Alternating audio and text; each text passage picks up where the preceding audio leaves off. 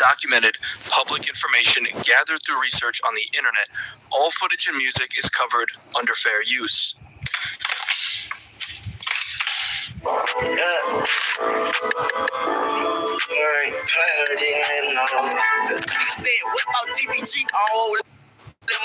You know you ain't cut like that, man. You know TBG been your muscle, boy. He won't speak on fucking my sister. Not really. He mad about his sister too, though. About his sister? Yeah, I had fucked her a long time ago.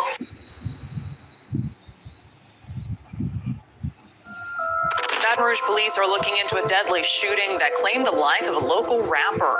Police say someone shot and killed 22-year-old Garrett Burton on Dallas Street around 1:20 last night. Yeah, I had fucked her a long time ago. I leave him dead. Got the whole city mad. I sit that boy by what he said. Baton Rouge police say 29-year-old Desmond Hardenat died last night from his injuries. Police say Hardenat and a 32-year-old woman were both shot during a drive-by shooting yesterday afternoon. He tried to run. He didn't make it far. Uncle died at this house. Basically, he ran from here to there. He tried to run, but you can't dodge him. They gon' hit you. Fredo Bang big wants to get him, boy. Fuck Fredo Bang and fuck Boulevard Slope. She out here fuck me, bitch. You look like a man, though. What's the nigga said? Yeah, man. Fuck young boy, man. She told me leave that nigga dead. 2 weeks later, I got the bitch and lost his head. What? This music video shows Ashton Wells performing under his stage name, Boulevard Quick. Baton Rouge police say the local rapper was shot and killed at his home at Lakeside Villa Apartments on Wellwood Drive after midnight. That nigga died because that bitch had a motor mouth. Now on the NBC6 News at 6, breaking news out of Sunny Isles, where police are on the scene of a shooting near the Trump International Beach Resort. Details at 5 here from Baton Rouge police. They are investigating yet another deadly shooting. Breaking tonight, one person dead after a shooting on Sherwood Common Boulevard. A man is behind bars tonight after police connected him to a shooting on Greenwell Springs Road that happened over the weekend. Breaking news, another deadly shooting playing out in Baton Rouge today. You gotta bury your child. This is so wrong. A man is shot and killed. The shooting death of a local rapper. Now, witnesses say that shooting involved rival rappers. They were in town.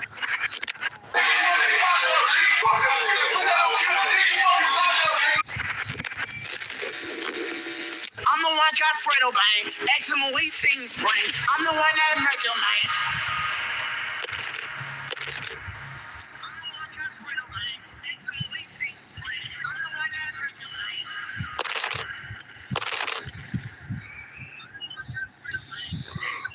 TBG, or Top Boy Gorilla, is a gang that was started in the 90s in South Baton Rouge. They're located near East Boulevard in Uptown, also known as The Top. TBG is one of the oldest gangs in Baton Rouge. The most notable member of the gang in its early days was the creator of the gang, a drug kingpin in Baton Rouge named Lil Ivy Smith, aka the Birdman. In the early 2000s, TBG would take their street gang and form a label with hopes of making it big in the rap game. Lil Ivy was close friends with Boosie.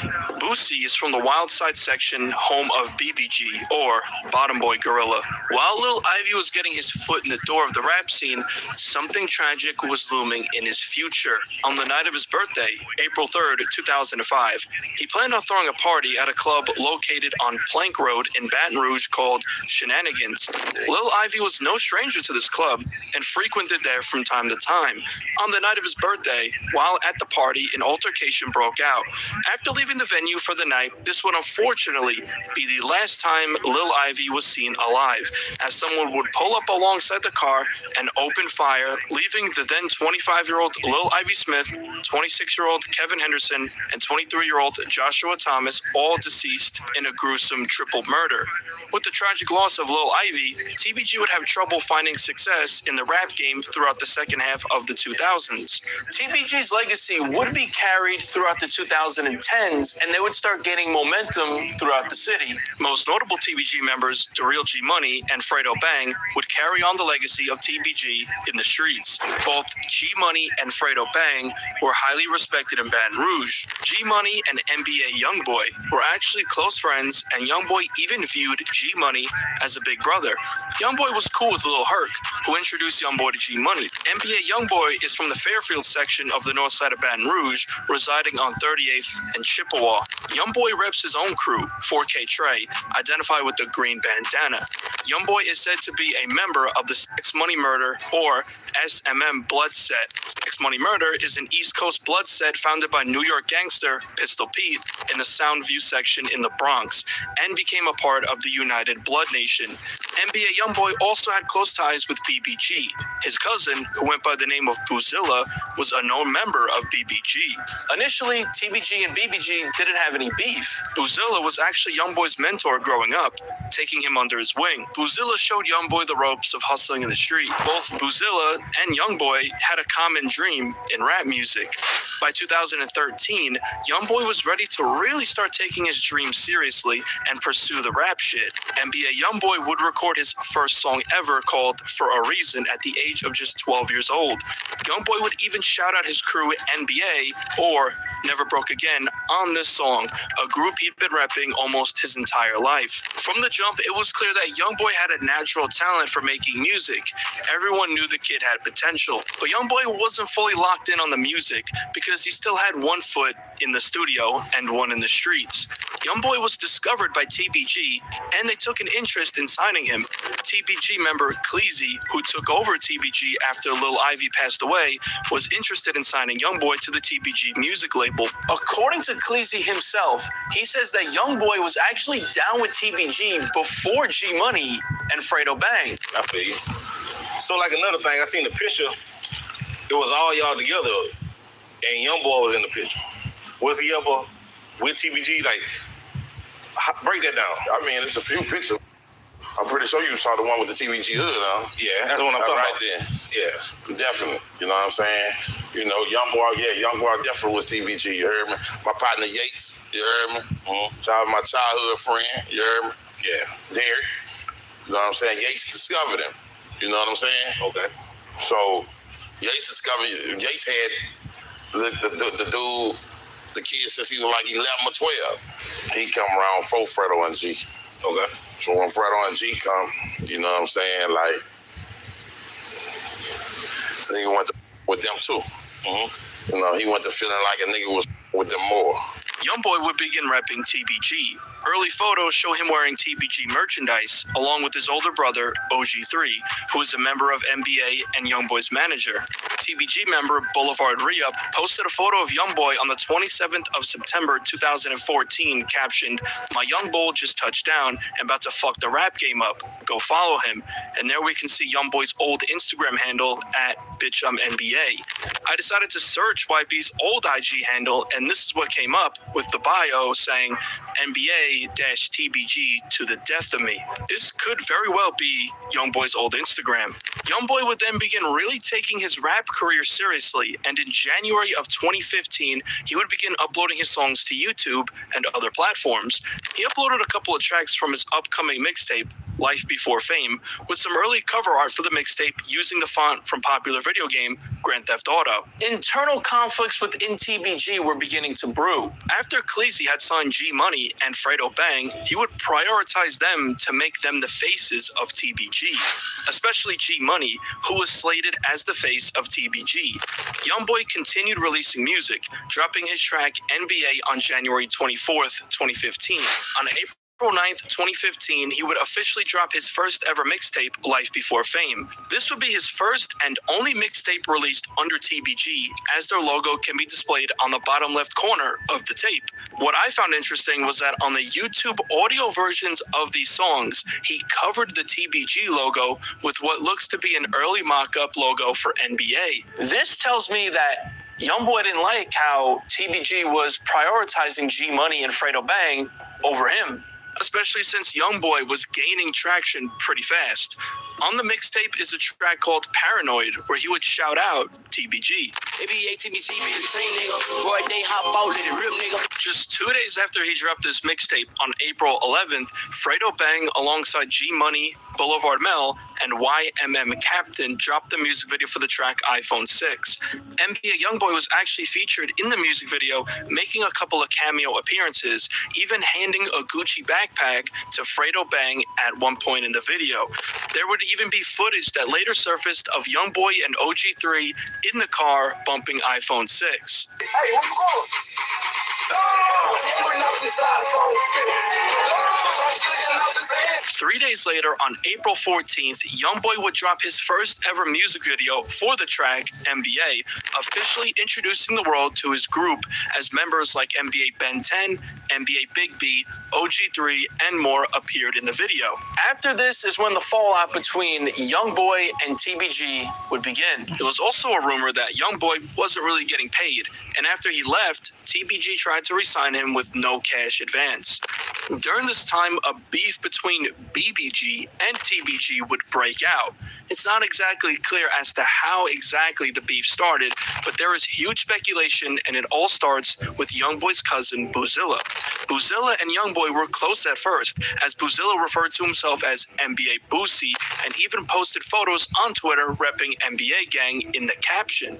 At the time, G-Money and Boozilla actually started beefing. It's rumored that they were beefing over a girl, and another rumor suggested that Youngboy stole a pack from G-Money and Lil Herc, but allegedly put the blame on Boozilla by telling G-Money that Boozilla took one of his packs after one of his packs was missing. This led to a falling out between Youngboy and Boozilla. Youngboy rapped about this on his song Poor One that would later drop in 2017. Some shit came missing out your pack and you had put the blame on me. Hurt me deep. Boozilla then posted videos online with BBG members like Baby Joe dissing TBG and saying fuck NBA. Pull up, nigga. Pull up, fuck NBA, nigga. Pull up. What up, Baby Joe? Pull that bitch out. Footage would later surface of Youngboy and Boozilla actually fist fighting that I unfortunately cannot show on YouTube. Nonetheless, Youngboy would officially leave TBG and focus on building up his own career and NBA. Fredo Bang, G-Money, and the rest of TBG continued their momentum in the summer of 2015, dropping the track Shitwater on July 4th. Youngboy continued dropping songs, and on July 22nd, 2015, Youngboy dropped a track called I'm Sorry.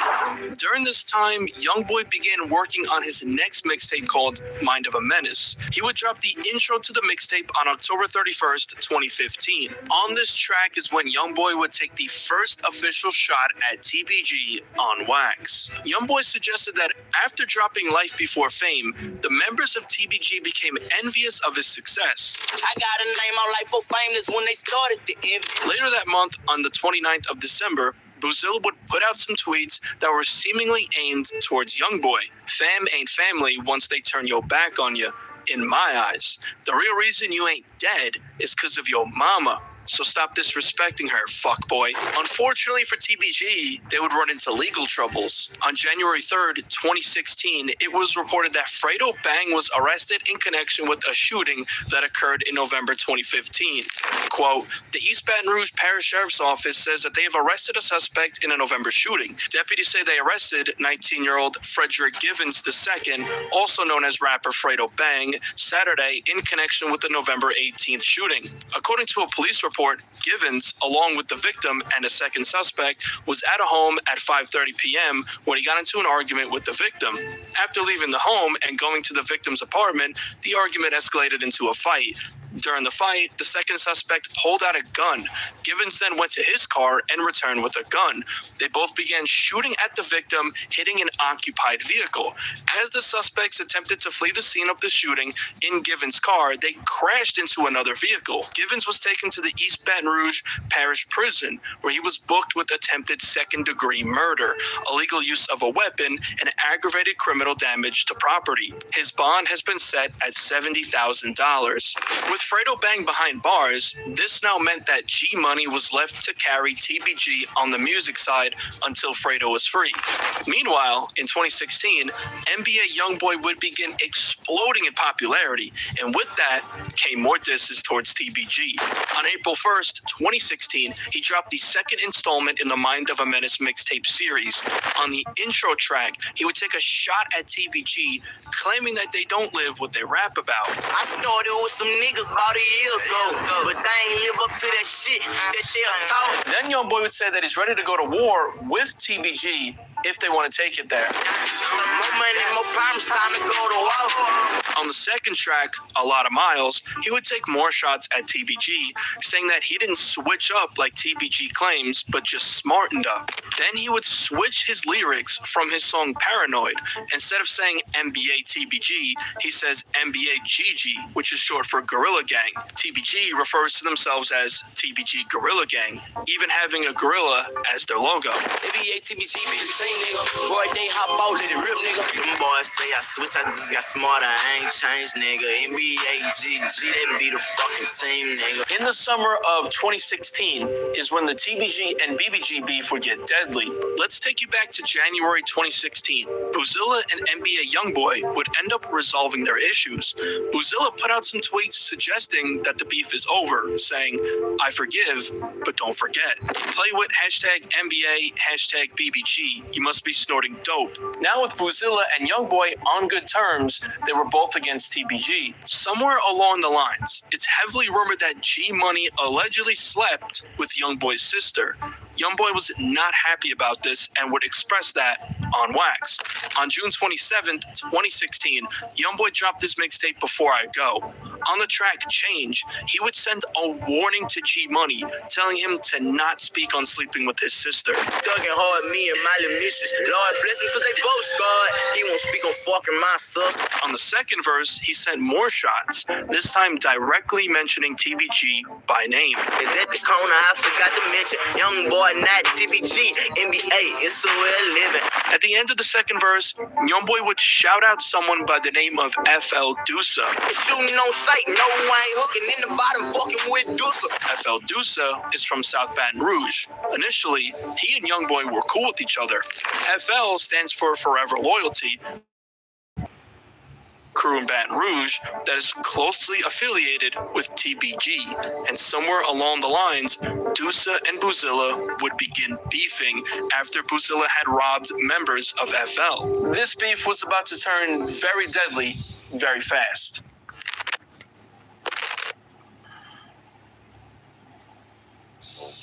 On July 14th, 2016, Boozilla dropped a track and a music video for a song called Forgive Me. On the song, he would infamously diss FL Dusa, claiming that Dusa is scared to walk through the south side of Baton Rouge and claims that Dusa is laying low. This line would make Boozilla a marked man, and it's speculated that Dusa allegedly put a hit out on Boozilla.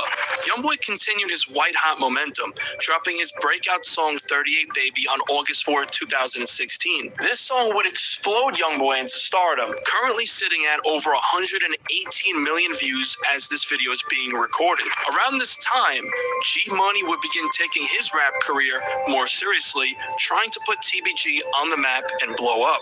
On September 3rd, 2016, G Money dropped a track called Jack Who.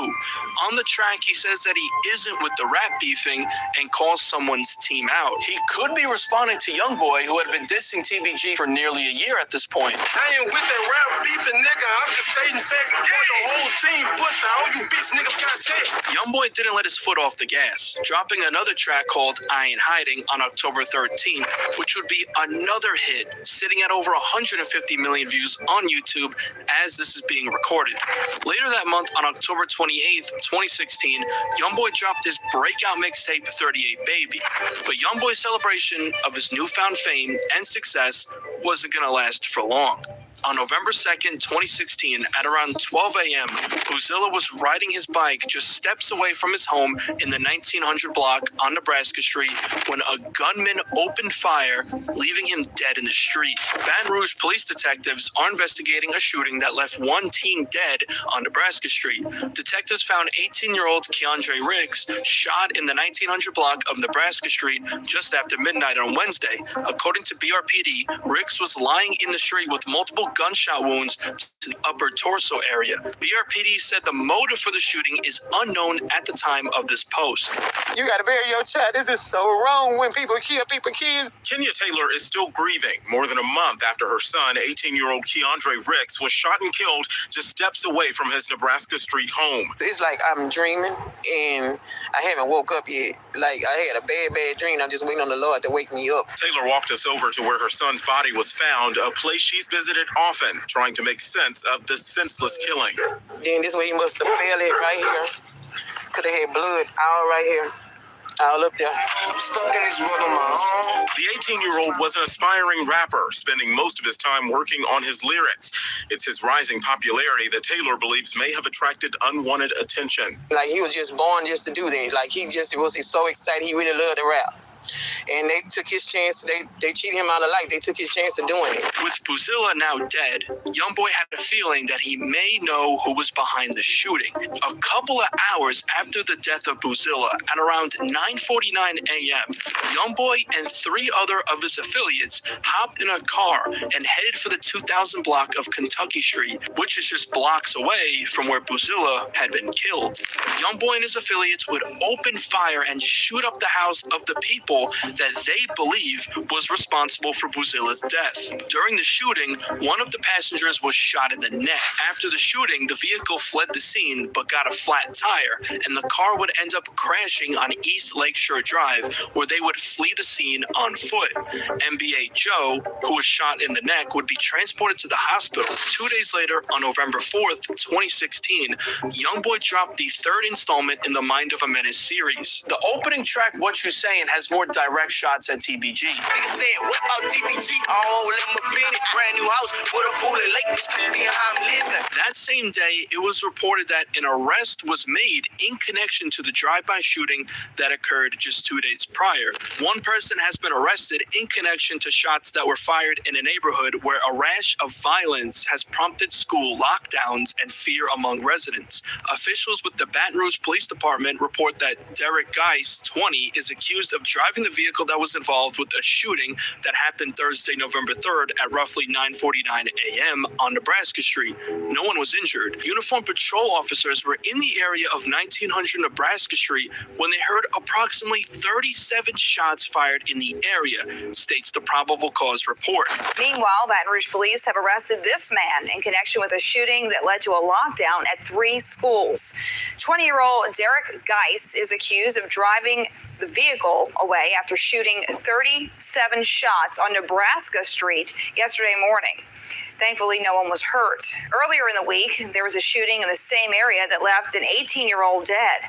And then another shooting a few blocks away that sent a man to the hospital. Right now, Geis is the only one charged in these incidents and faces a long list of them. If you have any information on any of these investigations, call Crime Stoppers. Again, 344-STOP. Youngboy would continue rising in popularity, but his freedom didn't last long. On the night of November 28th, 2016, while in Austin, Texas at a show, the feds would raid the show and NBA Youngboy would be arrested in connection to a shooting in Baton Rouge, which was the drive-by I mentioned earlier, where Youngboy was seemingly looking for retaliation for Buzilla. Youngboy would be charged with 2 counts of attempted second-degree murder. A well-known teen rapper has been arrested in connection to a shooting that was part of a series of violent events that happened roughly 1 month ago in a Baton Rouge neighborhood. According to the probable cause report submitted by the Baton Rouge Police Department, detectives arrested Kentrell Golden, aka NBA Youngboy, and charged him with 2 counts of attempted second-degree murder. Investigators issued a warrant for Golden's arrest. He was located on November 28th in Austin, Texas at a concert and was arrested by local authorities. Golden was transported back to Louisiana and booked into the East Baton Rouge Parish Prison on Wednesday, December 7th. His bond is set at $200,000. The shooting led to a rash of gunfire in Old South Baton Rouge in the days that followed. Last month, police arrested 20-year-old Derek Geis in connection to a separate shooting on Nebraska. And tonight, police say they've arrested 17-year-old Kentrell Golden, a rapper known by his stage name NBA Youngboy, in connection to a drive-by shooting on Kentucky Street. Detectives believe those shootings may have been in retaliation to Rick's death and say more arrests are possible as they continue to investigate. Youngboy was now facing a major roadblock in his career, battling this case. G Money would then start dropping more songs dissing Youngboy. On December 6th, 2016, G Money dropped a track called All I Know, which would later have a music video on December 17th. On the track, he would seemingly throw shots at YoungBoy. Ain't no way you can take me. I play for keeps you around. No offense to these rappers, but ain't none of them real. That same day, G Money and Cleezy 5 dropped the track What the Fuck You Sayin', produced by Baton Rouge-based producer Austin on the track. This track also had a music video that would later release in February 2017. On the track, he would throw more shots at NBA YoungBoy. He mentioned how YoungBoy was sneak dissing, then saying that YoungBoy was hiding, which is a play on YoungBoy's hit song I Ain't Hiding. You say you looking for me, nigga. I ain't hiding about it.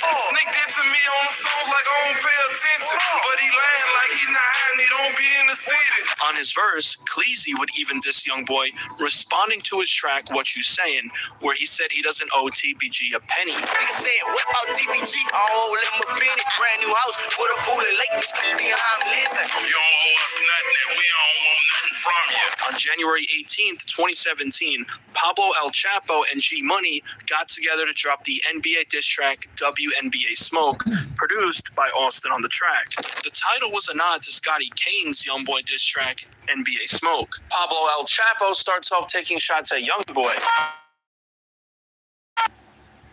Always on my dick. Let's just keep it real. What the fuck, WNBA YoungBoy? You talking street shit? G Money then goes at YoungBoy, sending a bold threat that YoungBoy will end up missing if he drops a diss on him.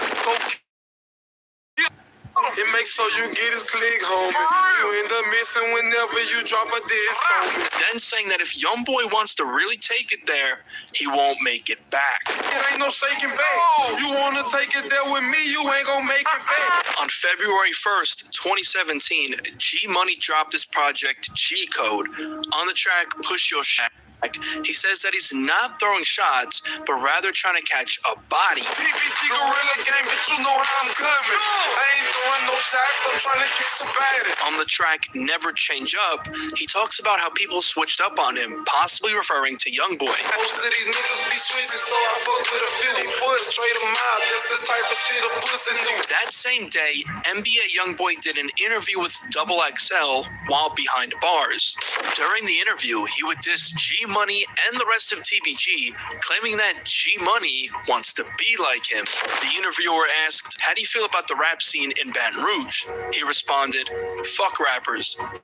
Fuck Baton Rouge rappers. Fuck every rapper, but rappers who fuck with me. Then the interviewer would ask, do you feel like you have a lot of support in your hometown? YoungBoy responded, yeah, I got a lot of hatred too. A lot of dudes want to be like me. A lot of dudes diss me. A lot of dudes talk and then want to rap like me, be like me, and listen to my music. That ain't how that shit go. Bitch ass dude gotta see me though. I don't want to talk about them dudes. On March 28th, 17-year-old Treshawn Coates was arrested in connection to the killing of YoungBoy's cousin Buzilla. On March 28th, 17-year-old Treshawn Coates was arrested in connection to the murder and subsequently charged with second-degree murder and is still being held in the East Baton Rouge Parish Prison on a $450,000 bond. Coates was also involved in an in July 2016 in a pawn shop burglary where several guns were stolen and the suspects threatened to kill police officers in reference to the protests throughout Baton Rouge during that time. Just a little over a week later, on April 8th, a second arrest was made in connection to the murder of Buzilla. A second arrest has been made in connection to the murder of an 18-year-old in November 2016 that sparked a series of retaliation shootings throughout Baton Rouge neighborhoods. Officials with the Baton Rouge Police Department say they arrested Monte Carey, 27, of Baton Rouge for the shooting death of 18-year-old Keandre Riggs. According to the witness's statement to the police, Coates shot Riggs, and when he fell to the ground, Carey allegedly went through his pocket of valuables. Both fled the scene after, according to probable cause reports. The witness told police that two men planned the murder before confronting Riggs. The witness was able to positively identify Carey as the person with Coates and the one who was digging through Riggs' pockets in the road while he laid there. Carey was charged with second-degree murder and being held at the East Baton Rouge Parish Prison on a $300,000 bond. Just days later, on April 13th, 2017, Scotty K Kane and G Money got together on the track Ain't Gon' Ride, which once again was produced by Austin on the track. On the track, G Money could be taking more shots towards Youngboy. Heard a nigga dissing, but he tripping. How the fuck I'm supposed to zip him when he posting shit on Insta? The next month, on May 23rd, 2017, it was reported that NBA Youngboy was released from jail after pleading guilty to a lesser charge. According to the lawyer representing Kentrell Golden, aka NBA Youngboy, Judge Bonnie Jackson granted a post-conviction bond of $50,000 after he pleaded guilty to a lesser charge. On Monday, May 22nd, Golden pleaded guilty to one count of aggravated assault with a firearm.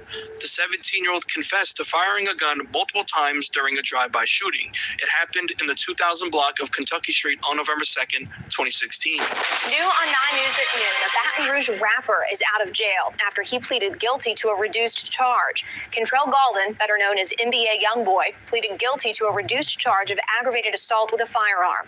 And the 17-year-old is accused of being involved in a drive-by shooting on Kentucky Street last November. Authorities believe he was driving. One passenger was shot in the neck in that incident, but has since been released from the hospital. The rapper was granted a post-conviction bond and will be able to remain out of jail until a sentence hearing. A date has not been set for that.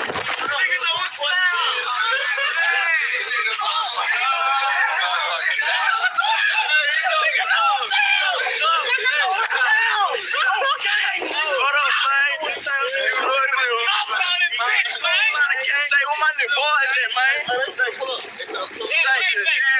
You know what the fuck it is, nigga. Around this time, NBA Youngboy had signed a record deal with Atlantic Records, which was a 5-album contract for $2 million. Just a week after being released from prison, Youngboy dropped his first song since being locked up called Untouchable. At this point, Youngboy was on fire, and everything he was dropping was hot. Youngboy would even relocate to Los Angeles, buying a new multi-million-dollar home. G Money, on the other hand, was starting to gain a lot of buzz as well, and was starting to do more interviews. He would do an interview with DJ Small Eyes, and in the interview, he would speak on the rappers in Baton Rouge, saying that there is a lot of jealousy. He could have been talking to NBA Youngboy here subliminally, saying that Youngboy didn't like how TBG was getting buzzed before him in 2015, so that's why he left the group. Another thing I found interesting was that G Money was wearing a Burberry flannel. Youngboy actually had a Burberry flannel on his infamous mugshot from November 2016. Just a small coincidence considering that both of them are accusing each other of copying one another. Don't nobody want to see the next man ahead of them, so like, if you like it really be hate for no reason. Like if you just get to doing your thing, like if you just get to moving forward, it's gonna be unnecessary beef come from anywhere. Cause this man might be rapping and you done passed them up. So now he got all this kind of animosity built up, and it just be really on something like that. Like it don't 99% of the beef in BR don't have no real street meaning behind it, and then it'd be like something like that. So it's competitive. It's basically basically competitive. In the summer of 2017 is when the beef between NBA Youngboy and G Money would get very serious. Around this time, NBA Youngboy's deceased grandmother's home was shot up. Many people have pointed to Baton Rouge gang TMH, short for Too Many Hitters, to be responsible for this shooting. TMH has close ties with TBG. It's believed that a member of TMH by the name of TMH Monkey allegedly shot up Youngboy's grandma's house as an alleged hit on Youngboy's life to be accepted into TBG. After his grandma's house was shot up, Youngboy allegedly retaliated in October of 2017 by shooting up TMH member TMH Hammer's car, which resulted in TMH Hammer's girlfriend to be killed. She was later identified as 19-year-old Ernisha Barnes. Youngboy would later air this out on his track Ride On 'Em on his August 2017 mixtape AI Youngboy. These niggas shot my grandma's house up with a 22. Spit through that wood, tell them people what I did to you. He also spoke on this on an unreleased track called Money Man, where he would even name drop Monkey by name, confirming that TMH Monkey did in fact shoot up his grandma's house. Like, you held my all up in his back, but fuck around and hit his bitch up. Consequences come behind when Monkey shot my grandma's house up. Youngboy also allegedly had NBA and 4K Trey affiliates Biggie and Lil Q shoot TMH Monkey in the head as further retaliation. Biggie and Lil Q ran down on him. Special delivery for young boy and with the fire on him. TMH Monkey himself, aka TMH 32 Shots, would later reveal in 2023 on his song FAN that he was not the one who shot up Youngboy's grandmother's home. Who shot a wife in grandma's head, told him how to eat it. That ain't my work, but around that time I was getting so busy. It was later reported in October that 2 arrests were made in connection to the killing of 19-year-old Ernisha Barnes. Police arrested 2 suspects Monday after a shooting left a 19-year-old woman dead last week. The shooting was reported after 10 p.m. Thursday on Gus Avenue, according to officials. Police identified 19-year-old Ernisha Barnes as the victim. Police say the shooter, who was traveling in a red Chevrolet Trailblazer, fired several shots into the vehicle Barnes was traveling. Barnes was in the passenger of the vehicle when she was shot. Barnes was transported to a local hospital where she later died from her injuries. In July is when things would really pop off between NBA Youngboy and G Money. The beef would spill onto social media with shots being thrown back and forth. G Money posted a video at the end of July calling out Youngboy and exposing some alleged past situations that occurred. If you notice, this video was taken in front of a recording studio that TBG was known to record at, located on Dallas Drive in Baton Rouge. Say, Lil, you know you ain't living like that, man. You get a deal and you done turn to a killer. When you start doing all that, man, you know you ain't cut like that, man. You know TBG been your muscle, boy. And the same nigga you talking about usually don't live in jail, wherever they at, man. That's the same nigga ran you out of Nouveau in the city, man. Yeah, you remember Will? Yeah, Will's out there. Yeah, you remember you ran out that store, man. You know what's down with us, man. You hear me? Real shit. And I'm living out shit, you hear me? Everything you got with a deal, I got this shit without a deal, man. You hear me? You know, 30 plus on my neck with no deal, nigga. Yeah, for real. Driving in $100,000 coupes and shit, man. Yeah, with no deal, boy. You better stop playing and stay in your place, son. Bitch ass nigga. And when you throw a shot at me on that shit, man, don't be on there talking all this slick shit. Yeah, in the bang, man, on the way home, bitch. You know what's down. Yeah, and quick. You know what's down.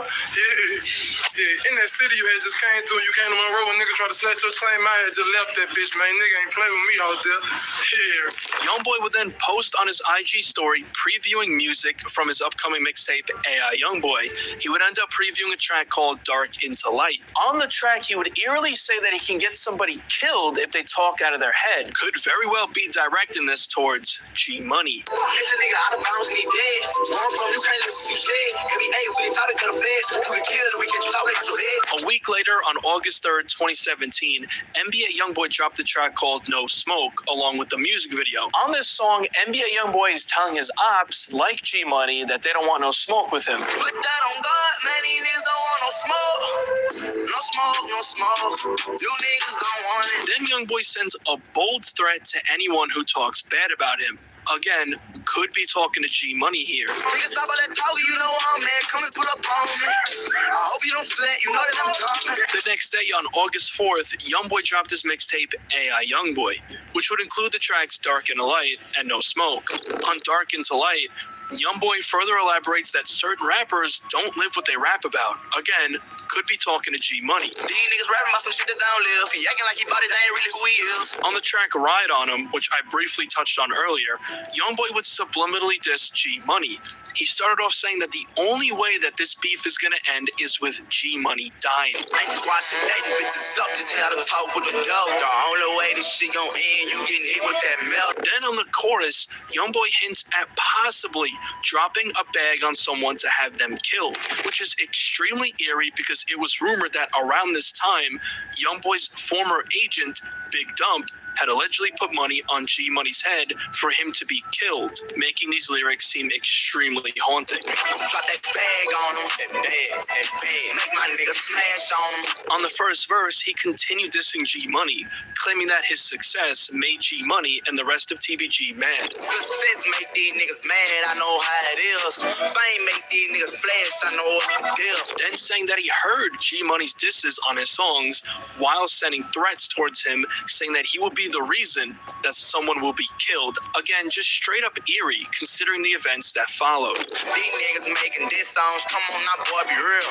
Hey, young boy be the reason that your dog killed. Earlier, I mentioned a producer in Baton Rouge who went by the name of Austin on the Track.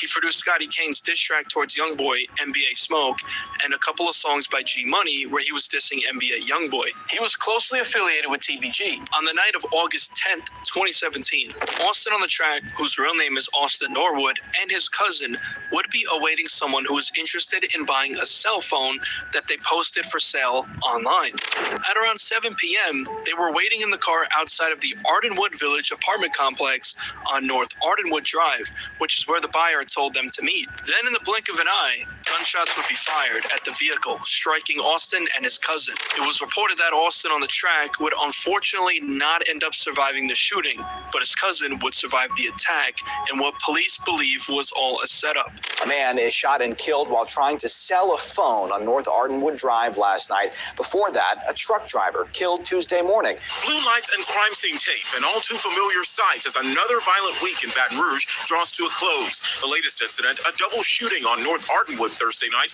leaving 22-year-old Austin Norwood dead, his cousin still recovering in the hospital. Tragic incident. The two men shot after police say they were lured to the Ardenwood Village apartments in hopes of selling a cell phone to someone they met online.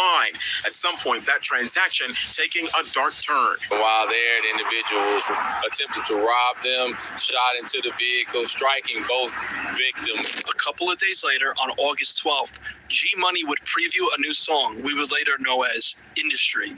This song would serve as a full-length diss track towards NBA Youngboy. On the snippet, G Money got real disrespectful when speaking on hooking up with Youngboy's sister.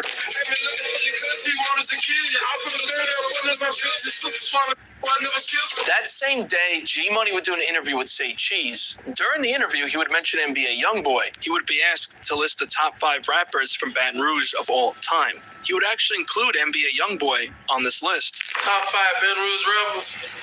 Yeah, had him alive.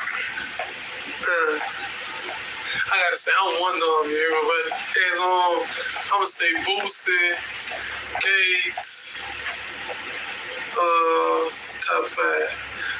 I ain't gonna hate on the nigga. So the nigga NBA Youngboy, he won too. Then G Money would say something in this interview that very well could be the reason that he was killed.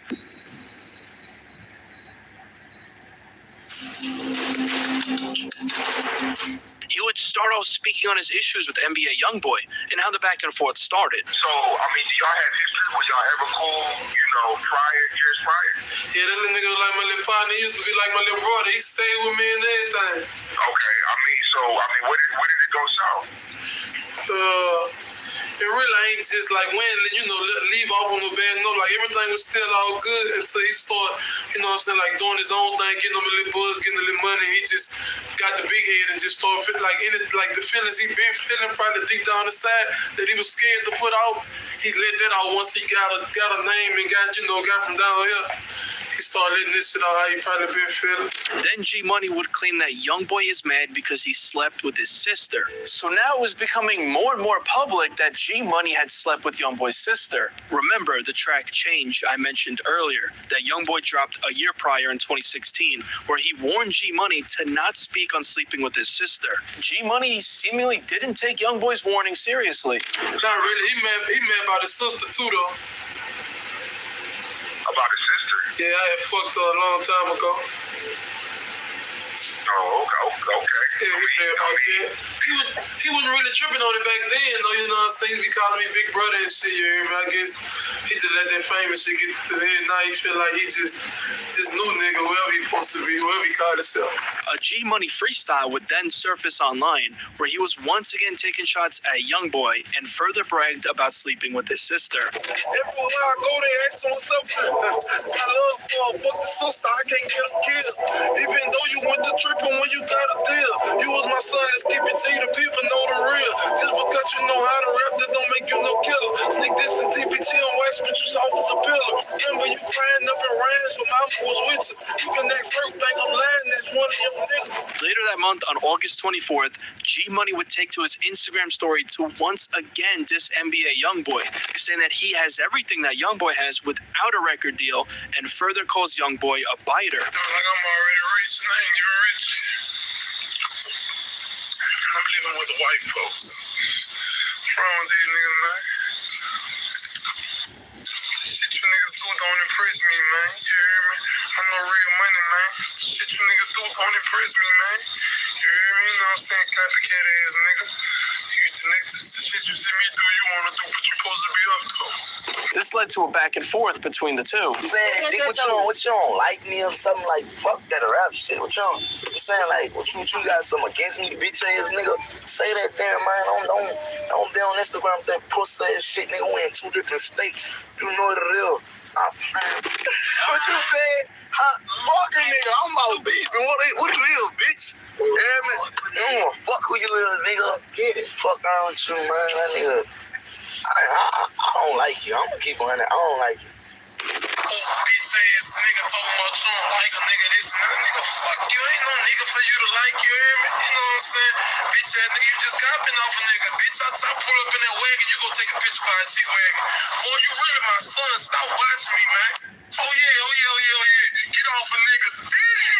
Bitch ass nigga. This would all culminate just 3 days later on August 27th, 2017, when G Money would premiere his NBA Youngboy diss track, Industry. The entire song was dedicated to dissing NBA Youngboy. He started off mentioning how Youngboy had been sneak dissing TBG on songs for almost 2 years at this point. Sneak dissing on them songs, not that bullshit entertain. Then G says that he once put his trust in Youngboy and would have even killed for him. I know what's up with you niggas. I never fuck with you nigga. I would've bust for you nigga. I put my trust in you nigga. Now I can't fuck with you nigga. He then claims that Youngboy allegedly sent him to look for his cousin Boozilla because, like I mentioned earlier, they had a falling out, and G claims that Boozilla wanted to kill Youngboy. Had me looking for your cousin, he wanted to kill you. I put a third up under my pistol. Then the disrespectful lines about sleeping with Youngboy's sister that I mentioned earlier. So I never kissed her, but I fuck with her, so I never dissed her. Then on the bridge, he would say that Youngboy is Sharonda's son, so he can't kill him.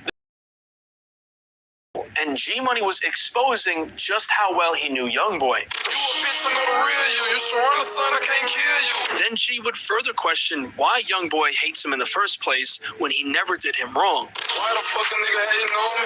Never did nothing to him. G tells Youngboy to come at him directly and that he isn't with the rap beef and rather handle it in the streets. If you a man, come at me direct and watch a nigga be missing. I ain't with the tongue wrestling, I don't want to rap beef with you. On the third verse, G mentioned NBA OG3, claiming that 3 allegedly told him that he doesn't want any beef. I remember 3 niggas. Yeah, you remember me, nigga. Instead of hiding Youngboy tripping, you ain't want to beef with him. Then he would mention Montana, saying that he can't pay anyone to come do something to anyone in TBG. Montana straight, but he know what's up. You can't pay a nigga to come fuck with us if a nigga try. Throughout the music video, you could see a Chucky doll. This is actually in reference to Youngboy's 2016 music video for his song What I Was Taught. Youngboy also can be seen photographed in 2016 with that same Chucky doll, and even included it on the cover of his mixtape 38 Baby. G Money disrespects Youngboy by putting a TBG chain on that Chucky doll. After humiliating Youngboy, this is when G Money was officially a marked man. He would continue dissing Youngboy on Instagram Live and even gave his take on Youngboy's record deal, saying it's horrible and he would never sign a deal like that. All these niggas down here bitches, man. You heard me? Most of these niggas scared of a nigga, man. You see a nigga, you put your fucking head down, nigga. You're not gonna be by myself and you can be with 1,000 niggas, man. Yeah, for real, nigga. Yeah, nigga. If you ain't with us, you can't hang with my gang. And that's on God, nigga. Ain't no banging with the gang, nigga. Yeah. Ain't no free rides. Ain't no ride my way. All that, man. All you fake ass niggas like y'all fake fuck with a nigga. Yeah, man. Stay out of nigga way, man. Fuck like white nigga ain't gonna fuck with the other side. Yeah, like a nigga don't pay attention to that shit though. Like a nigga don't pay attention to that shit. Boy, nigga pay attention to everything, bitch ass nigga. Yeah. Nah, nigga on a nigga dick and a nigga DM, man. Get out my shit, man. All y'all stay in the huddle, man. Niggas at Chippewa Booker Looses. Cause you know, I ain't tripping, man. I ran on Chippewa, man. You heard me? I respect it out there. You know what I'm saying? I pulled up out there with a 38 when a nigga had a whole chopper trying to save a bitch ass nigga. But I ain't gonna speak on it. You hear me? Way throwback shit, you hear me? 13, you know, 14, 15, 16, you know, throwback shit. What's happening, man? Who got a problem with young around here? Nah, young on the other side. Think that shit crazy? But just remember, bitch ass nigga. Nigga was fucking with you. Nigga was down for nigga ain't never do no fake ass hating ass shit like other niggas did, you hear me? 1 month you got on a TBG shirt. Then 1 month you got on a YFN shirt. Then the next 1 month you got on a NBA shirt. 1 month you got on you right from your partner. YMM shirt. Yeah. Grown ass, character ass, fake ass, bitch ass nigga. Come from you gonna embarrass your germ. Yeah, man, the nigga check you and you didn't do nothing about it. Nigga made this boy strip. Nigga made you strip and you didn't do nothing about it. His name made you come out your So how you think you could tell me something? How you think you can go against me? How you think you can do that? You won't survive. Come on. Real shit. Shit, no, you hear me? Like real shit though. How you think you can even come at me, man? Yeah, bitch ass nigga, I walk in while I was in my right ass shit again on a whole nother level, you hear me? Five albums for $2 million? I'd never do no shit like that. I ain't gonna suck out shit. NBA YoungBoy seemingly responded with the story on Instagram. When y'all catch me, kill me, do what you do. I ain't worried about no nigga. All the niggas do is run they mouth on me, bitch. You already know I'm strapped up. I ain't got a post. I ain't worried about none of that. Yeah, that's my little nigga without ever been in his life. Fuck no, fuck you. Fuck all y'all. Days later, on September 5th, G Money dropped a remix to Cardi B's hit song Bodak Yellow. On the track, he took more shots at NBA YoungBoy. I don't know why he hating. Guess he mad about a bitch. All y'all used to claim TBG. He would then mention YoungBoy's crew, NBA by name, calling them all pretenders. NBA, I think I'm still. I can pull up in the hood. I don't fuck around with no realness. On the ground like you getting money. All of these niggas pretenders. YoungBoy wouldn't respond, and in the following days after this track was released, tragedy was looming. On September 9th, 2017, G Money posted a couple of IG stories. First, eating some chicken and fries at a restaurant in Baton Rouge. Then in the car with his homie. Later that night, G Money would hit the studio to record music. The same studio I mentioned earlier that TBG frequented at on Dallas Drive in Baton Rouge, the brick building with the black door. Ironically enough, he was actually recording another diss towards YoungBoy. He said that he knows your favorite rapper, referring to YoungBoy, is lying in his raps.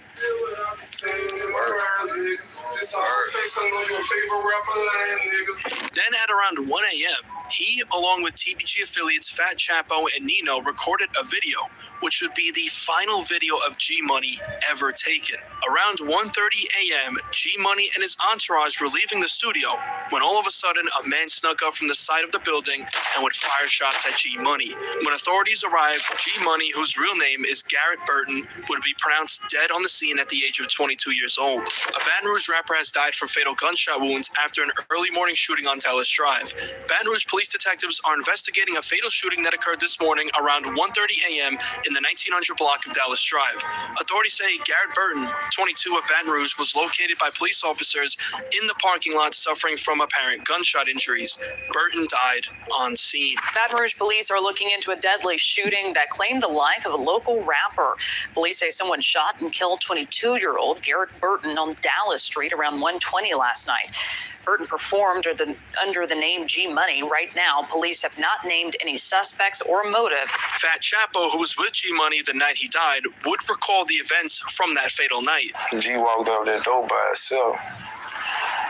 I told him before he walked out the door, like, man, I'm finna get my bag and I'm finna get the slippers. He the one told me what a slipper was. And when I went to go get the slippers, he walked out the door on his own. And they start shooting. When they start shooting, I really didn't know what was going on because I heard a boom, but the music was playing, so it was kind of muffled. And please ask me, like, what that is. And I'm like, I don't know. So in the midst of that, I walked to the door and looked to my right. And when you look to the right, When you walk through that door, it's like how it was set up. There's one, when you come through the front door, you walk into a room, then you walk through another door, and when you walk through this door, this room, and to your left is another room. I was in this room over here, so when I walked out that door and looked to my right, I can see directly out the front door. And when I looked out the front door, because the window was open, the burglar bar was closed, so when I looked out the front door, you couldn't see nobody. I couldn't even see G. All I can see is the flash from the fire jumping out the barrel. And it's like, you know what I'm saying? I'm in the streets. You know what I'm saying? I know what kind of gun, how a gun sound. Nigga had to be shooting big, something big. So my first instinct, I run to my gun. I ain't gonna lie, all I had was something with 4 shots in it. And you don't know what nigga shooting from. You don't know what's on the other side of that door behind that wall. So how can you just run out there head first? And you know what I'm saying? You could have caught a bullet, I could have caught a bullet or anything, and then it would have been defeating the purpose. We both would have died. You know what I'm saying? Everything. So when I first, as soon as the shooting stopped, I ran out the door. Nobody was still, I still never saw nobody. And I saw G laying right there on the bar. G-Money's best friend and TBG member, Fredo Bang, was still behind bars when he heard the news of G-Money's death. He later recalled how he reacted to the news while behind bars. Now, when it came to his passing, how were you notified about it? How'd you find out? I was actually asleep inside my bunk, and I was in Catahoula Correctional Center. My brother, my second oldest brother, he had just got released from prison, so he had been home like 2 months. He called the jail and told the jail to make me call him. So one of the officers called me to the key and woke me up out my sleep and told me to call my brother. He said it's an emergency. So when I called my brother, he got on the phone. He talking, you know, like he about to tear up. He was tearing up and shit. So he was like, man, you talk to moms. I'm like, no, what up? I'm just waking up. You woke me up. He like, shit. They had a shooting by the studio, man. Niggas say G got killed. So I'm like, man, I ain't trying to hear out. You know what I'm saying? I hang up in his face. Call my mom. I call my mama. She like, shit. I knew it was something because this, you know, 7, 8 in the morning. My mama like, she down the street from the studio. I'm like, what you doing down the street? Like, there's been shooting. And I say, so somebody got shot or something? What's going on? She was trying not to tell me, you know what I'm saying? Because, like, everybody know, like, when I hear something, it's hard. I don't know I got better with it, but it's hard to control my emotions. You know, I got bad temper. When I get to calling Uncle Will's phone, all our closest partners, nobody picking up the phone. I kept calling Will. Uncle Will ended up picking up. He was like, he confirmed it. You feel me? He broke down crying on the phone. So when I hear that from him, I dropped the phone. I started walking towards my bunk, and I just broke down on the bunk, and I just broke down in tears, like you know how a baby cry, and you know how a baby cry just yell. I really just sat down locked up. You know what I'm saying? In front of 120 grown men. You know what I'm saying? In a real war zone, I broke down. You feel me? That's how it really did. G-Money's murder scene would be filmed by the Channel 2 News, and a bloody pillow was seen on the ground, presumably where they laid G-Money's head. There's a folk tale that G-Money's killer threw a pillow at him after shooting him and told him to go to sleep. Keep this pillow in mind because it's going to come back up later in the timeline. After the untimely death of G-Money, the war between NBA versus TBG was only going to get even more deadly. During this time, Youngboy recorded a track known as Chose This Life. On the track, it's heavily speculated that he referenced G Money's death, referring to him as that boy with the dreads. Slide on my trail from that ball with them dreads. I ain't touched that nigga, but he should've thought about what he said. Not really. He mad about his sister too, though. About his sister? Yeah, I had fucked her a long time ago. White t-shirt, we hit him up and then we left that bitch red.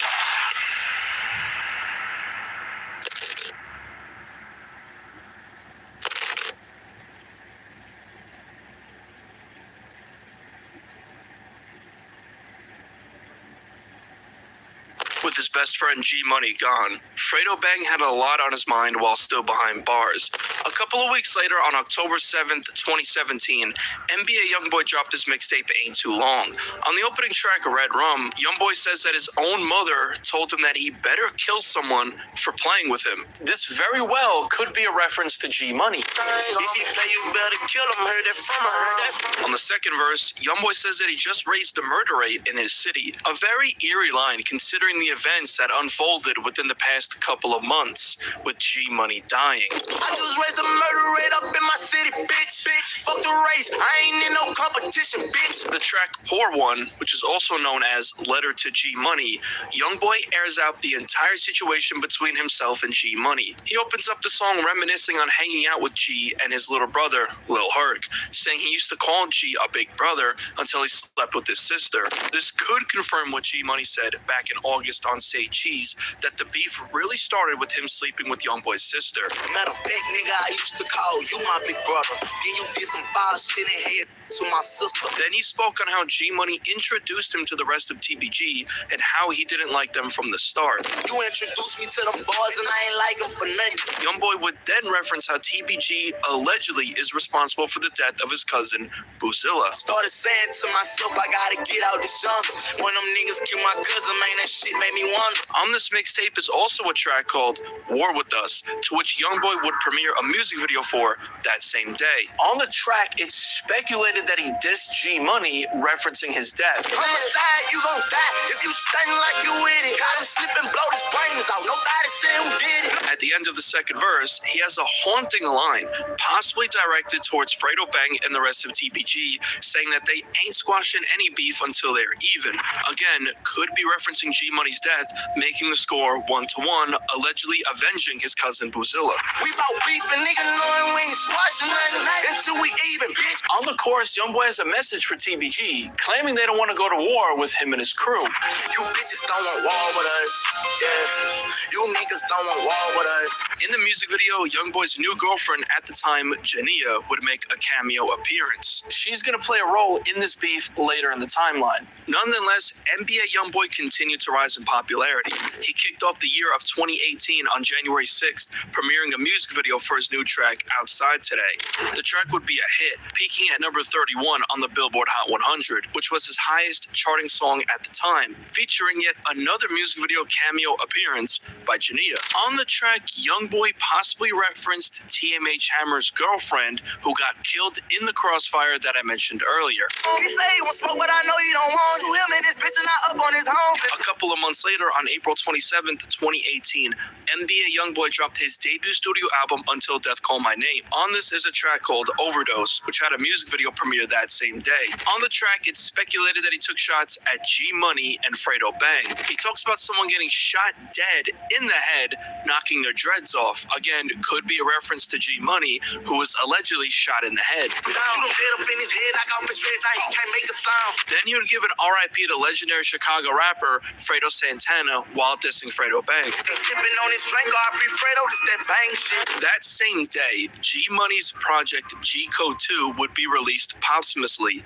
On this is a track called Put That Pride to the Side, and the second verse of this track was actually entirely dedicated towards NBA Youngboy. He starts off saying that he used to love Youngboy like a brother, but claims that the money changed him. Fuck this nigga, I used to look like a brother. That's how I used to look at him. We come from the same struggle, but money'll change a nigga. Then saying that when he was broke, Youngboy Youngboy loved him, but when G started gaining traction by rapping, that all changed. But picture when I was broke on my knuckles, he used to love me. I started rapping, made it happen, and now he feeling like fuck me. Then G Money would say that he was hearing that NBA Youngboy wanted to have him killed. What the fuck? Man, this can't be real. Now I'm heading through the wind, you won't get me killed. To close the song, G Money would say that despite the beef, he still wishes Youngboy the best. I ain't beefing with dudes, shit, I just wish him the best. But if he come in my lane, I gotta put him to risk. Damn. NBA Youngboy was living out his dreams, but all the while, TBG, more specifically, Fredo Bang, were plotting revenge for the death of their TBG brother, G Money. That revenge would come at the expense of Youngboy's agent, Big Dump.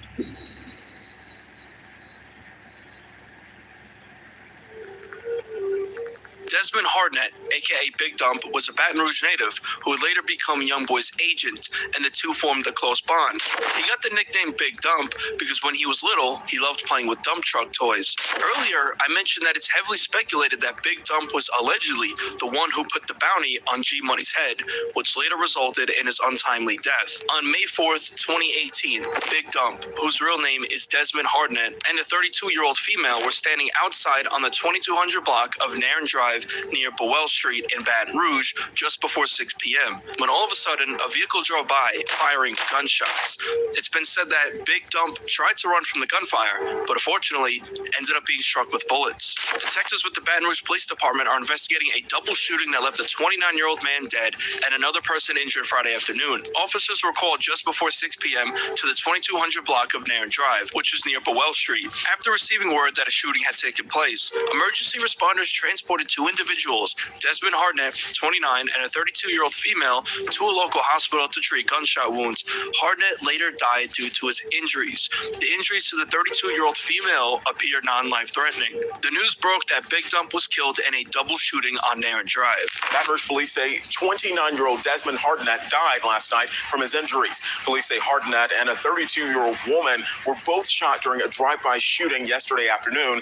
That happened near the corner of Nairn and Baywell. We're told the woman's injuries are not expected to be life-threatening. The tragic loss of Big Dump would tear Youngboy apart, and he knew who was responsible. This marked yet another tragic death in this deadly war between NBA and TBG. Now Youngboy and the rest of NBA were plotting revenge. That same month, the face of TBG, Fredo Bang, would be released from prison after serving over 2 years behind bars. With Fredo Bang now free, he would waste no time putting out music. On June 8th, 2018, he dropped his first song since being released from prison called Shooters on the Roof, along with the music video. In the beginning of the song, Fredo has a message to anyone making threats and diss songs towards TBG and vows to get rid of his ops in the name of G. In the name of G, fucking nigga, you know what I'm saying? On the first verse, Fredo sent shots at Youngboy, referencing his track War With Us, answering Youngboy's question, saying that he wants war. You bitches don't want war with us, yeah. You niggas don't want war with us.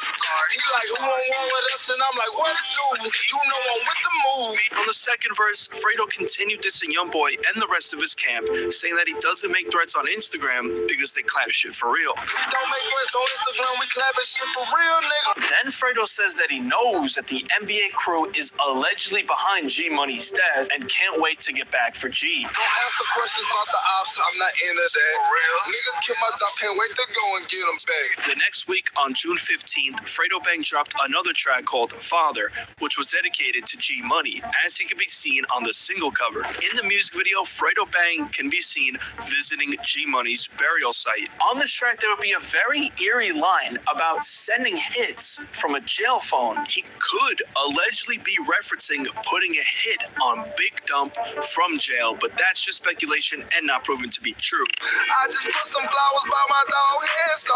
You ever had to send a hit behind a jail phone? During this time, TBG member Boulevard Quick would begin dissing Youngboy and the rest of his camp on IG Live, claiming that Youngboy and his crew snitched on FL Dusa and said that they're scared to come to Baton Rouge, so they relocated to Los Angeles. You know the real. You told on Dusa, got the man in penitentiary, and you told the people you couldn't live down here, so y'all bitch ass nigga relocated to California. Boulevard Quick then claimed that he allegedly beat up NBA OG 3, with photos eventually surfacing of 3's face bruised up. But this has not been confirmed and is just speculation. I'm gonna give y'all a real story how I fucked over 3-3.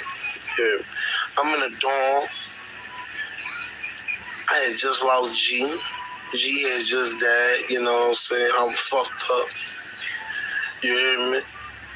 3-3 in the dorm with me. He had just came to the dorm that night. That morning, I walked up to his bed, woke him up, punched him in his shit, stomped him out. He shitted on himself and told and checked out. Told the people he cannot be around me or Fredo Bang. Yeah, that was 3-3 said. He cannot live around me or Fredo Bang in Boulevard Mill. He is scared. Please do not put him on land around now one of us. He would even argue with BBG member BBG380 live on Instagram. Dirty stick in your ass. Yeah. Hey, you on Instagram doing all this? You Insta beef, man. Man, I'm a Your truck got ripped up. Who you called? Them BBGs, stop playing, man. When a nigga whipped your truck up, who you called? Them BBGs, nigga. Stop fucking camping, boy. Nigga, I spent the dog the time. Nigga been slanging this bitch, boy. You called us, boy. You ain't living like that, 3-8. Yeah, You ain't gonna spend on that. Down, boy. Bitch ass niggas ain't gonna spend on that. You niggas quit talking, man. Later that month, on June 27th, Boulevard Quick would get himself involved on the music side, dropping a track called War With Us G-Mix, along with the music video. This was a remix of Youngboy's track War With Us. In the beginning of the music video, Boulevard Quick's goons can be seen loading guns with that same Chucky doll on display yet again. They can also be seen driving to North 38th and Chippewa Street, which is of course the street that Youngboy is from. They can be seen pulling up on what seems to be a Youngboy lookalike and chasing him down. On the track, Boulevard Quick would send shots towards Youngboy. You bitches shouldn't have fucked with us. You niggas shouldn't have fucked with us. You bitches don't want war with us. Yeah. You niggas don't want war with us. Now they throwing white flags trying to end the beef. How the fuck you in the beef when somebody bleed? On July 4th, 2018, Fredo Bang and Boulevard Quick got together to drop the track Body Bag. More eerie lyrics on this track when Fredo says he's gonna pull up and dump the whole clip. Could be a reference to the death of Big Dump. Ain't no with the shit. Pull up on the out, we gon' dump the whole clip. On his verse, Fredo had more eerie lines, possibly alluding to Big Dump's death, saying that he put someone's homie in a grave, and mentioned how Big Dump was killed outside of a house. Put his homie in the grave since he wanted to drop some knives, cattle right outside the house. He was begging, please stop. Boulevard Quick would then say that he heard someone tripped over their shoelaces, which could be in reference to Big Dump's death. I heard he tripped over his shoelace, 7.6 told you and make the nose of that. In the music video, Fredo Bang can be seen holding that same symbolic Chucky doll. On August 16th, 2018, Boulevard Quick dropped this track in music video and won. In the music video, that Chucky doll can be seen once again. Boulevard Quick would tell Youngboy to go dig his partner up, which is a clear reference to Big Dump.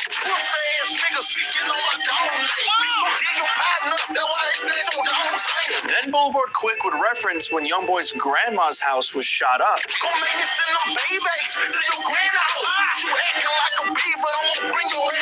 Then he would speak on Youngboy's 2016 arrest, where he was charged with attempted murder.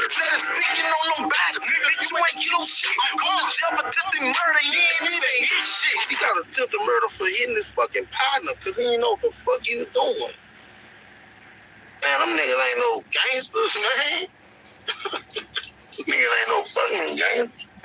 I believe them bitch ass boys. Footage would later surface of Boulevard Quick actually bumping Youngboy's song Change, where he dissed TBG. Well, it's time for me to go. You can talk down all you want. I don't give a fuck, still up. 3 days later, on August 19th, a track that NBA Youngboy recorded called Danger would end up leaking. On the track, he would take shots at TBG, referencing G Money's death, while sending a threat to Fredo Bang that he's gonna get shot like G did. Hey, this shit just like the last gorilla. Nigga, yeah, going slang for bitch, I caught what you said. At the end of his verse, he would allude to dropping a bag on someone once again. Them niggas play, I'ma clap 'em. I dropped that bag back to back. That other boy was talking talking shit, but nigga, look what done happened. On September 7th, 2018, NBA YoungBoy dropped his mixtape, Decided. He would take shots at TBG. On the track Black Cloud, he says that he tried to leave the beef alone, but he's been leaving people dead in the streets. I tried to leave the beef alone, yeah, honestly, but I've been leaving niggas dead inside the street.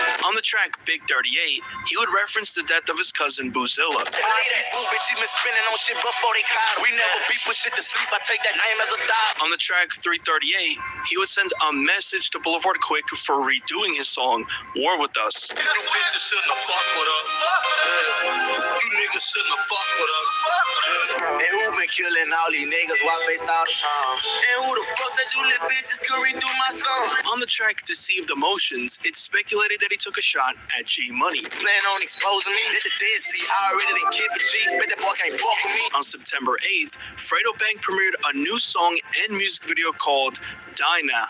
On the first verse, he sent a bold message to YoungBoy. I hope you brought your wine, cause you know I got it. Never leave my shit at home. I learned from the last time. On the second verse, he would say that YoungBoy's partner died and he sent it. Again, could be allegedly in reference to Big Dump, saying that YoungBoy knows Fredo Bang allegedly put out the hit on Big Dump. And I want all the smoke, bitch, I would never kill it. It's fine to die, but I said nothing, but he know I said it. The next week, on September 14th, YoungBoy dropped his mixtape For Respect, For Freedom, For Loyalty, For What Important, which was a compilation of EPs he released throughout the summer. He would diss TBG. On the track TTG, he said that for Boozilla, he's gonna murk someone at a corner store. Ironically enough, TMH Hammer and his girlfriend were shot at in front of a corner store, resulting in his girlfriend's death. Well, my young and them BBG and all he know is blow. This for Boozilla, we gon' make him at the corner store. Then YoungBoy would directly mention Boozilla's song Forgive Me, where Boozilla said that Deuce is laying low. Say he lay low, but he got down. Bitch, we know you told. On the mixtape was a track dedicated to Big Dump called R.I.P. Dump. On the track, he took a shot at G Money. Nigga, don't tell me you scared now. You cannot diss cause he dead now. Somewhere along the lines, Fredo Bang performed Shooters on the Roof while on IG Live and told YoungBoy to dig his partner up, likely referring to Big Dump.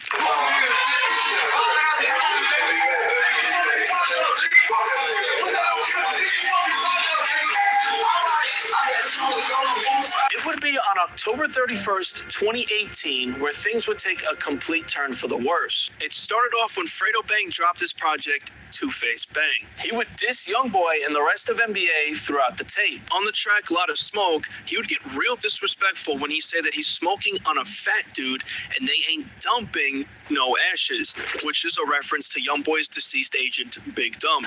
You know, I'm smoking on a fat nigga. You understand me? And we ain't dumping no ashes. Then on the chorus, he said that he killed someone's partner. Again, could be allegedly claiming the murder of Big Dump. I killed your partner, nigga. I ain't sorry. The track In the Name of G would have more disses. He started off saying that he put YoungBoy's partner on a t-shirt as revenge for G Money. Again, another alleged reference to Big Dump. I put your partner on the T with you. Why you did that? It was in the name of G, nigga. Then on the second verse, he referenced how Big Dump allegedly tried running from the bullets. He tried to run, he ain't make it far. Bust that nigga up. I walked down while he in his car. Baton Rouge police say 29-year-old Desmond Hartnett died last night from his injuries. Putting him up like a pickle jar. Hey, get your partner back.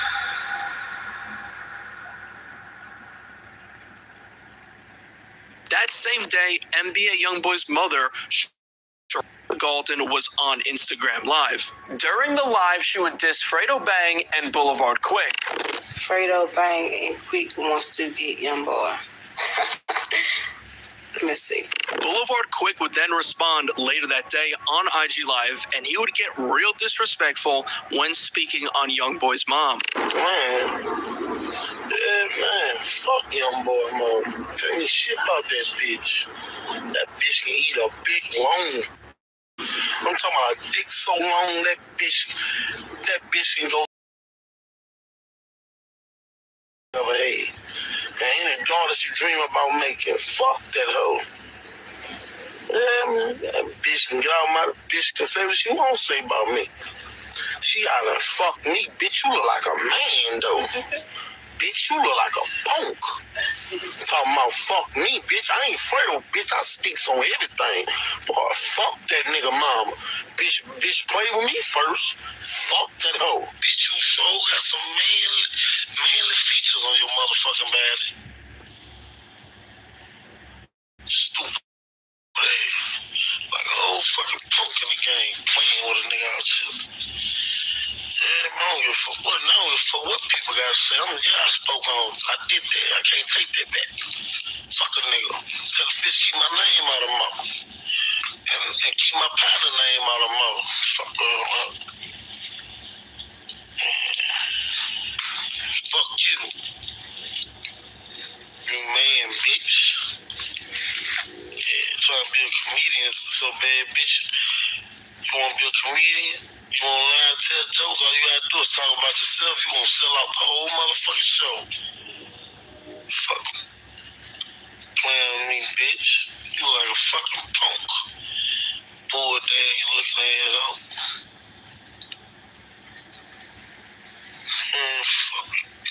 Fuck him, boy. And fuck whoever else don't like what I gotta say. Said that.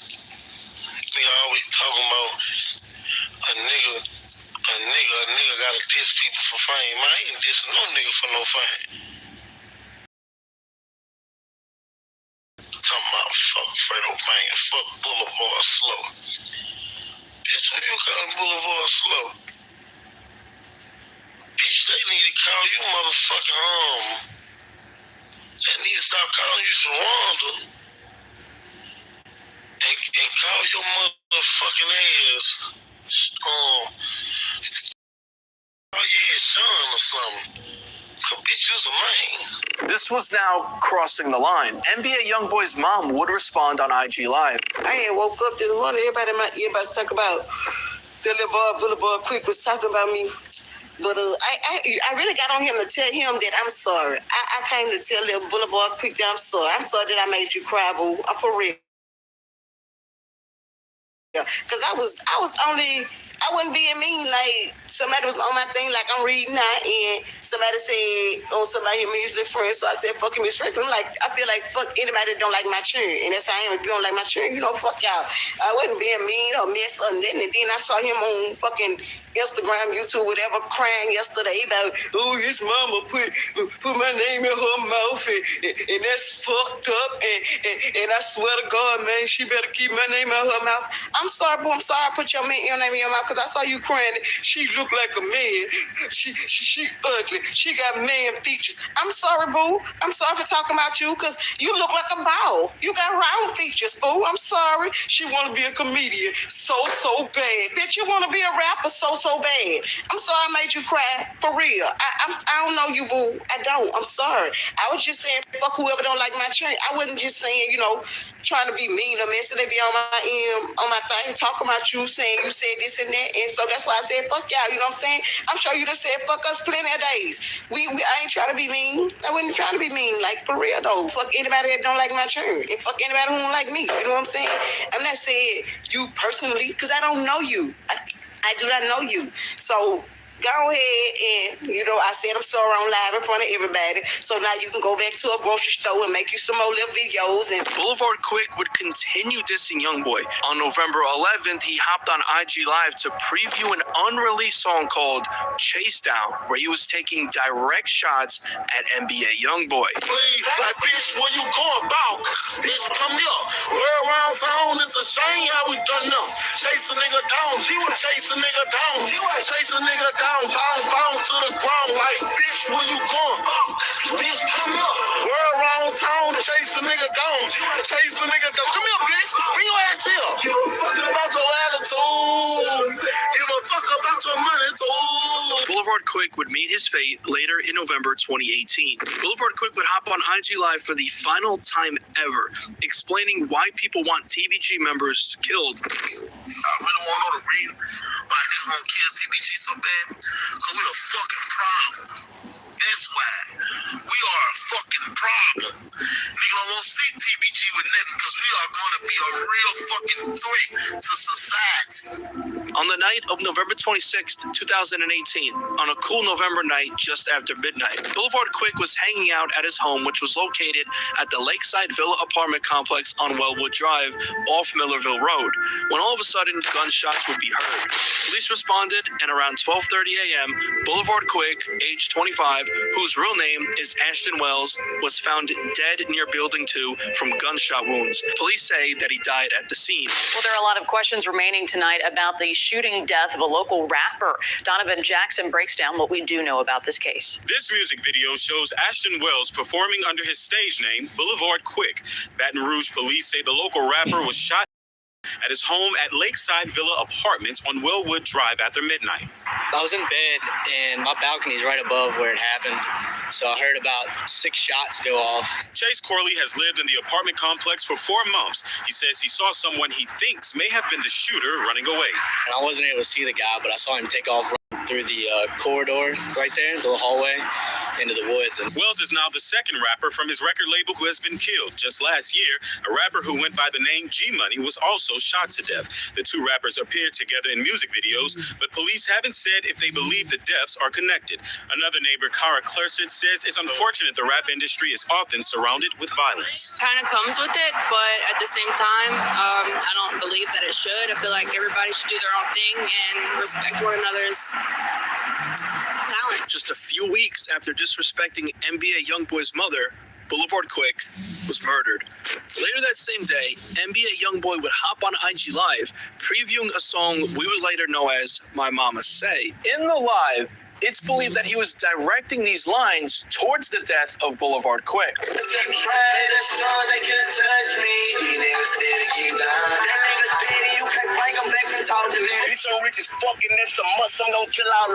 Fans would then begin speculating as to who could have been Boulevard Quick's killer. Many people pointed at NBA and 4K Trey affiliate, Ghost Town member named Duty Black, as the alleged killer of Boulevard Quick. On December 13th, 2018, TBG member by the name of Lit Yoshi would decide to begin rapping, dropping his first track called Youngin' Story. On the track, he could have been referencing the death of Big Dump. Now, Lit Yoshi is heavily speculated to allegedly be one of Big Dump's killers, but that's just speculation and not proven to be true. You better go ask his partner. A few weeks later, we dropped him. Yoshi, you caught it slick?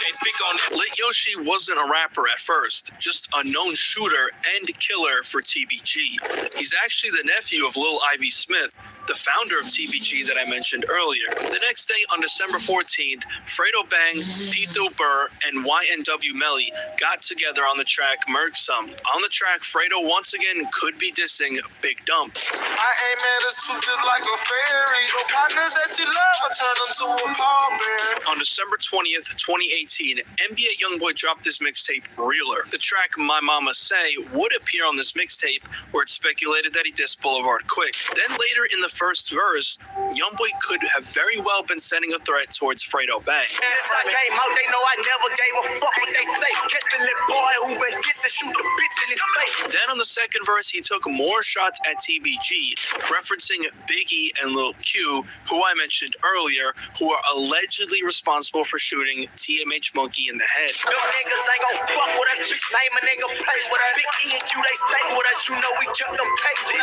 On the track Beam Effect, YoungBoy would say that he went to war with a group of people, possibly referring to the ongoing war with TBG. On the track I Came Through, it's speculated that YoungBoy referenced Fredo Bang and how he lost to G-Money in this war. He lost his brother to this shit, but he gon' bang till he through. As 2018 came to a close, this beef was only getting more deadly. Now with the death of Big Dump and Boulevard Quick, this beef was far from over. 2019 had a lot in store for YoungBoy, including an assassination attempt on his life, allegedly by none other than TBG.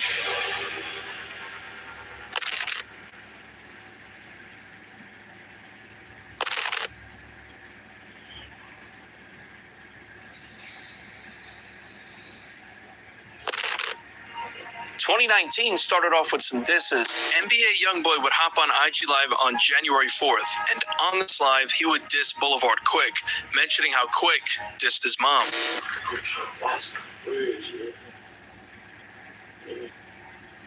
But if I ain't tripping,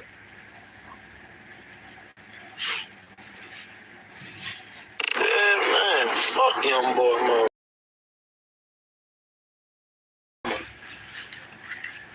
I ain't see that nigga, huh? It's a joke, huh? Pussy bitch. So, I'm a hoe. You know what? Don't mix my rap life with my music life. I am pure pussy. On January 9th, Fredo Bang dropped this track, Free Melvin, dedicated to YNW Melly. In the second verse, he would eerily detail the events that led to Big Dump's death. It says that they're dumping clips. The word dump is something that TBG is going to use a lot in the future to diss Big Dump, so keep that in mind. Pull up on your block, we gon' paint them. Yeah, dumping clips, we don't save them. Youngboy would run into legal troubles on February 11th, 2019, when he and his baby mama were arrested at the Hyatt House in downtown Atlanta after an altercation with the housekeeper at the hotel. Baton Rouge rapper NBA Youngboy was arrested Monday, February 11th after an incident at the Hyatt House in downtown Atlanta.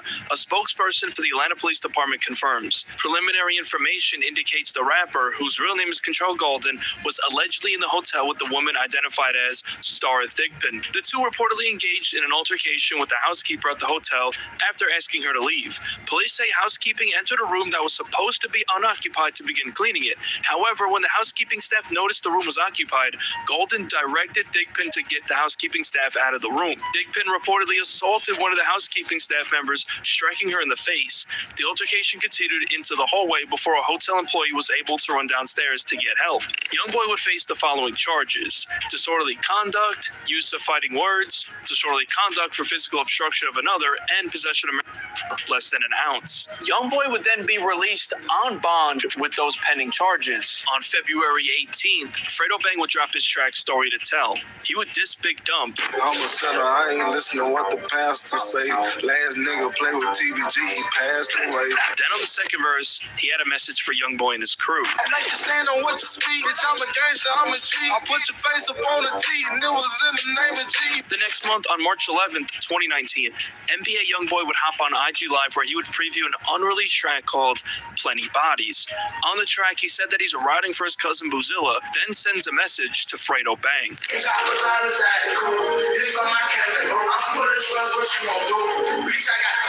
Around this time, a track that NBA Youngboy and NBA Big B had recorded in late 2018 called Stay in Your Lane would end up leaking.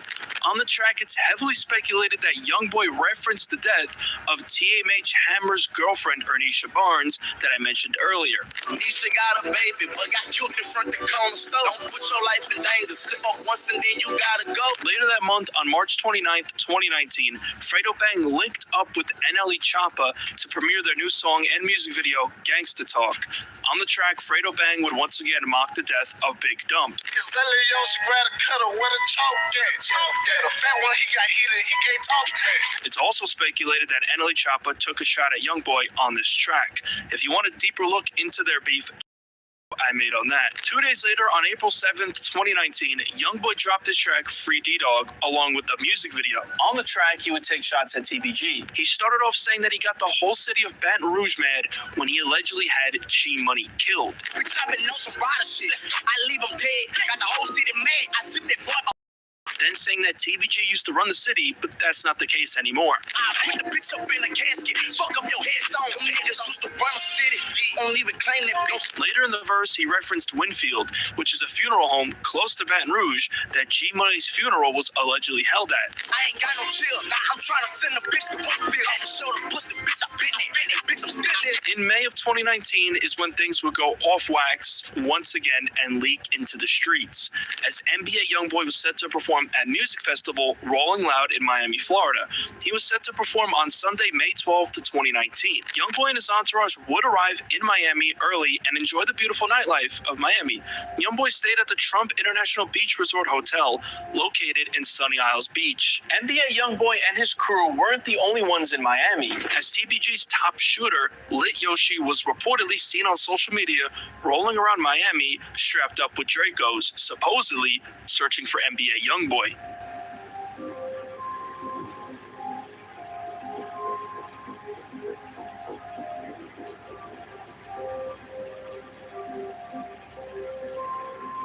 On the morning that YoungBoy was set to perform at Rolling Loud at 9:54 a.m., he would put out a tweet saying, "You can be anything, we're gonna put that iron on you." On the tweet, you could see he would tag his location of Sunny Isles Beach, Florida. Someone would even reply saying, "Your location on, folk, turn it off before they try to catch you lacking." But it was too late, and now the ops had the drop on YoungBoy. Shortly after putting out that tweet, YoungBoy, his girlfriend at the time, Kaylin Marie, and 10 members of his entourage exited the resort to head to Rolling Loud. They were traveling to the event in a convoy of 2 vehicles. All of a sudden, a black Cadillac Escalade would pass by the convoy and open fire in an attempt to kill YoungBoy. It would end up striking YoungBoy's girlfriend, Kayla Marie, and grazed a 5-year-old bystander. This prompted YoungBoy's entourage, who were armed, to return fire, but unfortunately striking a 43-year-old bystander named Muhammad Dradi, who ended up dying as he sat in his van across the street. None of YoungBoy's party would be charged as they fired back in self-defense.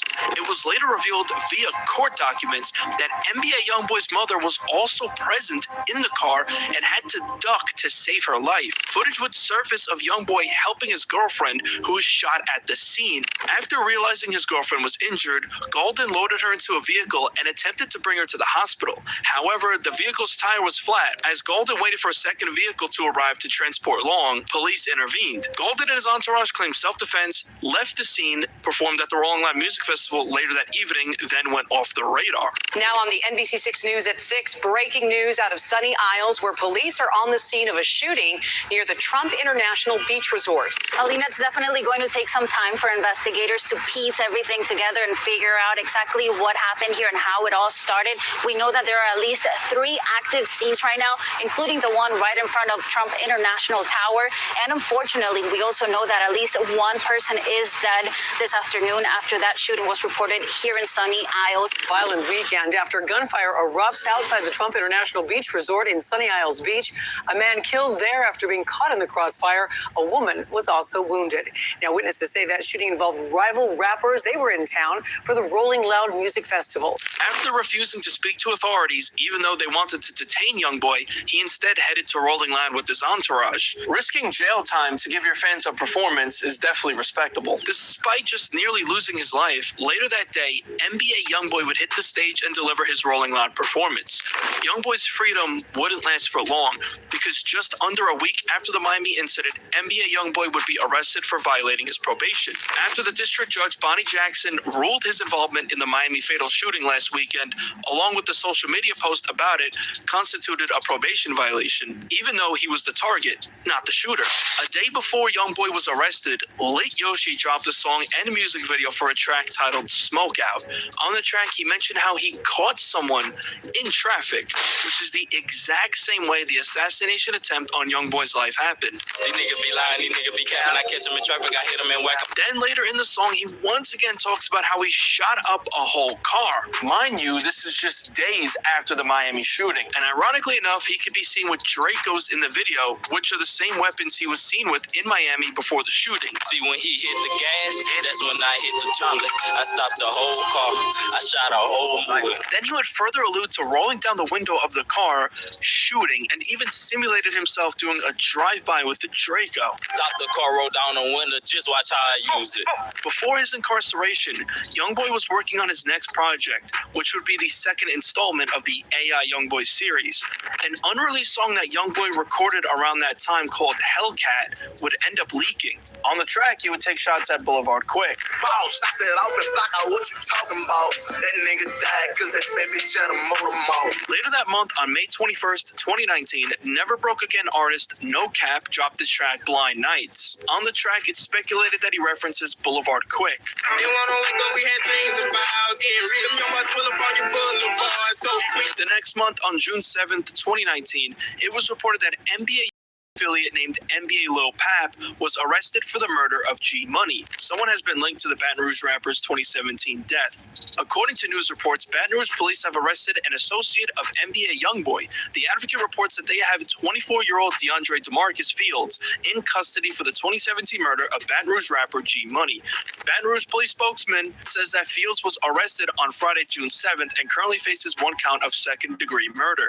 With NBA Lil Pap behind bars, it was now official that the NBA crew allegedly had involvement in G Money's death. 2 days later, on June 9th, Miami homicide detectives would pay Youngboy a visit while he was behind bars in Louisiana to try and talk to Youngboy to get him to cooperate. Homicide investigators say they still have not identified a shooter involved in a fatal firefight in Florida, which rapper Kentrell Golden was a possible target, and a recent visit to Louisiana to speak with Golden was no help.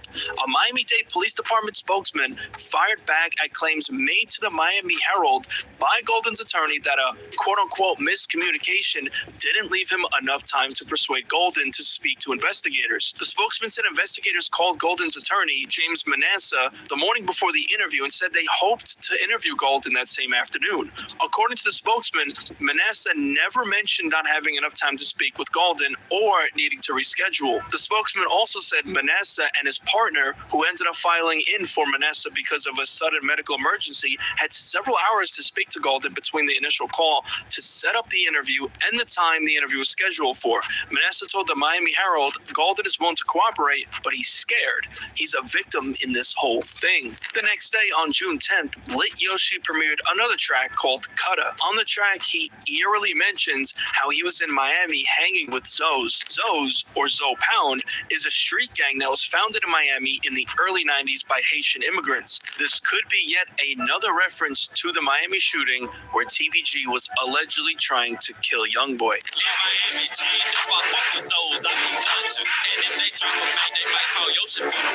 The next week, on June 17th, Fredo Bang did an interview on Cigar Talk where he would say that he doesn't think that NBA Lil Pap killed G Money. I mean, we saw recently they have somebody that they feel like they're going to charge for his murder. Does that make you feel like a resolve in you? I don't want to say feel better about the situation because it doesn't replace anything, but does that bring you any type of solace, any type of peace knowing that? No, do that. So he didn't do that? I don't think he did. Later that month, on June 21st, it was reported that the judge ordered NBA Youngboy to serve some of his jail time and the remainder on house arrest. Judge Bonnie Jackson issued the ruling on Friday, June 21st. The rapper, whose real name is Kentrell Golden, was ordered to serve 90 days in jail, but was given credit for the time served. He has roughly 2 months' time remaining. Once released, he will be placed on house arrest for roughly 14 months. Due to the ruling, Golden will not be allowed to perform. He will be required to wear a GPS monitor during his time on house arrest. The next month, on July 11th, Lit Yoshi premiered another song and music video called Soldiers.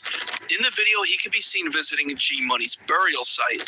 That same month, it was reported that NBA KD had been shot and was paralyzed in a wheelchair. People did speculate that TBG was more than likely allegedly behind the shooting. On August 1st, Lil Mexico and Fredo Bang got together to drop the track What You Say. On his verse, Fredo Bang says that someone killed his blood, so he killed their blood. Could be alluding to the death of Big Dumb.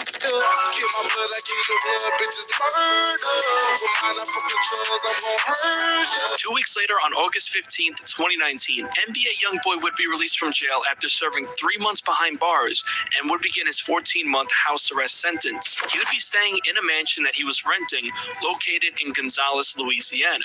You may recognize this house from the iconic music video for Youngboy's song House Arrest Tings. Youngboy would also not be able to perform. more. On August 31st, Fredo Bang hopped on IG Live.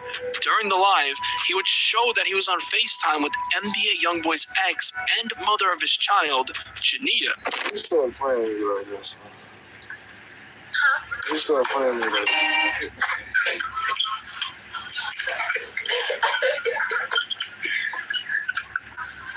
Why you got these fucking glasses on? What the fuck? Trying to hide the pain.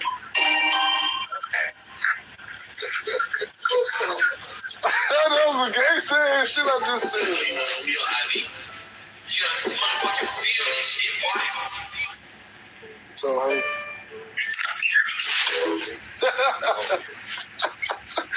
Oh, shit. This would instantly spark rumors that Jania and Fredo Bang were having an affair. A couple of weeks prior, Fredo Bang was even caught popping into Jania's IG Live. He would even attempt to join her IG Live, but Jania did not accept his request. Oh, man. Hold on. Give me a little minute. I'm trying to see something.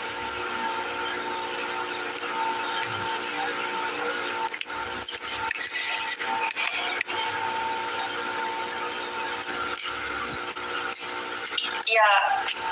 She would even tweet that same day writing, "Dudes are clowns. I'm laughing super hard." Fredo Bang responded on his IG story saying that he doesn't even know her. Yeah, I love to try to make something out of that little chick.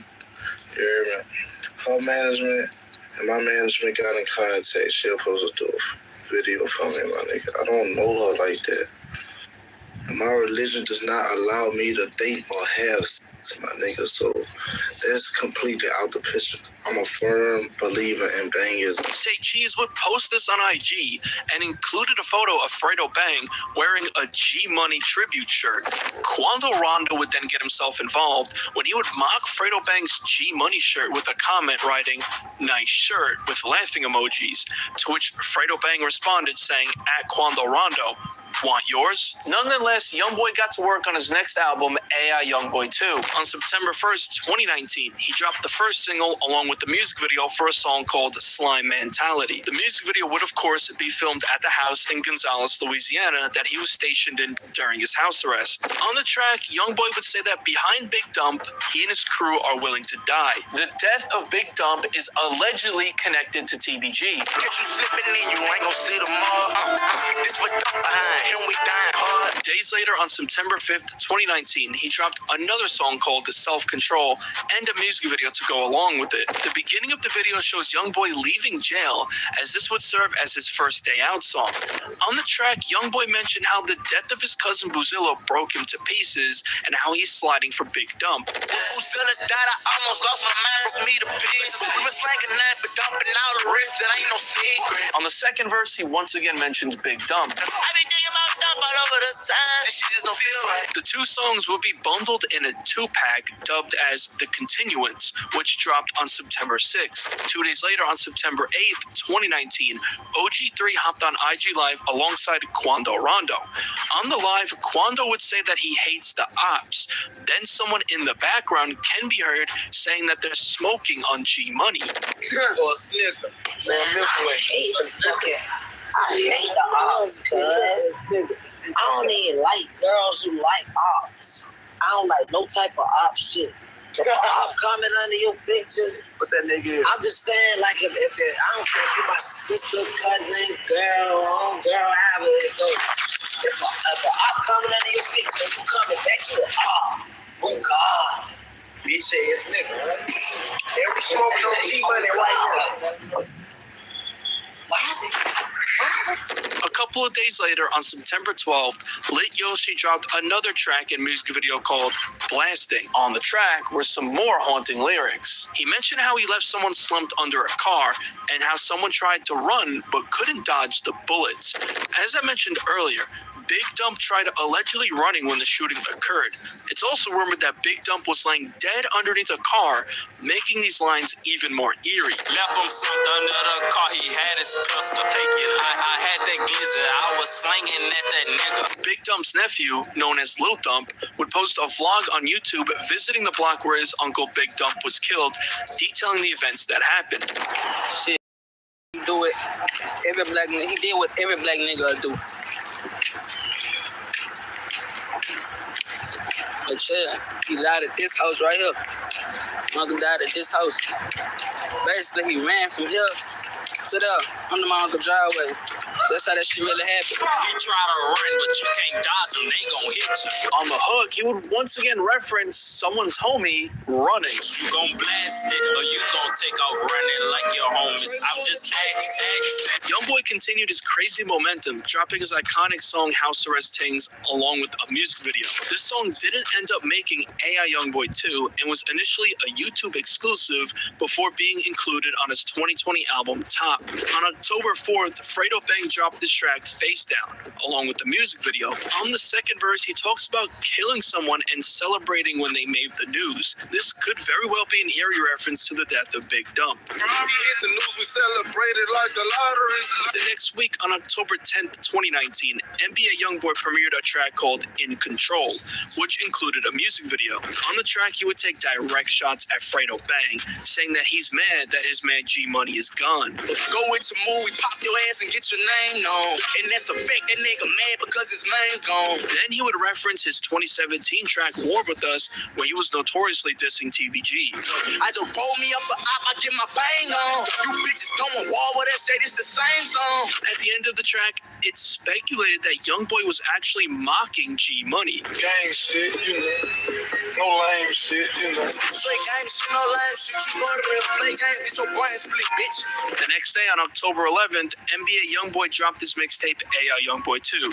On the track Lonely Child, Youngboy would reflect on Big Dump. I wish that I could hear them say what up, little brother, one more time. On the track Gang Shit, it's speculated that he dissed Fredo Bang. These niggas on hoes, your best interest is to lay low. Says up, so I catch you, bitch, I'ma knock your fucking face low. On gang, man. AI Youngboy 2 would be a massive success for Youngboy, moving 110,000 copies in the first week and debuted at #1 on the Billboard. Youngboy was at the pinnacle of his career and didn't seem to be slowing down. On November 2nd, 2019, Lit Yoshi premiered a track called Dat Rack, along with the music video. He started off making another alleged reference to the Miami shooting and how Youngboy's girlfriend at the time was shot. Take them Dracos and them glizzes, they push it the rest. Hit that boy with that bitch, says he wanna flex. On the track, he says that he's trying to score off a slime, to which he could be referring to Youngboy, who reps slime. I'm going gorilla for all my motherfucking ape niggas. I'm trying to score off me a slime, I hate them snake niggas. On November 7th,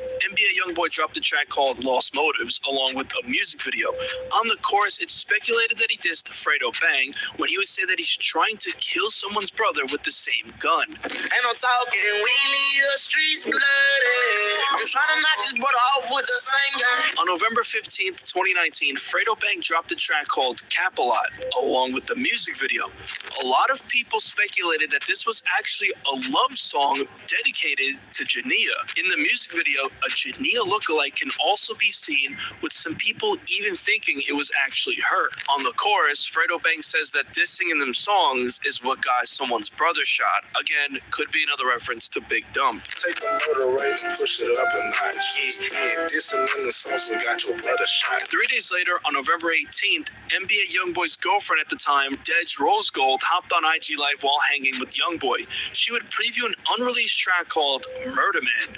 This track would end up leaking years later in 2023. On the track, it's speculated that he dissed TBG. On the chorus, he's likely talking to Fredo Bang when he said that he's the one who slumped someone's man and killed another, which could in fact be an alleged reference to G Money and Boulevard Quick. I'm the reason that he dead. I'm the one who slumped the man. Jumped the other from that plan.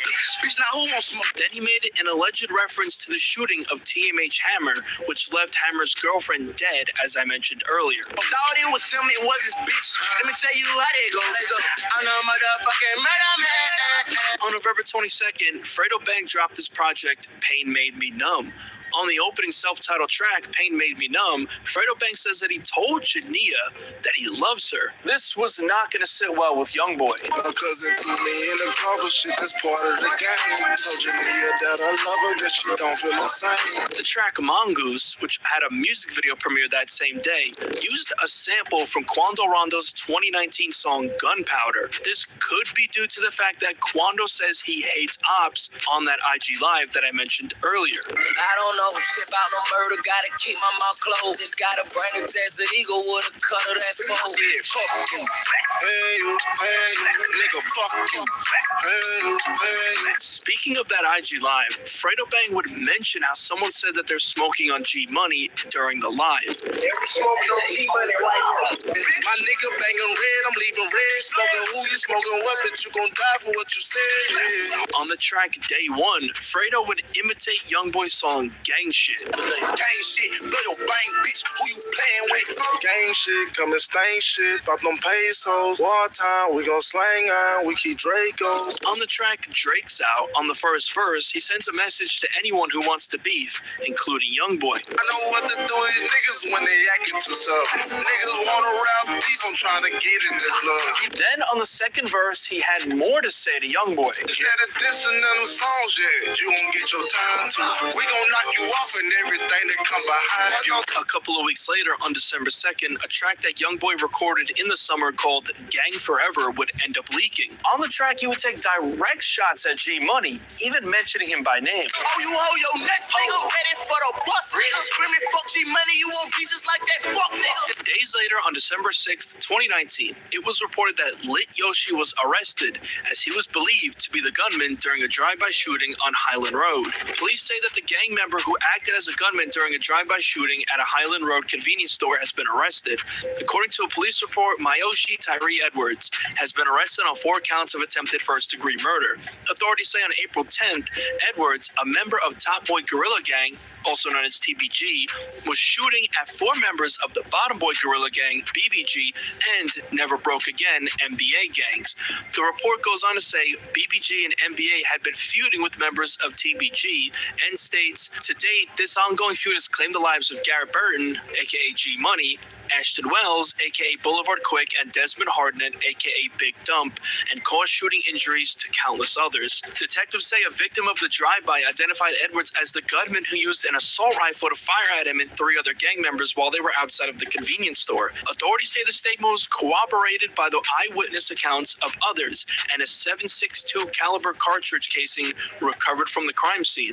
Detectives said that they've been investigating the TBG gang for several years and recognized Edwards as a TBG enforcer, suspected of committing numerous murders prior to the shooting.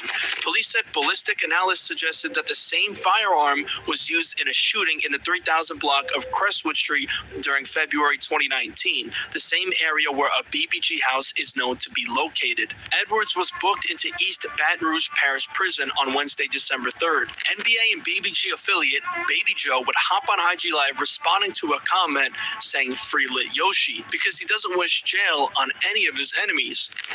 Nope. I don't know who it was. I ain't in no game. You know. I'm so tired of that dick riders. Free them. Yeah. I don't wish jail on none of my enemies. Free them. Free them. Best believe he back there getting his ass beat up, though. Lit Yoshi would end up bonding out for $150,000, and about a week later, on December 12th, he dropped a track and music video called First Day Out. In the music video, he could be seen leaving prison. Yeah, bitch, I'm home. I'm back. What you mean? What you saying? Lit Yoshi didn't seem to be letting up on NBA and had a message for Youngboy. Fuck that nigga. I put that iron on all his kinfolk. We pull on side him. The stitches hanging out the window. He would then directly, allegedly reference the drive-by shooting in Miami, saying that Youngboy ducked. All out the window, mask on, but my mask off. He tried to duck, I see his ass, he in a glass house. The next day, on December 13th, it was reported that the judge had ended NBA Youngboy's probation during a court hearing and was expected to leave Louisiana. Youngboy's attorney, James Manassa, noted a court-approved music video created issues with Golden's lease, and he would be limited in relocating within the city if the early termination was not granted. Manassa also noted Golden's music record label, Atlantic Records, sent notice that Golden's personal and financial safety could be jeopardized if he were to remain in Baton Rouge. Jackson agreed that remaining in Baton Rouge could be a detriment to Golden's well-being. She also advised it was important for him to reevaluate his relationships to avoid further legal issues. Golden said he's excited to get back to performing and plans on relocating to California in the near future. He was also excited when confirming the rumors that he's expecting another child. Golden did say he remains somewhat fearful of the future, however. Quote, "I'm not gonna lie, I'm kind of scared, but I'm free now. I've been waiting for this for a long time. I ain't really got nothing to prove anymore. I want to grow and continue to do right from now on. But a lot goes on with me, so I'm still kind of scared." NBA YoungBoy was in court today. He's no longer on probation and says he plans to leave Louisiana. A judge today ended his probation during a hearing. Lawyers for the rapper, whose real name is Kentrell Golden, had argued that he followed all of the court's conditions. Golden was arrested back in May after a deadly shootout in Florida. His defense had argued that he was actually the target of the shooting, but he was already on probation in connection to a 2016 shooting. The next week, on December 18th, Fredo Bang premiered a new song, Messed Up. On the second verse, it's speculated that 2 Shots at YoungBoy and the rest of NBA. I got some shit up on my chest that I can't wait to get off. I got some niggas from my city I can't wait to knock off. Later that month, on December 29th, 2019, Lit Yoshi dropped a track called Face Some, along with the music video. He would, of course, take shots at YoungBoy, clowning him for moving out of state, and actually claimed that YoungBoy cooperated with the feds. Hold on, wait, had to shake, had to move up out of state, cause these niggas really ratting, helping feds beat a case. The next year, on January 8th, 2020, Fredo Bang kicked off the year dropping a track called The Box Freestyle, along with the music video. Fredo remixed Roddy Ricch's hit song The Box, and he would diss YoungBoy, saying that he doesn't care about the other NBA members because he wants the main guy. I ain't buzzing cause I'm trying to knock his brains out. I ain't kill a risk cause I'm trying to kill a main guy. 2 days later, on January 10th, Moneybagg Yo and Fredo Bang got together to drop the track Spin on Him. On his verse, Fredo Bang could be dissing NBA KD, saying he might not ever walk again. He got happy and triggers, this shit light as a feather. He might never walk again, but I'm feeling it better. A couple of days later, on January 14th, 2020, Lit Yoshi dropped a track called Drop Some, along with Pooh Shiesty and TBG member Seven Hardaway. Now, remember the name Seven Hardaway because he's going to play a big role later in the timeline. A couple of days later, Lit Yoshi hopped on IG Live to preview a new track we would later know as Runts, where he was seemingly dissing Big Dump. Dump, yeah, I'm smoking on that truck, yeah. Fuck that boy, yeah, I hit his partner up, yeah. On that same IG Live, he would diss Baby Joe in NBA Ben 10, claiming that Baby Joe got beat up in Baton Rouge. Nigga beat the sleeve off his ass up last night. God damn, little Jody. He ain't had no security with him.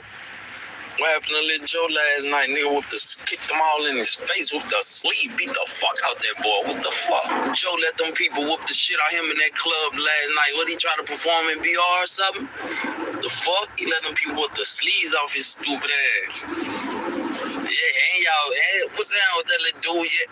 Oh yeah, I was in the mall in my city in that rack yesterday. Nigga be talking about something, yeah, niggas don't come out. Yeah, niggas know who really doing this and that. But when they niggas see, I ain't even know a nigga was in the mall. Nigga in Foot Locker hit my people up and say, man, when I walk in the store, I ain't even know the little nigga was in the mall. I would have loved to see the little nigga just slap the shit out of his little bitch ass. So I know you hoe. Yeah. That nigga there, boy, be talking all that shit on that ground. And go run and hide behind some clothes in the store in the mall on the nigga. Yeah, you bad. You did that bad, Ben. Ben 10, you did that bad. And Baby Joe, you let nigga whoop the sleeve off your stupid ass last night. You let nigga handle you like a bitch. That ain't no gorilla shit. Yeah, I'm a Joe's off y'all niggas right now. The next month, on February 13th, 2020, NBA Big B dropped a track called Smoke, along with the music video. On the single cover, he would diss Boulevard Quick by including a photo of him while insinuating that he's smoking on him. A couple days later, on February 17th, 2020, YoungBoy premiered a new song called Bad Bad. On the track, it's speculated that he took shots at TBG and Fredo Bang, saying just like his brothers, meaning G Money and Boulevard Boulevard quick. He's gonna leave Fredo Bang dead.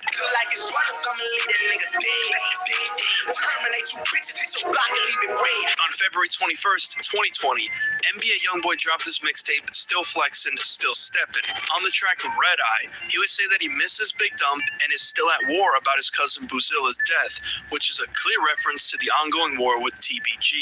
I miss Big Dump like my granny. We still at war about my cousin, but they searching for gold. I know I'm looking for something. On the track Batman, it's speculated that he sent a message to Fredo Bang. You ain't gon' fuck nothing. One thing you know it's up with me. I got nothing but killers on that line and they all stuck with me. That same day, Fredo Bang dropped a track called Yo Slime. The title of the song is obviously aimed at Youngboy. On the second verse, he took shots at Youngboy. I keep it on my side. I shoot him till he blind. I hear you talking murder. Don't make me take a slime. The next day, on February 22nd, Seven Hardaway dropped a track called G Money Flow 2.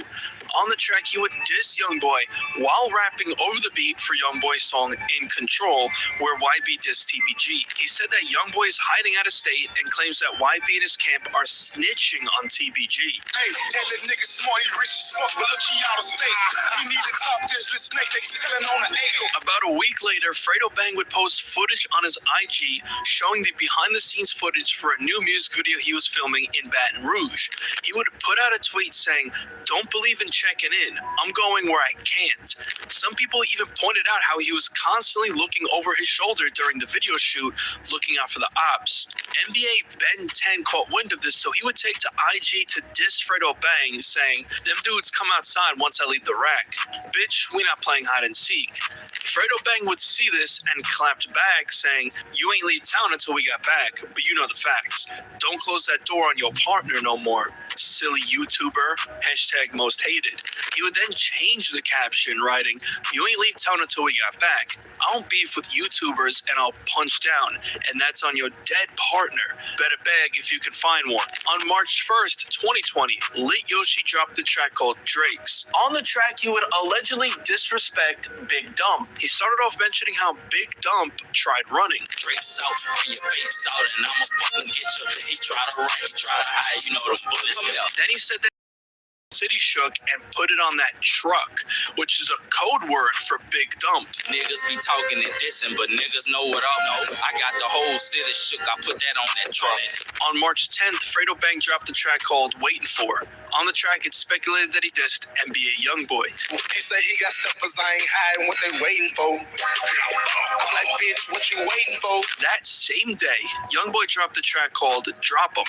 On the track, it's speculated that he dissed Fredo Bang, telling him to check the scoreboard, and that's why Fredo's mad. Roll that dope up. That nigga up, bitch, I spit his mange. Check that scoreboard. That's why he mad them niggas lame. 3 days later, on March 13th, Youngboy dropped his track Uncharted Love. On the second verse, he would allegedly take shots at G Money, saying that G was like his brother, then took shots at Boulevard Quick. Need to fuck a butter around. You was like my brother, why the fuck you cross that? Do that fat bitch man before he cry. The next week, on March 20th, NBA Big B would preview a snippet of a new track he recorded. During the snippet, it's alleged that he would diss Boulevard Quick. Put his picture on the window. That man, you was talking shit, but he ain't make it to this. After this, there would sadly be more bloodshed in this war. On March 20th, 2020, NBA affiliate named T-Baby, aka T-Main, who is actually the brother-in-law of Big Dump, was shot and killed while at his home in Baton Rouge. During the shooting, his mother was also struck with a bullet, but would survive the attack. T-Baby was close with NBA and 4K Trey affiliate YMM Captain, who was featured on Fredo Bang's song iPhone 6, along with G Money back in 2015. After finding out T-Baby's death, YMM Captain posted a tribute on Instagram to which Fredo Bang would like the post as a sign of disrespect. More NBA affiliates began posting tributes to T-Baby, like NBA Michi, who posted a photo on his IG story writing, "Rest up, big brother." NBA D-Dog, who would also post a photo on his IG captioned, "This one hurt, rip T-Baby." As you can see, T-Baby's death hit home for all the NBA and 4K Trey members. That same day, Lit Yoshi would take to his IG story posting alleged paperwork, claiming that NBA Michi Baby was cooperating with the police police to get Lit Yoshi locked up. He captioned it, "He needed to talk to his little snakes. They telling on the gorillas." Then another story writing, "Y'all go tell at NBA Michi Baby, don't show up in court on me." He would then post a video calling out NBA Michi Baby further. Ass nigga, cause my life fake in the nigga hands, cause all nigga gotta do is show up to court and it's over with. Fuck, man. Y'all niggas crazy, but y'all be thugging. Let me talk my, yeah, you talked your shit and you talked about it, my nigga. Yeah, stop playing. Don't get on here talk about some fake. Yeah, stop playing. That's the paper that came to your front door, nigga. Stop playing. NBA Michi is a rat. You heard what I said? That ain't the paperwork saying exactly what he said, but that's the paperwork saying that you's a victim. You said something and they need you to back that shit up on my court date because they don't have nothing on me. You know what I'm saying? They only got you ratting ass niggas talking. Yeah, man, niggas on probation for 5 years, 10 years in jail if you get caught with a gun. You just got out, nigga, and all that shit dropped, my nigga. You swapped me out, huh? Yeah, you made a deal with the people and swapped me out for your probation, huh, bitch ass nigga? Michi would clap back on his IG story writing, "All street dudes know that's false. Them dudes do anything for rap attention." Then posting a photo of alleged paperwork with Fredo Bang's government name, alleging that Fredo was telling, writing, "This how paperwork look. Fredo in a dude shit. He should know." Then another story writing, "His statement helped Scrappy get 40 years. Real facts." NBA Michi Baby would then hop on IG Live to further respond to Lit Yoshi. Stupid ass nigga, y'all better go read that fucking paper. How the fuck I told on somebody? Stupid ass, bitch ass, lit ass nigga. The fuck are you? The paper is on Instagram, my nigga. Read the fucking paper. Stupid ass nigga. The fuck I told on, my nigga. You don't see no statement with Lawrence Wilson back. Ain't my fucking name and ain't my fucking address. No stupid ass nigga. Know what sound Michi. You know what sound Michi. Bitch ass nigga. Know what sound Michi. Stop playing on me. You know what over me, man. Bitch ass nigga. Go read the fucking paperwork. Bitch ass nigga. Read the fuck TBG. Yeah, like that. Real life like that. And I'm in a rack. I'm in the bottom. I mean, my nigga, all day, my nigga. I'm in the hood all day with Sam. Stop playing on me, old bitch. Nigga shot at me. Nigga shot at me. And them people they sent a piece of paper to my fucking house. They sent a piece of paper to my fucking house. They shot at me. I ain't leave that bitch. The police pulled up. I went to jail at night and everything, man. Stop playing with me, man. I'm a big dog. Bitch ass nigga. I'm a big dog with a big bag. Bitch ass nigga know what's on me. Big for another nigga. Bitch ass nigga. I done 3 years for another nigga. Bitch ass nigga. Stop playing on me. Hoe ass nigga, bitch, read the shit. Them churn, y'all lit ass boy, lit ass churn, lit ass churn. Read the shit. What is that? I told on the nigga. Come on, man, I'm a big dog, bitch ass nigga, know what's on me, man. Oh, that flow. Never in my fucking life, oh, bitch ass. They was fucking me up. It's a fucking piece of paper. Didn't say a nigga done that flow. Big dog, man. Hey, that shit ain't say a nigga done that flow. Bitch ass nigga. But with the untimely passing of T-Baby, this only meant retaliation was on the horizon, and it came in the form of a TBG member named TBG Dutch. Just a little over a week later, on March 29th, 2020, it was reported that a man had been fatally shot at Airline Highway Food Mart in Baton Rouge. Baton Rouge police detectives are investigating the shooting death of Jason Nixon, aka TBG Dutch, 36 years old.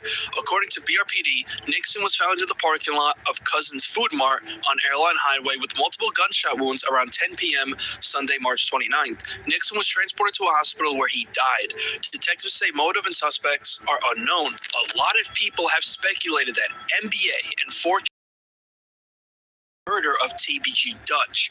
People speculate that NBA Herm, aka Herm Black Sheep, is allegedly the killer of Dutch, but that's just speculation and not proven to be true at all. Baton police are trying to find a shooter this evening. Police say someone shot Jason Nixon several times. He was found in the parking lot of a business on Airline Highway not far from the old Earl K. Long site. Nixon died later at a hospital. Police have not released any details about a suspect or why this may have happened. If you have any information that can help, call Crime Stoppers. BBG Baby Joe then took to his IG story to disrespect the death of TBG Dutch, writing, "I know y'all stupid ass hurting," with laughing emojis and a foot emoji, insinuating that Dutch got stepped stepped on. Ironically enough, before the TBG and NBA beef started, Baby Joe and Lit Yoshi were actually cool with each other, even seen photographed together before the beef. TBG affiliate Seven Hardaway, who I mentioned earlier, would also post a photo of Dutch to his IG story in tribute. Photos would later surface of Dutch's funeral. With these deaths back to back, the NBA and TBG war didn't show any signs of slowing down anytime soon. A couple of days later, on April 6th, 2020, NBA YoungBoy dropped his track Step on Shit. At the end of the second verse, YoungBoy had an eerie line about throwing a pillow. This is most likely in reference to the death of G Money.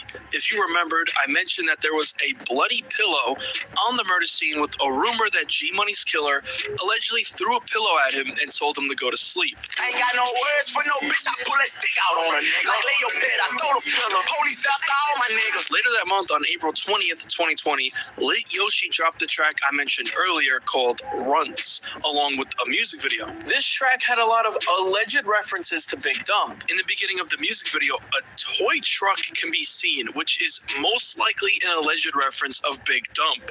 On the chorus, he said that he's smoking on that truck, then repeatedly says dump, which is just extremely eerie. While rapping the chorus in the video, he's literally smoking a blunt while standing in the truck.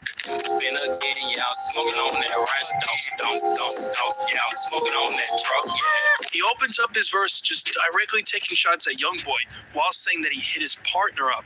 This track is just crazy. Fuck that boy, yeah, I hit his partner up, yeah. You feel play, come do something about it, drop your nuts, yeah. Then more lines that could be towards Big Dump, once again using the word dump.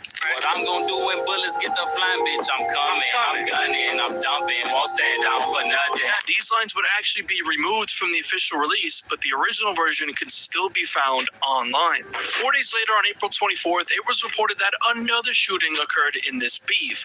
A couple of weeks prior, on April 6th, when G Money's alleged killer, NBA Lil Pap, was shot at an apartment complex. It was reported that surveillance footage surfaced of gunfire at an apartment complex in Baton Rouge. Deputies are looking men who were caught on video firing a hail of bullets at someone in the parking lot of an apartment complex. The East Baton Rouge Sheriff's Office says the shooting happened April 6th outside an apartment building on Hanks Drive.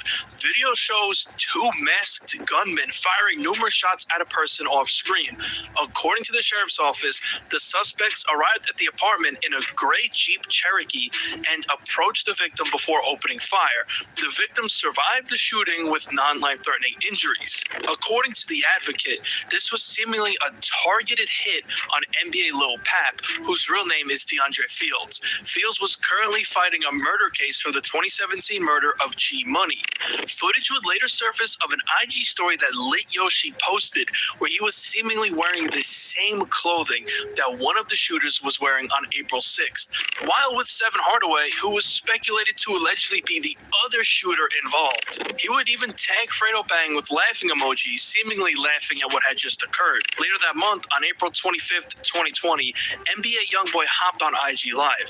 He ended up adding NBA KD to the IG Live and said that if anyone from TVG said anything about KD being in a wheelchair, tell them to get a shovel and dig their dead homies up. You know what it is, me, the first person on these bitch say something dumb. Hey, he ain't gotta say nothing but shit. Bitch, go get a shovel and tell him to dig him up. We gonna leave it at that. Hey, tell him to go get a shovel and dig him up. We gonna leave it at that. Fuck. No face, no case. First person say something dumb on this bitch. Other than that shit, you see wrong with nigga. What you on, bro? The next month, on May 20th, 2020, Lit Yoshi and Fredo Bang got together to drop the track again. On his verse, Fredo Bang dissed YoungBoy and Big Dump. But he won't diss your partner, ain't you mad about it? I mean it all, the partner dead just like my partner. In the summer of 2020, things would continue to get deadly. In June, Fredo Bang started liking YoungBoy's baby mama, Ayanna Mayweather's posts on Instagram, seemingly doing the same thing he did with Jania back in late 2019. On June 5th, NBA Big B dropped his mixtape Thoughts of a Demon. On this project is a track called Stick Up, which included a music video. On the track, it's heavily speculated that he dissed TBG Dutch. Tell me who won't beef, tell me who won't war with us. Another artist died, trying to make his partner bite the let that nigga mama crime. On June 9th, Lit Yoshi dropped a track called Straight Facts. On the track, he would reference the Miami shooting on Youngboy. If I catch him up in traffic, I'm gonna hit him through the glass. Bags his brother already wiped his ass. On June 16th, Fredo Bang hopped on IG Live, and during the live, he would mock NBA KD by doing a wheelchair motion. This was in response to NBA KD's IG Live, where NBA KD said that the war isn't over. I can't even see myself on this shit.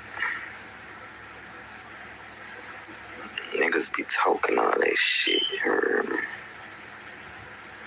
This shit ain't over with, you know what I'm saying? Like real shit. Fredo Bang mocked him for saying this and clowned him for being in the dark on his live. Niggas say it ain't over with, or you get to quit. On July 9th, 2020, it was reported that Lit Yoshi was arrested after being allegedly responsible for a shooting just days prior on July 4th. He would be charged with 7 counts of attempted first-degree murder. East Baton Rouge Sheriff's Homicide Detectives arrested a man involved in 2 separate shootings that occurred in East Baton Rouge Parish over the past few months. According to EBRSO, Mayoshi Edwards, 21, is responsible for a 4th of July shooting that injured 2 kids and 2 adults on Greenwell Springs Road, and another shooting that happened in EBR in April on Hanks Drive. Officials state that Edwards is charged with 3 counts of first-degree murder, illegal use of a weapon, and aggravated criminal in connection with the April 6th shooting on Hanks Drive. Edwards is also charged with 4 counts of attempted first-degree murder, assault by drive-by shooting, illegal use of a weapon, aggravated criminal damage to property in connection with the 4th of July shooting on Greenwell Springs Road. Emergency crews responded to a shooting on Greenwell Springs Road.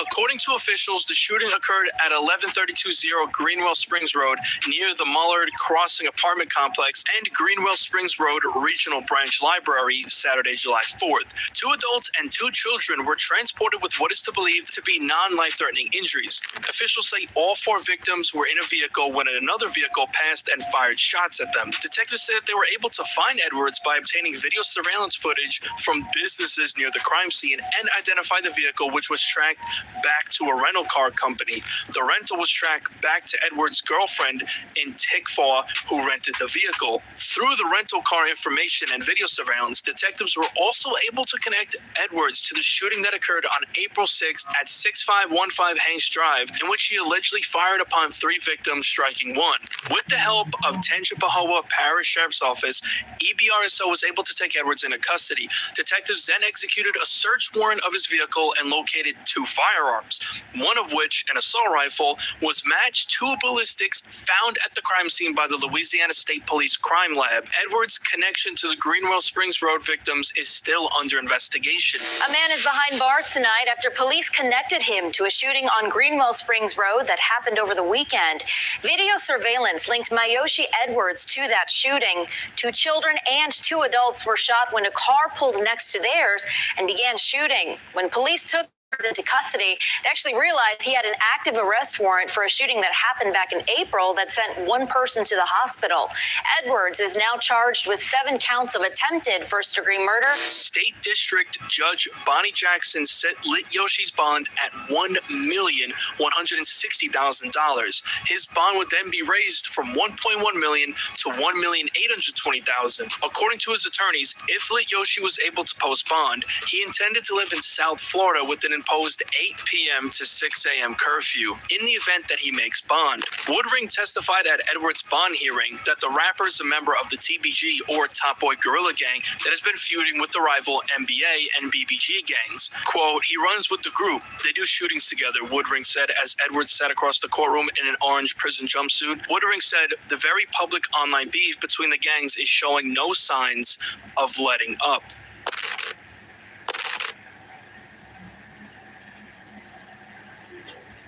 With Lit Yoshi behind bars, things continued heating up between Youngboy and Fredo Bang. On July 16th, 2020, Fredo Bang took to his IG story to show that he's rolling around Baton Rouge and sent a message to Youngboy saying that he doesn't come to the hood. And we on location, so nigga don't be in that hood, you heard me? Youngboy saw this and would respond on IG with the video of his own. I love being rich, you hear me? Bitch ass nigga, you gotta come catch me to assassinate me with your scary hoe ass nigga. During this time, NBA Youngboy began the rollout of his upcoming album, Top.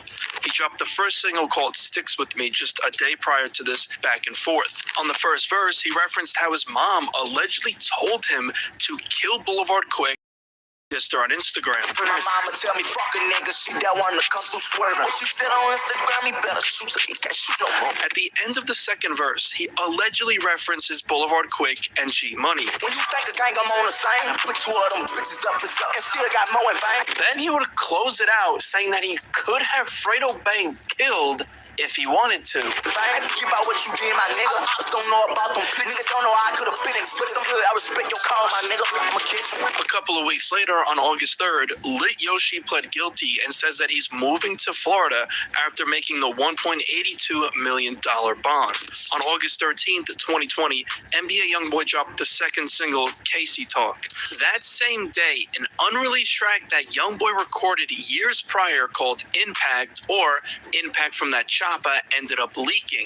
The track is dedicated to dissing G Money. He started off dissing Boulevard Quick, referencing how Quick spoke on his mom, so he ended up allegedly killing him. You get caught slipping and get killed, that's what it's supposed to be, nigga. Spoke on my mom, I ain't want to talk, I end up killing the nigga. Then said that someone was dissing him, but they're 6 feet under now.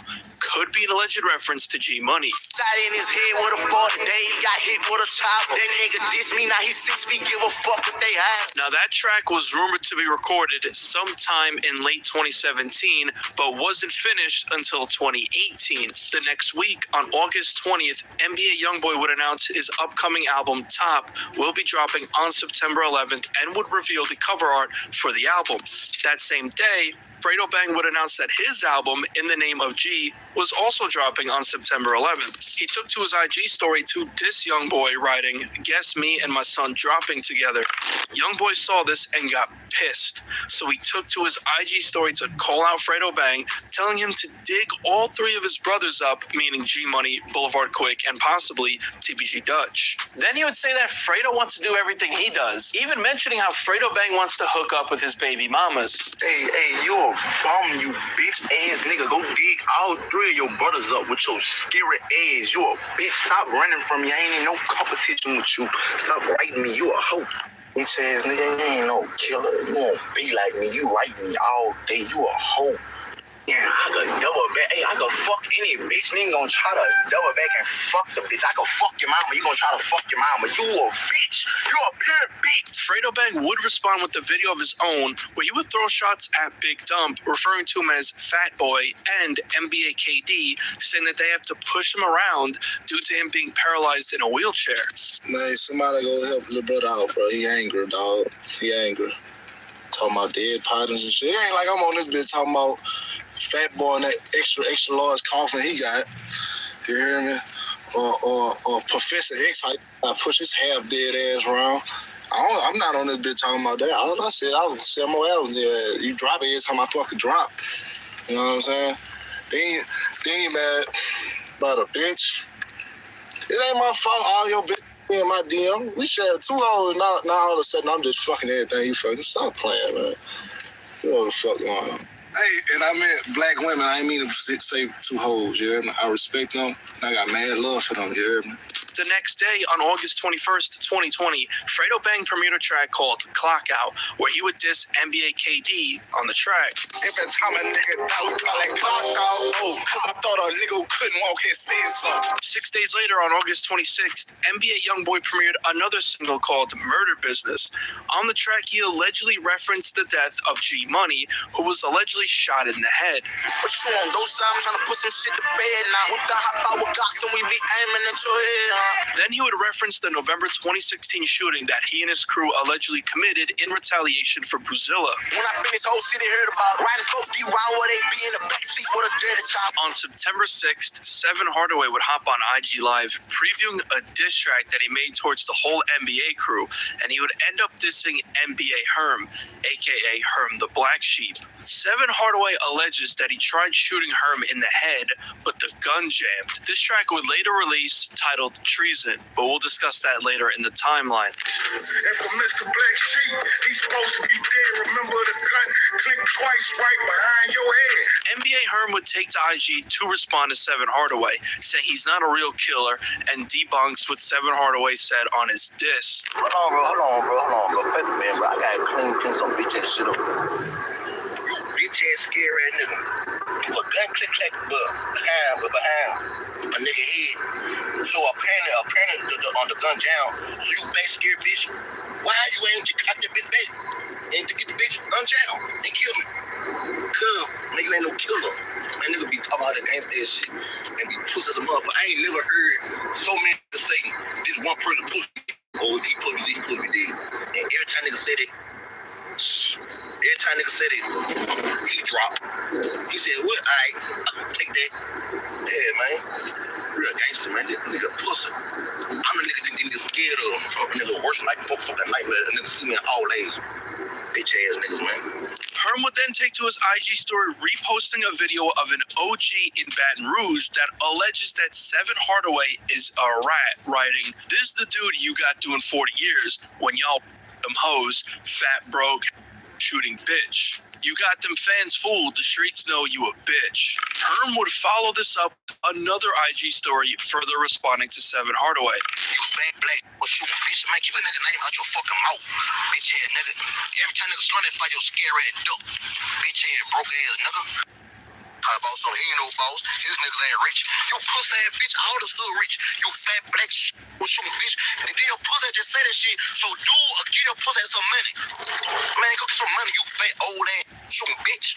On September 11th, 2020, NBA YoungBoy dropped his album, Top. He would, of course, diss TBG on the album. On the track, The Last Backyardigan, it's heavily speculated that he once again dissed Boulevard Quick. He ran his mouth about topping him, the drop, and then we popped him. Should be glad that you're not him. Track 11, titled Dead Trolls, would see a music video premiere for that same day. The majority of this track, YoungBoy's actually dissing King Von. If you want a deeper look into their beef, check out the video I made on that. On the first verse, it's speculated that YoungBoy dissed FL Dusa, who is allegedly the one who put out the hit on Boozilla. Dusa was locked up at the time, so YoungBoy allegedly says that as soon as he comes home, they're going to kill him. 7 murders in my hometown. Tell them bitches I did that. Soon as the other boy touchdown, I'ma be pushing his wig back. Then to close out the verse, he bets that the mayor of Louisiana knows he allegedly had people killed. I been trumping Obama, know just how I come. Let the mayor of LA know from his city, bitch, I done push it out. On the second verse, it's heavily speculated that YoungBoy referenced the death of Boulevard Quick when he would quote lyrics from Quick's War With Us remix, then saying it was 2 victims who didn't make it through, which could allegedly be referencing the deaths of Boulevard Quick and G Money. I heard a nigga call Tech and made a fucking statement. All I said about the news, get them bodies laying. That nigga dad tell me, did he move? All that he said was watch the news. Talking China 90 to China 2 was 2 victims, ain't make it through. On the track Fuck Ya, it's speculated that he dissed Fredo Bang. Bang out when I send him. I'm 7 bodies up. Bitch, I'm gangsta, they get fuck you talking. On the track Big Bankroll, YoungBoy says he's been in for about a month and nothing has happened to him. Been in that rap for about a month, these niggas hard. Fredo Bang didn't end up dropping his album that day, but instead dropped a track called No Security alongside Kevin Gates. The next week, on September 18th, Fredo Bang dropped a track called Second Line. On the first verse, it's speculated that he took shots at NBA KD, mocking him for not being able to walk after being shot. I just want the block, bitch, that was us. Hit him in his leg, have him walking like a pimp dude. On the second verse, it's speculated that he dissed YoungBoy. You ain't gangsta, blame your mama cause she raised the fakers. On the chorus, Fredo Bang tells YoungBoy not to diss his dead homies when YoungBoy also has dead homies. You got dead niggas, don't be dissing mine. Fuck them niggas, make them second line. That same day, Lit Yoshi was back with a new track called Out My Top. On the track, he took more shots at the NBA crew. He started off by directly mentioning YoungBoy's track Murder Business I mentioned earlier. If you was stepping in some J's, now I'm stepping on my song. Talking about that murder your business. I'm turned up. Watch your tone. Then he took more shots at YoungBoy, saying that everyone is riding for YoungBoy because he has money. Got the whole hood beefing. He ain't even from what we say, y'all. Dick ride no boy because he got money. The next day, on September 19th, NBA YoungBoy would take to his IG story where he would spit a nursery rhyme seemingly aimed at G Money. Was a nigga named Top that grew up with a dude. Until he noticed one day he thought hating was cool. And then after that, he started fussing with the dude. So he hit him with that K and knocked him out of his shoe. On September 25th, 2020, Fredo Bang dropped his project In the Name of G. On the track How It Go, he would once again diss NBA YoungBoy. This time he says that both their partners died, Money and Big Dump, but the difference is YoungBoy doesn't post as much as Fredo posts G Money on social media. My partner died, your partner died. You just don't post your nigga. On the second, all of his ops, including YoungBoy, used to fuck with him at one point. There's a cell with plenty ops and all of them used to fuck with me. You know I'm really G. R.I.P. my nigga G. On the track South Side, he would take shots at NBA YoungBoy, saying partners turn to ops. He had some partners turn to ops and watch the others big side. On the track In G We Trust, he would reflect on the loss of G Money. He would diss YoungBoy, saying that rappers act like they want smoke, but are scared of him. They been dissing, I've been focused on a better me. Rappers act like they want smoke, but really scared of me. This track would have two interludes from G Money where he was actually dissing YoungBoy. On the track Yeah Yeah, it's speculated that he took more shots at NBA KD, saying they cropped his pictures so they wouldn't see that he's in a wheelchair. They won't blame me, I ain't nervous because I keep this pistol cocked. He was talking like he hard now on the shirt is picture cropped. On the track Dangerous, Fredo Bang once again took shots at YoungBoy, saying he learned the rap game from TBG, so blame them for his actions. That little boy say that he thuggin' got the game from us, that she came from us, so put the blame on us. Then he says that while he was locked up, YoungBoy got fame from TBG. My mama up in tears, they complain on us. Had me sitting up in the cell while they got fame of us. On the track Lately, Fredo Bang once again mocks NBA KD for being on a wheelchair. He could allegedly be claiming that TBG had something to do with it. Pull up with the chopstick, bitch, you know I drop shit. Put him in a wheelchair, you would think he bankrupt. On the track Tap In, there would be more shots at NBA KD. If a nigga with him over that red, touch out of my shooter, no dreads. How the fuck you gonna with no legs? In September of 2020, YoungBoy would run into more legal troubles. On September 28th, 2020, it was reported that NBA YoungBoy, along with 15 others, were arrested on drug and firearm charges in Baton Rouge. Footage began circulating online of YoungBoy being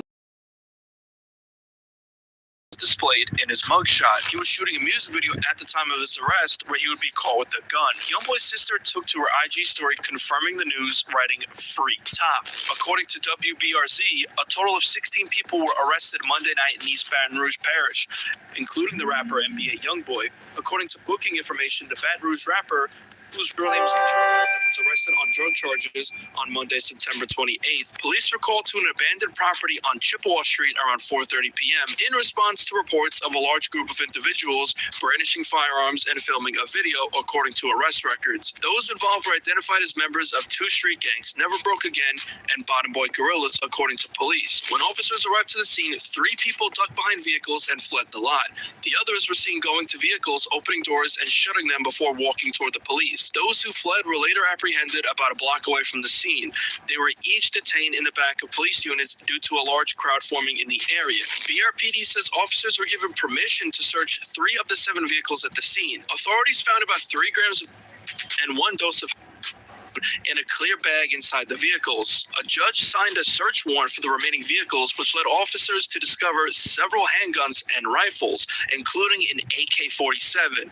Officers also found more digital scales and sex. Police said another 7 firearms were found in the grass nearby, including one stolen out of Texas. According to police reports, the was packaged for distribution, and the scales found at the scene are also used for packaging and selling narcotics. Additionally, the individuals had large amounts of cash on their persons, which was seized. Golden, known as NBA YoungBoy, was carrying more than $47,000 at the time alone, officers said. Baton Rouge Police Department would release photos of all the money and weapons weapons that were seized at the scene. More than a dozen guns off the streets tonight and several men arrested after, including rapper NBA YoungBoy. A broad daylight drug bust, landing 16 men behind bars tonight, including Baton Rouge rapper NBA YoungBoy. It's crazy. Oh, good. When police got there, the men took off, but a short while later, according to an affidavit, police found and other drugs packaged up at the scene, as well as 14 guns, one of which was stolen, plus more than $79,000 in cash. Yeah, all the young boys in jail. This latest arrest comes almost a year after NBA YoungBoy was released, and a judge actually let him out of his probation early after he met all the court-mandated requirements. At the time, the rapper was supposed to relocate out of Baton Rouge for a fresh start somewhere else. Tonight, his attorney calls this arrest ridiculous, saying there's nothing in the report that indicates he did anything wrong. They arrested several people, and there was no indication that he had any guns or drugs on him at the time of the arrest. The attorney vows his client will be found innocent, and all of this cleared up in court. YoungBoy would be released on a $75,000 bond the next day, with footage surfacing of his release. Unfortunately, YoungBoy's legal troubles were far from over. In October of 2020, TBG founder Lil Ivy Smith's son, Lil Ivy Jr., would get involved, hopping on IG Live. He would preview new unreleased music from Lit Yoshi, where he would diss Big Dump. Can't forget about Big Boy. Made the whole hood cry, but that's a tenfold. On October 7th, 2020, while promoting his latest project, Fredo Bang did an interview with Bootleg Kev. During the interview, he was asked about his ongoing beef with NBA YoungBoy. Here's what he had to say about it. Well, listen, the last time we talked, you were like, I'd be open to working with him. I would. I still would. I'm a business person. Like, especially I don't have nothing against him. Like, he never did me nothing. Never did nothing. Nobody wrong me. Was the origin of the issue with your man G originally? I really don't know. Listen, when I was in jail, right? Yeah. Everybody was good. Wait, just so everybody know, give them the timeline. From what year to what year were you in jail? The 2.5 years? The first day of 2016, all the way to middle of 2018. May 2018. Okay. So when I went to jail, all us are good, right? Yeah, but he had left TVG. When I was in jail, people, I don't know where the 4K Trade shit came from. Right. It was NBA. Anybody came to NBA, they come on my line, eat together, we straight. You know what I'm saying? It's like I don't know. It's just like when they BBGs, all that, like Southside, like we straight. Ain't no Fred, I want to do Fredo something like. Then you get out of jail and then shit goes up. I get out of jail, like I'm calling people like, what up, bitch? Like, nigga, like, calling me, hanging up and shit. Like, damn. Next week, I'm On October 19th, 2020, Seven Hardaway dropped a track called One Up.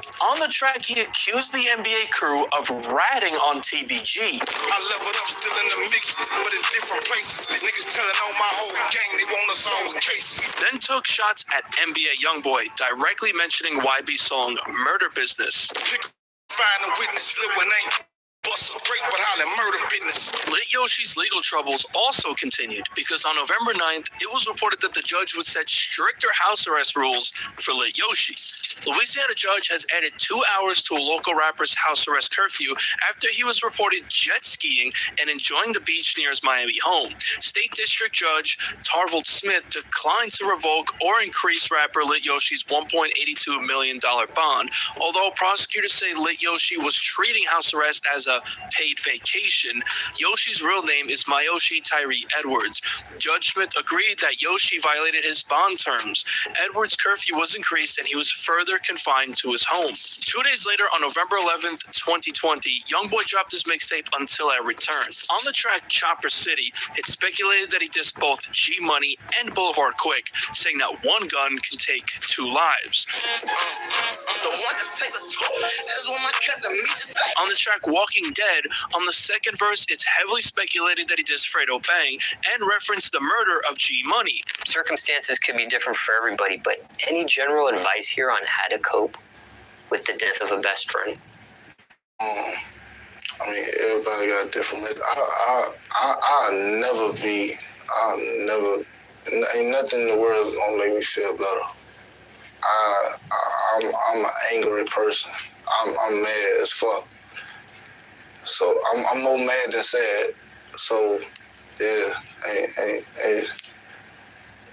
I'm mad. Bitch, we the reason your bird of murder got your attention up. I say God be with them niggas, top out sipping that. On the track Thrasher, which had a music video premiere 3 days later, Youngboy says that he knocked down 3.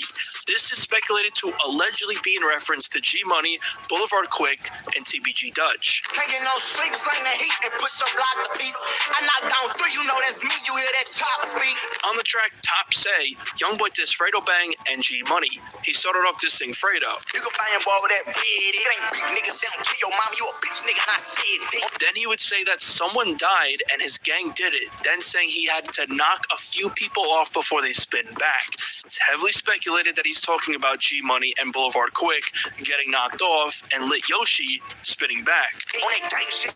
That boy dead, gang dead. Had to knock a few of them bitches first for the scare motherfuckers spin back. Around this time, it was rumored that BBG members allegedly tried burning down Lit Yoshi's house. Rapper and TBG affiliate Bands Ty would reference this on the track Touch 'Em All alongside Seven Hardaway. Got the drop, that's another one. Trying to burn a nigga house, the shit that got your brother down. In late November, this beef would turn deadly once again. On the night of November 20th, 2020, it was reported that 2 people were shot in Baton Rouge at a gas station just off Airline Highway.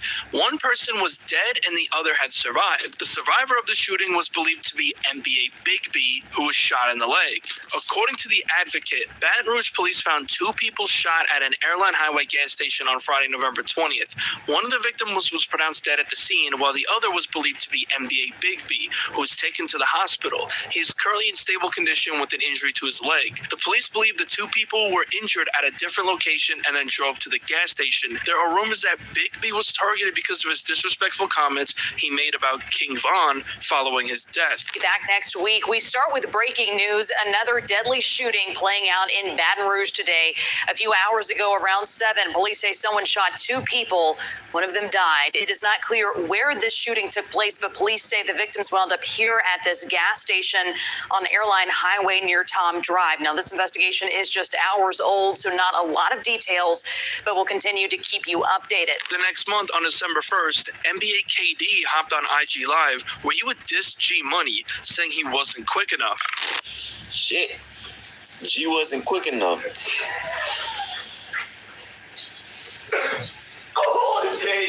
That was a cold. On December 10th, 2020, NBA Youngboy dropped a track called Green Dot, along with a music video. On the track, Youngboy got real disrespectful when dissing TBG. I wish I could spit in his casket. Fuck him, I've been ducking this, and now one of you bitches still gonna touch it. 4 days later, on December 14th, TBG member Seven Hardaway dropped a track called Treason. On the track, he would diss Youngboy. He started off reminiscing on his relationship with Youngboy in 2015, when Youngboy was still a part of TBG. Rewinding back to 2015, my Brandon Wine when I was scooping you, and that shoe feast. I used to tell you, boy, you talented. Then he would reference Youngboy's issues with Floyd Mayweather and Jay Prince. Speaking on Mayweather, you in Houston out your body, really pushing them buttons, talking hard to Jay Prince. Then further dissed him, saying he should have stayed in school. I know money rule the world, but don't let it rule your every move. Stupid, dumb, young, illiterate nigga should have stayed in school. Then he would clown Youngboy, saying he uses auto-tune in his songs and can't rap. Hey, I ain't here to do no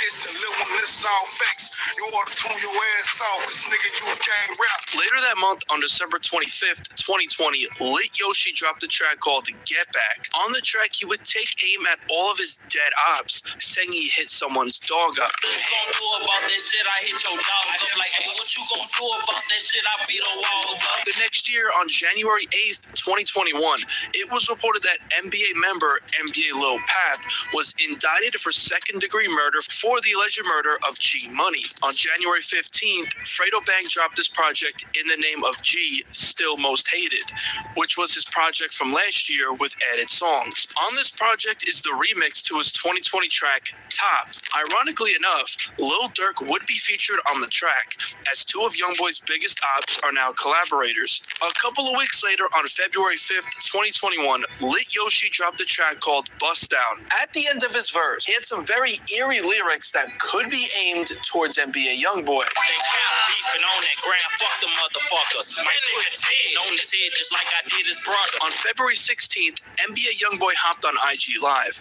During the live, G Money's industry music video would pop up on his TV screen, causing Youngboy to react.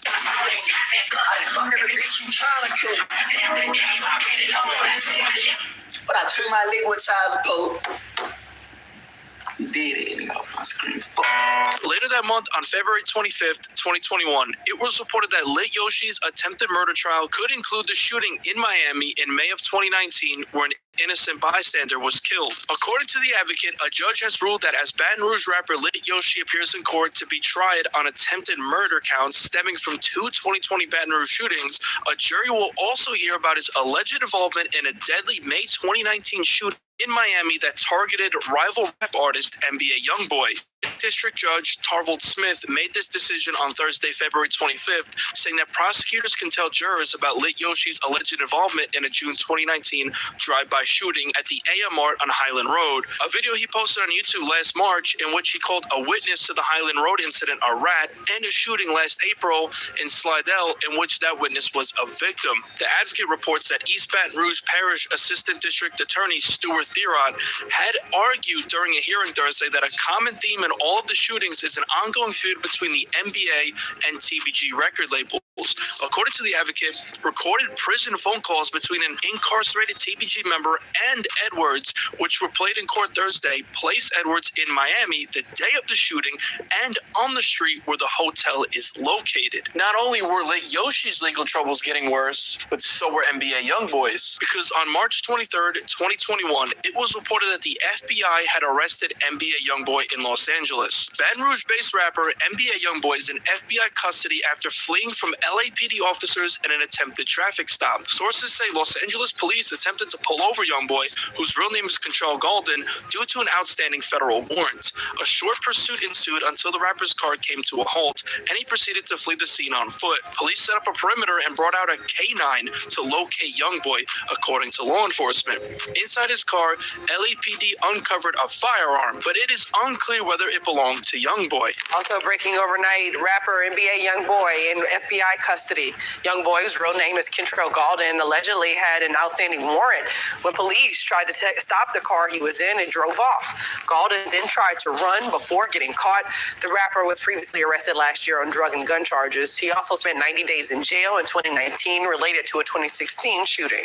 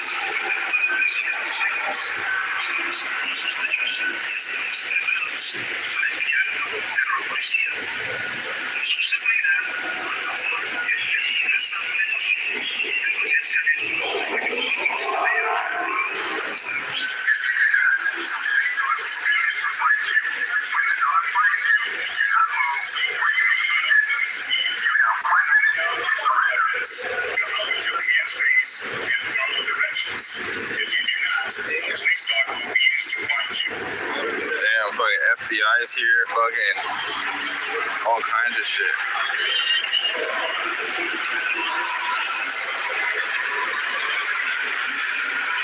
That same day, FL Dusa, who is allegedly behind the death of Buzilla, would be released from prison after several years behind bars.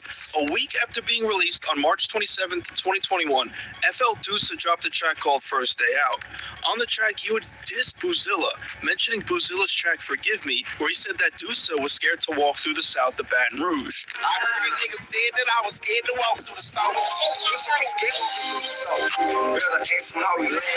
Same nigga said what he said, a nigga blew his shit off. Meanwhile, Fredo Bang continued dissing NBA YoungBoy during this time. On April 2nd, he dropped a track called Click Up, where he would reference his back and forth on IG with NBA YoungBoy. On the Grammy talking games for South Cats. You really my son, I'll take my building, beat your pockets. Then he would diss 63rd, similar to how King Von would, in tribute to Von, and then sent a warning to YoungBoy. I don't know 63, just watch how you speak on G. Ask that nigga who deceased.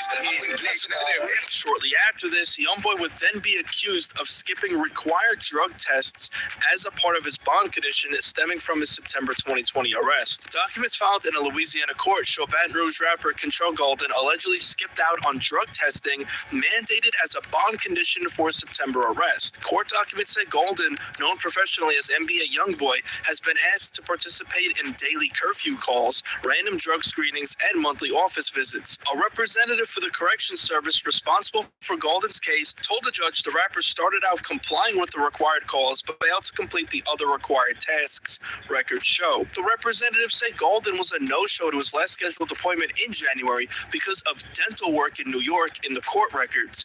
Golden did not reschedule that appointment despite being asked to, according to the records. On April 13th, 2021, YoungBoy would be booked into St. Martin Parish Jail on federal hold without bond. 2 days later, it was reported that YoungBoy pleaded not guilty to the federal weapons charge with a court hearing scheduled for April 20th, where he would be facing state weapons and drug charges, facing a max 10 years in jail with a $10,000 fine. Come April 20th, it was in the hearing, Judge Tiffany Foxworth Roberts ruled that Golden would be freed from bond obligations from the state charges. The decision was made because Golden was already facing similar federal charges. The rapper will remain in prison and await a federal trial, which is scheduled for June. That same month, FL Dusa dropped a track called First Day Out Part 2. He would once again allegedly reference the death of Buzilla.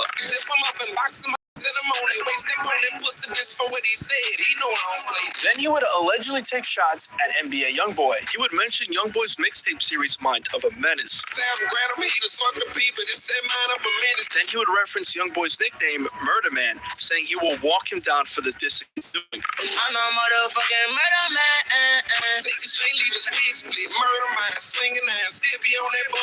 7 murders in my hometown. Tell them bitches I did that. Soon the boy touchdown. I'll be pushing his wig back. We putting shit to rest. Heard that red nigga say that he gon' murk me. Yeah, last nigga tried me. Got zipped up. Then he would directly reference lyrics from YoungBoy's track Diamond Teeth Samurai. I hit a fly like Slim. We don't shoot a butter rum. You know we play a butter rum. This put that out on Slim. The next month, on May 1st, 2021, FL Dusa dropped another track called Play for Keeps.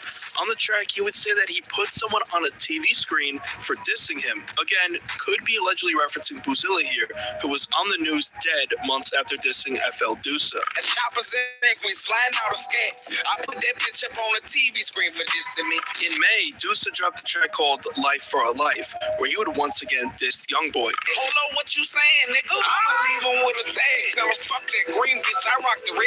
Come June 7th, a motion would be filed for YoungBoy's release. In a pretrial motion filed on Monday, June 7th, YoungBoy's attorneys requested that the rapper Born Control Golden be released pending trial on charges stemming from the initial firearms arrest, including felony possession of a firearm by a convicted felon and possession of a firearm not registered in the National Firearms Registration and Transfer Record. 2 days later, on June 9th, it was reported that YoungBoy's lawyers have requested a pretrial release and claimed the title of the Fed's operation was Operation Never Free Again, a play on Never Broke Again. Attorneys alleged federal officials in Baton Rouge contacted authorities in Los Angeles to orchestrate Golden's arrest instead of arranging a voluntary surrender, which they say would have been more appropriate. YoungBoy's lawyers claim the title of the operation was Never Free Again, a play on the rapper's Never Broke Again brand. His attorneys argue that the operation title is a status offense. The next day, more blood would be shed in this deadly war. Earlier Earlier in the timeline, I mentioned a close NBA and 4K Trey affiliate named Duty Black, who is speculated to have been responsible for the murder of Boulevard Quick. On June 10th, 2021, it was reported that a 23-year-old man was fatally shot on North Foster Drive in Baton Rouge. A 23-year-old man was fatally shot on North Foster Drive Thursday, June 10th, according to Baton Rouge police. Baton Rouge police homicide detectives are investigating the shooting death of Darian Carter, aka Duty Black, that occurred in the 2500 block of North Foster Drive around 11:16 p.m. Carter was shot while sitting in his vehicle and died at the scene. The motive and shooter are unknown at this time. At 5 here, police are investigating yet another deadly shooting. Police say 23-year-old Darian Carter was shot and killed near a convenience store on North Foster Drive. The shooting actually happened last night just after 11. We're told the victim was shot while sitting in his vehicle. If you know anything about this crime, call Crime Stoppers at 344-STOP. Eerily enough, that same day Duty Black was killed, TBG members and affiliates would post Boulevard Quick. TBG affiliate named One Deezy would post Boulevard Quick to his IG story that same day.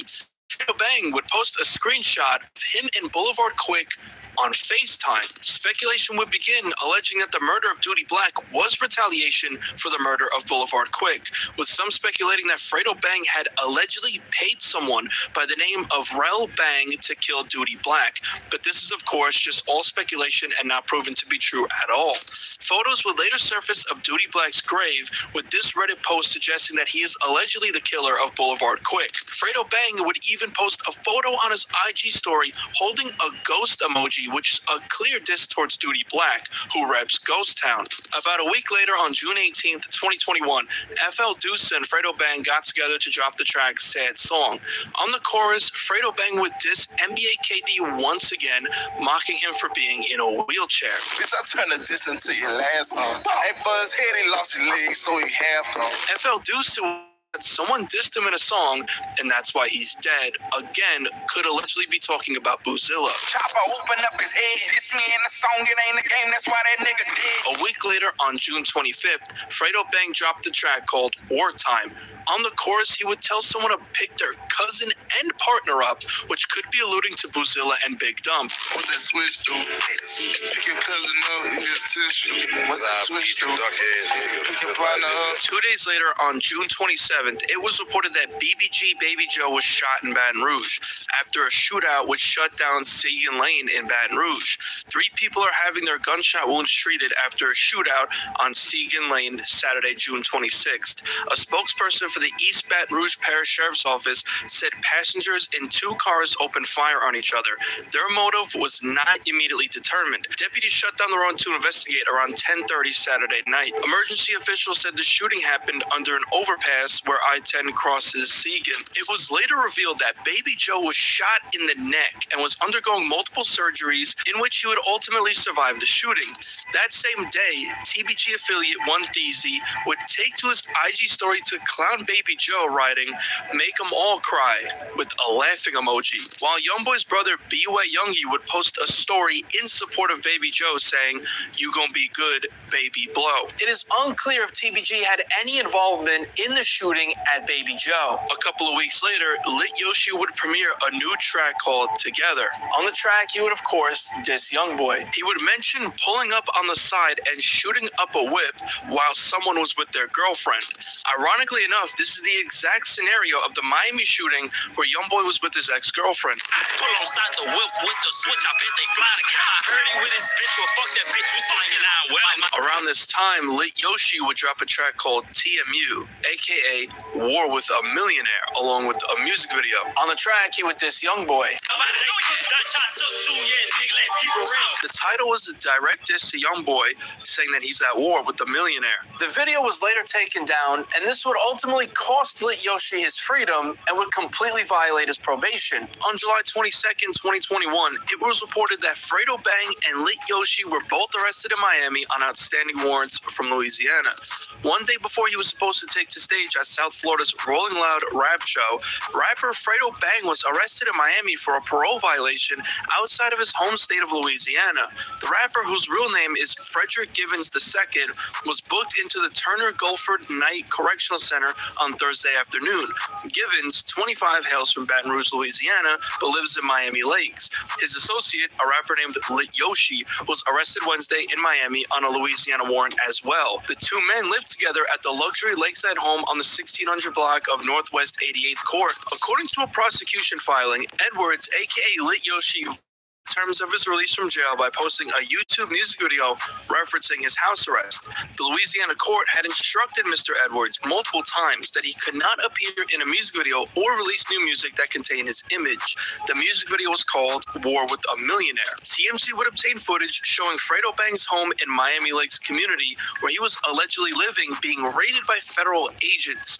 The agents used flashbangs and smoke grenades during the raid and escorted people out of the home with assault rifles. Police officers and FBI agents in Miami Lakes home found body armor and a stolen car, triggering the parole violation. But according to Haley, who represents Givens, the guns were legally registered to the rapper's security detail, and the car did not belong to him. The vehicle did not belong to Mr. Givens, Haley said. Mr. Givens does not have knowledge of the vehicle being stolen. Now, NBA Youngboy, Fredo Bang, and Lit Yoshi were all behind bars simultaneously. While locked up on August 6th, Fredo Bang dropped his project, Murder Made Me. On the opening track, Throw to Set, Long Live Von, Fredo attributed the song to King Von. He would take shots at King Von's killer, Lil Tim, on the second verse. How a bitch nigga kill a real.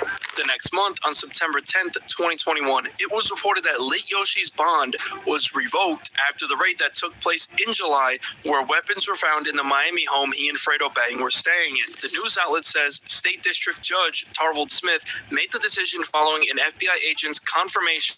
While on in Florida, Edwards was found to have guns, ammunition, and a bulletproof vest in his home. So Edwards will stay in jail until his trial, which had not been scheduled yet. Judge Smith said he intends to set a trial date on November 8th, which is when a status conference will take place. While locked up, NBA Youngboy premiered a new track called On My Side on September 17th from his upcoming album, Sincerely Contrell. On the track, he says for Big Dump, he got bodies 2x2, possibly referring to Boulevard Quick and TBG Dutch. For Big Dump, I really miss I got them bodies 2x2. On September 24th, Youngboy dropped his album Sincerely Contrell. On the opening track called Bad Morning, he would allude to the 2019 Miami shooting, which is allegedly tied to TBG. Contract for my brother when them hollows got a finish. Got some bullets in the car when them shotters sent them in. I'll praise to Allah.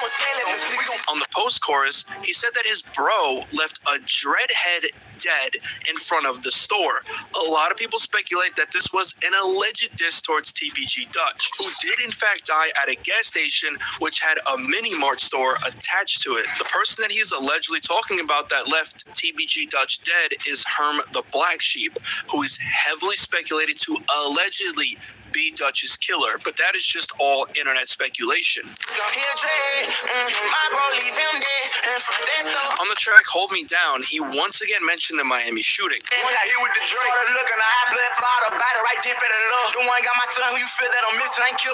The next month, on October 20th, 2021, it was reported that NBA Youngboy would be granted bail and house arrest. NBA Youngboy is about to get out of jail as he awaits trial in his federal weapons case, TMZ has learned. The rapper's attorneys Drew Finling and Andre Belanger tell us bail has finally been set for Youngboy, but he has not been released. The judge gave him two options: put up $1.5 million worth of property or $500,000 cash. Just 4 days later, on October 26th, NBA Youngboy would be released from jail after spending 7 months behind bars, where he would be placed under house arrest, relocating to Utah.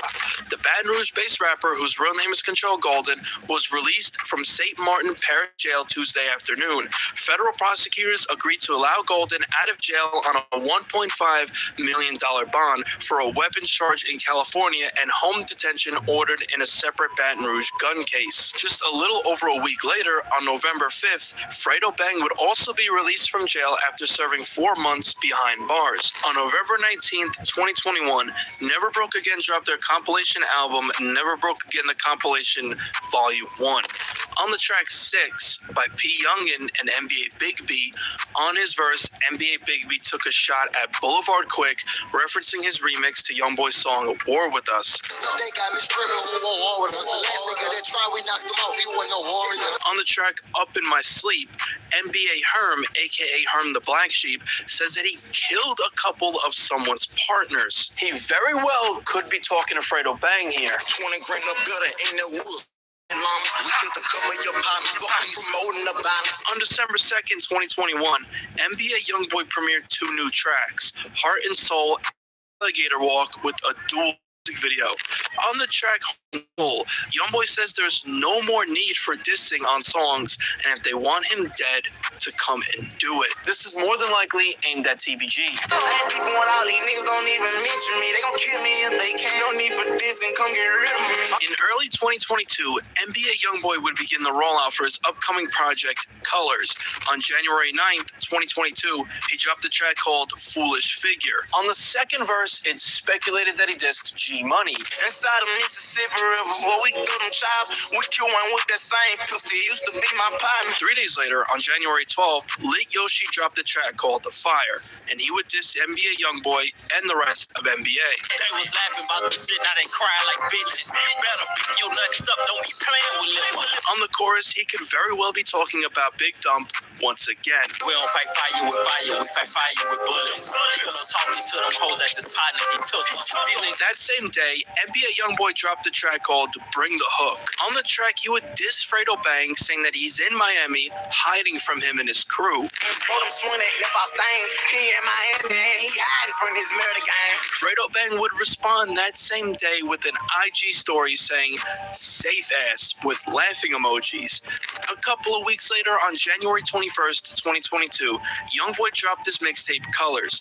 On the opening track, Long Live, Youngboy says that he took half of someone's army in the war, which could very well be a TBG reference, seeing as though several TBG members died. On the track Diss and That, at the end of the first verse, it's heavily speculated that he dissed Fredo Bang, say he allegedly left 5 of his brothers dead. One of us up, the 5 his brothers with their toes up. Pussy nigga with all that rapping and he know what up. Hey, with me, it's going down. The next month, on February 18th, Cowboy and Fredo Bang got together on the track Glow Up on Cowboy's project Blackheart. On his verse, Fredo Bang allegedly dissed NBA KD once again. Stand on what I say before I stray, I never rap again. NWA, you play with me, you might not walk again. Around this time, Youngboy would begin the rollout for his upcoming album, The Last Slimito. On April 1st, 2022, he dropped a track called Acclaimed Emotions, where he would reflect on the Miami shooting that took place in 2019, where his life was nearly taken. They shot, I duck. Thank God they struck. On May 14th, 2022, Youngboy dropped a track called See Me Now, along with a music video, where he would once again reflect on the Miami shooting. 2 days later, Fredo Bang premiered a new track called Dead Man, along with the music video. On the track, he would diss Youngboy, saying that he's allegedly still repping off his partner, Big Dump. These pussy niggas traumatized. I'm still repping off his partner for the other side. He speak on G, I put him down and leave his mouth. Then at the end of the second verse, Fredo Bang would take shots at NBA KD, mocking him for being in a wheelchair, then would directly reference NBA Youngboy's song Know Like I Know, which released earlier in the year, then would tell Youngboy to stay his ass in the house due to Youngboy being on house arrest. He was talking hard and like still. Nigga hit him with that eye, he got a milk. So he gon' get it. I hope you know like I know. Gon' die from choosing sides up. If you know just like I know, you been on forward. Keep your ass up in the house, we got all cyber clips. The next month, on June 10th, 2022, Never Broke Again dropped their compilation album Green Flag Activity. On this is a track called Puff Puff by NBA Herm. Herm had some very eerie lyrics, to say the least. On the chorus, he said he's smoking a big Dutch. Earlier, I mentioned a TBG member who went by the name TBG Dutch, who was shot and killed in March of 2020. Herm could possibly be referencing TBG Dutch here.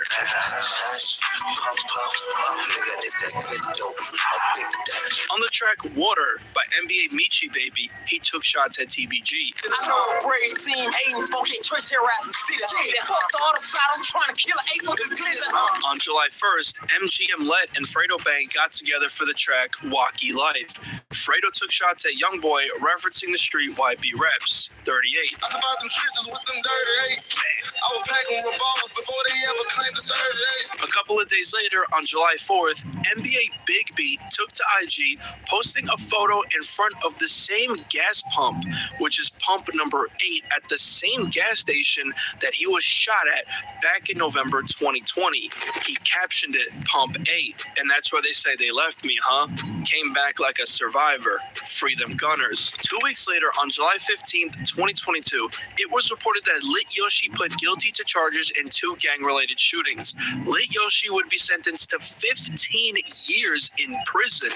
Local rapper Lit Yoshi pled guilty Thursday to charges relating to 2 separate gang-related shootings. Lit Yoshi, whose real name is Mayoshi Edwards, was found guilty of charges stemming from 2 shootings, one in 2019 and another on July 4th, 2020. Edwards was sentenced to 15 years in prison at hard labor, 3 years of active supervised parole, according to court records. On July 21st, TG Commas and Fredo Bang got together for the track Barefoot. On his verse, Fredo Bang would diss NBA KD. If he ain't 30 deep up in the city, he ain't popping on. I'ma take his legs, I got a bag, keep me walking on. On August 8th, 2022, TBG affiliate Hot Boy Do would preview new music on Triller, where he would show off a new dance move.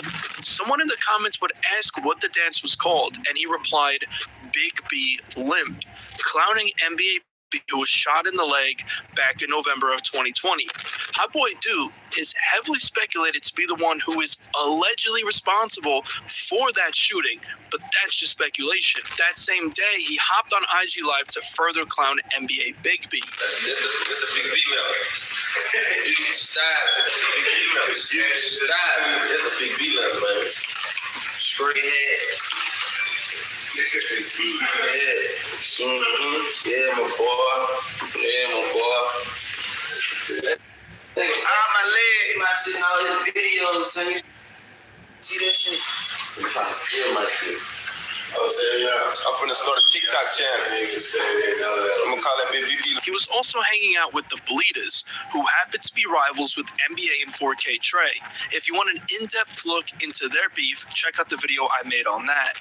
On August 29th, 2022, an unreleased Youngboy song called Casket ended up leaking. On the track, Youngboy had another extremely eerie line allegedly aimed towards Boulevard Quick. He would once again allege that his mom told him to kill Boulevard Quick, even saying that in a week or less, they got him.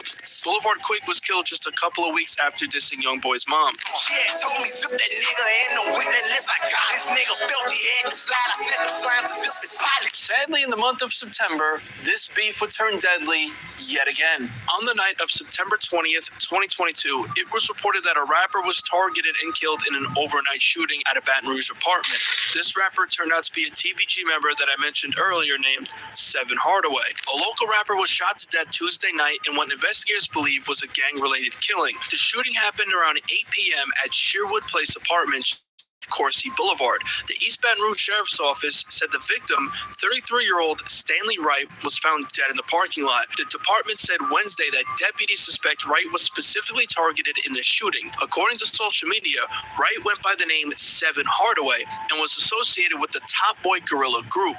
Several photos showed Wright alongside well-known Baton Rouge rappers Lit Yoshi and Fredo Bang, who also have ties to the group and have been linked to a violent, ongoing feud that resulted in multiple shootings. Authorities have not publicly identified a suspect in Wright's killing at this time.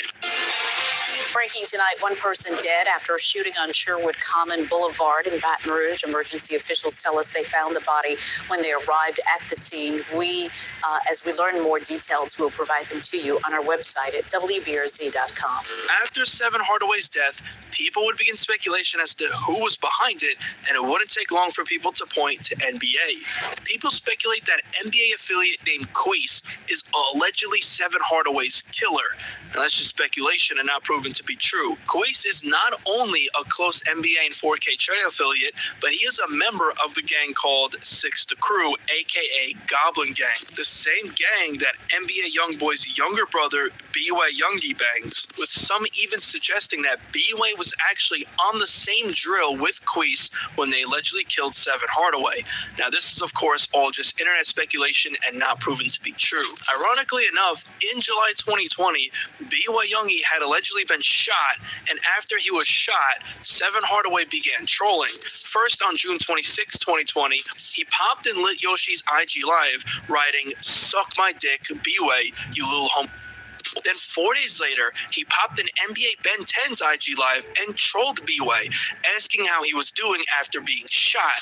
He even commented on one of NBA Ben 10's IG posts about him putting that iron on someone's brother, writing, "Super cap, you ain't never did none out you, little boy." People even listed Seven Hardaway as one of the bodies that is allegedly connected to NBA and 4K Trey. He was also listed amongst people that NBA Youngboy allegedly dropped a bag on to be killed. After the news broke, a lot of TBG affiliates started paying tribute to Seven Hardaway on Instagram, like TBG affiliate Sleepy, FL Dusa, and none other than Lit Yoshi.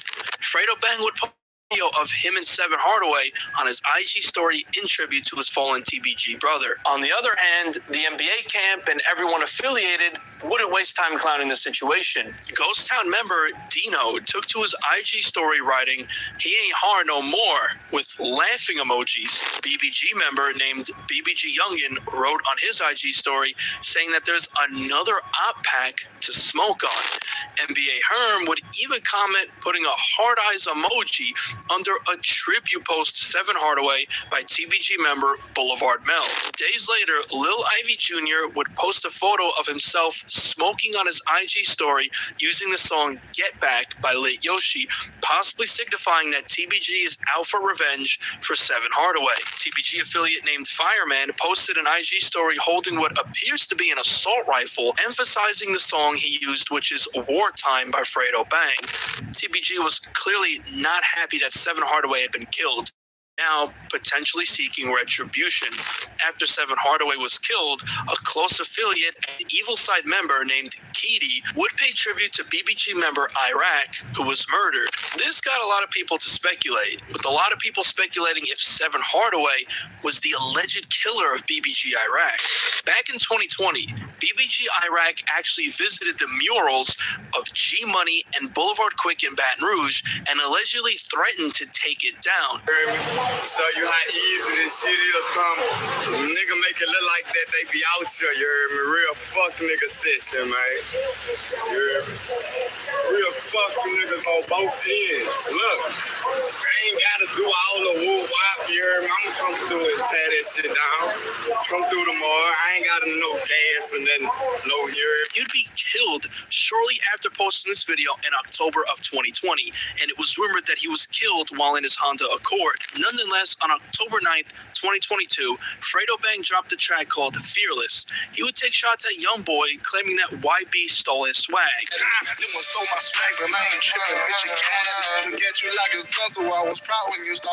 Then would send a warning to Youngboy if he speaks on G Money. The next month, on November 4th, 2022, NBA Chopper Boy dropped his track Bang 5. That same day, Hot Boy Do dropped his track 604 GS Bleeder. Hot Boy Do thought that Chopper Boy was trying to compete with him by dropping on the same day. This prompted him to take to his IG story to diss Chopper Boy, saying, "Old ass, no rapping ass dude trying to compete with Hot Boy and drop when I drop. Dude gonna put you on side that other boy you heartbroken about.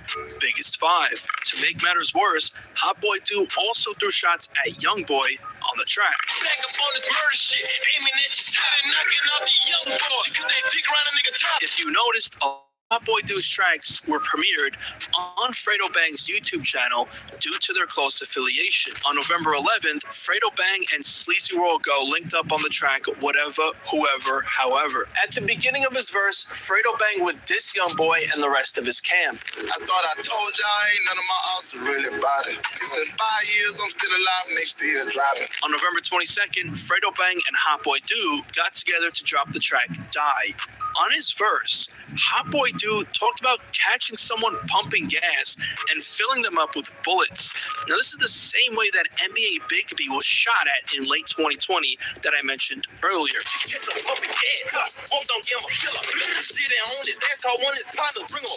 Ironically enough, in the music video, they quickly panned to a gas pump that was pump number 8. This was the exact pump that NBA Bigby was actually shot at, and it's even been rumored that Hot Boy Dude was the one who allegedly shot NBA Bigby. Keep this in mind because it will come up later in the timeline. The next month, in December of 2022, NBA Youngboy would have a change of pace as he started promoting a new campaign he called Stop the Violence. He debuted it on a track called This Not a Song, This For My Supporters, which dropped on December 3rd. 3 days later, on December 6th, Fredo Bang dropped a track called Double Dutch. At the end of the second verse, he took shots at Quando Rondo for dissing the dead, but screaming no on the news when his cousin Lil Pop was killed. How the fuck you diss a dead? Now you're hiding us. On December 6th, 2022, B.Y. Youngie dropped his project Success Before Destruction. On the track Murder Town, he said that he caught someone in their yard, which is eerily the exact way that Seven Hardaway was killed just a couple of months prior. Got that boy in his yard trying to leave that bitch in his car. Weeks after Youngboy started the Stop the Violence campaign, something crazy would happen later in the month that would catch everyone by surprise. On December 21st, 2022, NBA Youngboy dropped the compilation album Lost Files, which consists of unreleased songs. The track 4K Trey Freestyle, which was recorded in 2019, would appear on the project. On the track, it's been speculated that he dissed TBG. Youngboy says that they're allegedly repping off one body, meaning Big Dump, yet they allegedly stepped on 3 of their homies, which at this point could have meant G Money, Boulevard Quick, and the third could either allegedly be Austin on the track, who was killed, or TMH Monkey, who was shot in the head but survived back in 2017. They know we whacking them back-to-back niggas, so they been on it. They ripping out one body. We stepped on 3 of their homies. The next day, on December 22nd, 2022, it was announced that NBA Youngboy and others would be donating thousands of toys in an apparent toy drive in Baton Rouge. Amongst those people included was none other than Fredo Bang, as he even appeared on flyers for the event. It was also reportedly an NBA and TBG joint event. According to the news, Never Broke Again family, Fredo Bang, and TG Commas will be giving away toys on Christmas Eve at the Unity in the Community Christmas Drive. According to officials, they will be donating over 1,000 toys, bikes, coats, and athletic shoes. They will also be donating toys to All Old Children's Hospital. The group will reportedly hold a private dinner and provide gifts to families who have recently lost their homes in house fires. News outlets would begin reporting that Youngboy and Fredo Bang had allegedly squashed their beef, and it was even reported that the two settled their differences on an apparent phone call. Come time for the toy drive, footage would surface of Fredo Bang along with Hot Boy Do and some other TBG members talking to OG3. And NBA Herm can even be seen in the background. TBG affiliate TG Commas would even be seen with NBA Youngboy's mother, Sharonda. G Money's sister, Gabby Burton, was not happy about this and would take to Facebook writing, "I'd be so hurt for my brother, dog, Garrett G Money Burton. He really trusted these bitch ass dudes and I don't fucking like that." Fredo Bang would respond to G Money's sister on Facebook saying, "Anybody who haven't stood on business these last 5 years or paying for these lawyer/bonds can't tell me shit about a toy drive for kids. Hashtag be safe." Initially, people didn't really know what to make of this. Was it actually real, or were they just trying to duck that RICO as some people suggested. Days later, on December 28th, 2022, NBA YoungBoy dropped a track called Letter to Big Dump, which serves as a tribute to Big Dump. On the track, YoungBoy's talking to Dump, updating him on how life's been. On the track, he would say that he had a conversation with the man who contracted Big Dump to be killed. This very well allegedly could be in reference to Fredo Bang, because just days prior, they had a conversation on the phone, as I just mentioned. I had a conversation with the man who contracted your life to be gone. The next month, on January 24th, 2023, it was reported that G Money's alleged killer, OTS Lil Pap, would take a plea deal on his murder case. According to The Advocate, Monday, January 23rd, DeAndre DeMarcus Fields, 28, nicknamed NBA Lil Pap, was an associate of local rap artist NBA YoungBoy, worked with the prosecution to enter into a plea deal. Now, after 2 years, that murder charge has been reduced to an accessory charge, and he will only have to serve 5 years in prison. Originally, it was alleged by the state that NBA Lil Pap, who was in a rival rap crew to the deceased, shot and killed G Money in September 2017 while he was outside of his music studio on Dallas Drive. Fast forward to April 21st, 2023, NBA YoungBoy dropped his project Don't Try This at Home. On the track Big Truck, which would have a music video to go with it, on the chorus he said that when he gets in his feelings about his cousin Buzilla, he tends to murder the ops. I'ma act bad and I'm gon' flash off these dirty jiggers. Get in my feelings by my cousin and we murder niggas. On the track 1.5, YoungBoy had some insane lyrics that allegedly alluded to the death of Boulevard Quick. If you remember, Boulevard Quick dissed NBA YoungBoy's mother weeks before he was killed. On this track, YoungBoy says that his mom allegedly told him to leave Boulevard Quick dead, and a few weeks later, that's exactly what happened. Very haunting lyrics. Man, fuck YoungBoy, man. Tell me shit about that bitch. Since I was small, I ain't stand down, bitch. Ask my mama, I ain't scared. What's the nigga said? Boy, fuck that nigga mama. Bitch, play with me first. Fuck that hoe. She told me leave that nigga dead. Wait, 2 weeks later, I caught the bitch and bumped his head. What?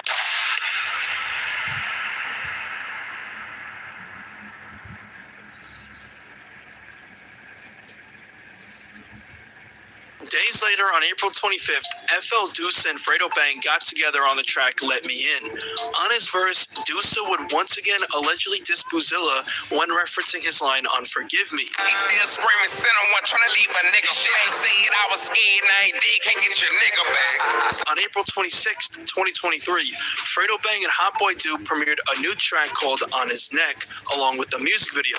On the track, Fredo Bang could be dissing NBA Big B, referencing how he was shot in November 2020 while pumping gas. My little dog be on that shit, he trying to get him one. I catch a nigga pumping gas, I'm trying to fill him up. A couple of weeks later, on May 8th, 2023, NBA YoungBoy would hop on IG Live to preview new music for his upcoming mixtape, Richest Op. He would preview a track we would later know as Let's Do It. On the track, he took shots at G Money. He would reference the bloody pillow that was on the murder scene of G Money.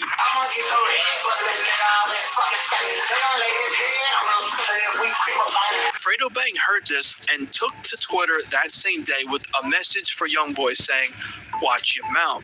Just 3 days later, on May 11th, 2023, the track would officially release along with a music video. In the video, YoungBoy would get real disrespectful, head on a pillow, completely mocking G Money. The next day, on May 12th, the YoungBoy would release his mixtape Richest Op. The track Bitch Let's Do It would appear on the project. On the track I Heard, on the chorus, it's heavily speculated that he allegedly referenced the 2017 shooting of TMH Hammer and his girlfriend, which resulted in his girlfriend getting killed, as I mentioned earlier.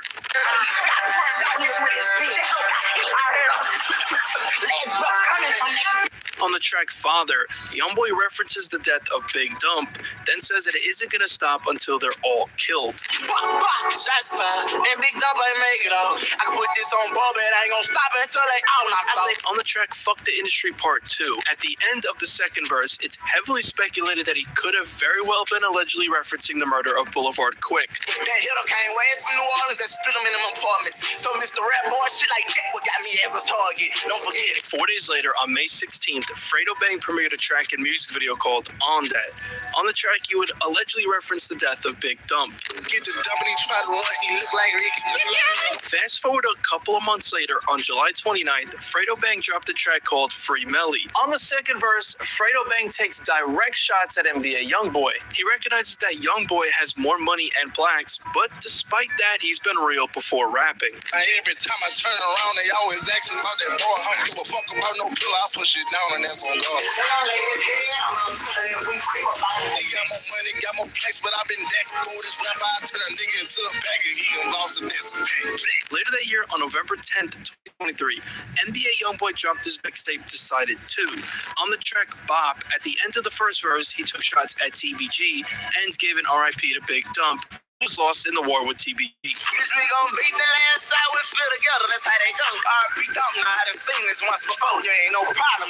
On the track Life and Glory, it's once again speculated that he took shots at Boulevard Quick, where he said that he doesn't hide behind money. You say ass nigga, I don't hide behind money, nigga, cause I ain't got that much, nigga. Time my money, you'll die if you run up in here. On the track Freestyle, Youngboy has a crazy line dissing Fredo Bang and TBG, saying that he put 4 of his brothers on a t-shirt, which allegedly could refer to G Money, Boulevard Quick, TBG Dutch, and Seven Hardaway. You might tell them about them niggas that was beefing with me. Put 4 of his brothers' face on top of that fucking t-shirt, nigga. On November 23rd, 2023, Rundown Spaz dropped the First Day Out Freestyle NBA Youngboy edition.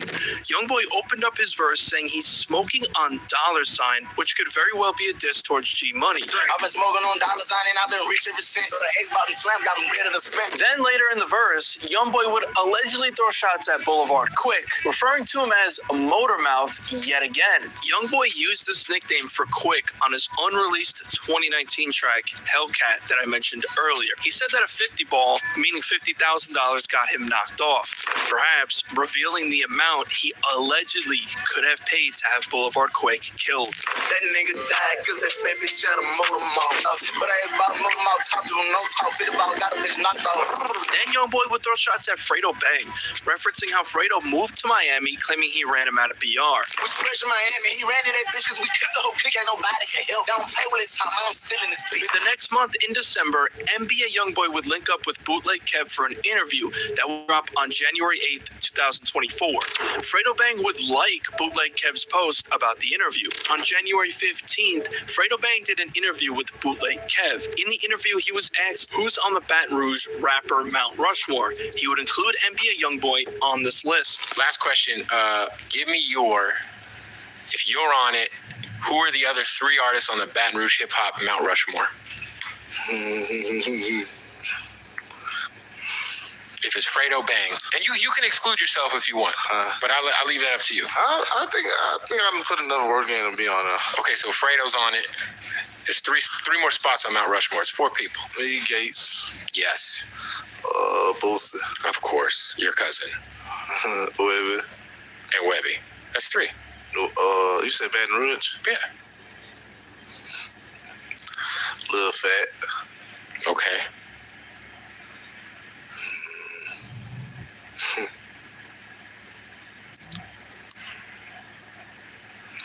And Dude. I went and visited Dude. I know. He's a nice guy. And I also wanted to commend you guys for the Unity in the Community thing. Was that about a year ago? I think so, yeah. It was about a year and some change ago, which was a big deal. I was trying to be the first interview ever where Dude wasn't brought up that you've done. But, yeah, I done. And he still technically hasn't been brought up because he's just Dude. Fast forward the next month, on February 3rd, 2024, NBA Youngboy dropped the track called We Shot Him in His Head, Huh? The title itself could be a diss towards G Money because, as I mentioned earlier, G Money was allegedly shot in the head. On the track, he would diss TBG, starting off with Fredo Bang, reminding him that they allegedly left his partner G Money dead with a headshot. Look, left your partner dead, huh? We shot him in his head, huh? DOJ invested me, I'm caught up with the fees, huh? Then later in the track, track, he would take shots at Boulevard Quick once again, reiterating the same sentiment that he said on 1.5, that his mom allegedly told him to kill Boulevard Quick for dissing her on IG Live. Just an insane line here. I'm talking about pulling up, jumping out with cake rags. My mama, she was the first to tell me, kill that pussy nigga. Then he would say that Quick talking shit on Instagram until the day they allegedly caught him. I've been wildin', I've been out my bag, talking all the shit from over here until the day we caught him. A couple of weeks later, on February 16th, Youngboy dropped another track called Closed Case, accompanied by a music video. On the chorus, he talks about leaving someone's partner, possibly a reference to G Money or other TBG members. Let's partner ain't try to pick him up. He got gun guys, pussy niggas be dissing, gon' get busted. What the fuck, man? A lot of these singles that he released around this time, such as Act the Donkey, Benny X the Reaper, We Shot Him in His Head, Huh, Fuck N-Words, Closed Case, No Time, and more, were originally intended for his upcoming album, I Just Got a Lot on My Shoulders. The album was originally slated for an April 19th, 2024 release, but ultimately would be delayed due to legal troubles, which we will get into. Fast forward to March 7th, Fredo Bang dropped a track called You Hate Me, accompanied by a music video. And on the second verse, he would take shots at NBA Youngboy. Street niggas, certified billboard, and I'm platinum. Bitch, stop all that nine. You wasn't gangster before you started rapping. Later that month, on March 24th, an unreleased track that Youngboy recorded in late 2019 called Bustin' would end up leaking. On the track, he would reference the 2019 Miami shooting at the Trump Hotel once again. Let it out with the Trump Tower, hollows bouncing like we ballin'. A week later, on March 31st, EMH Monkey,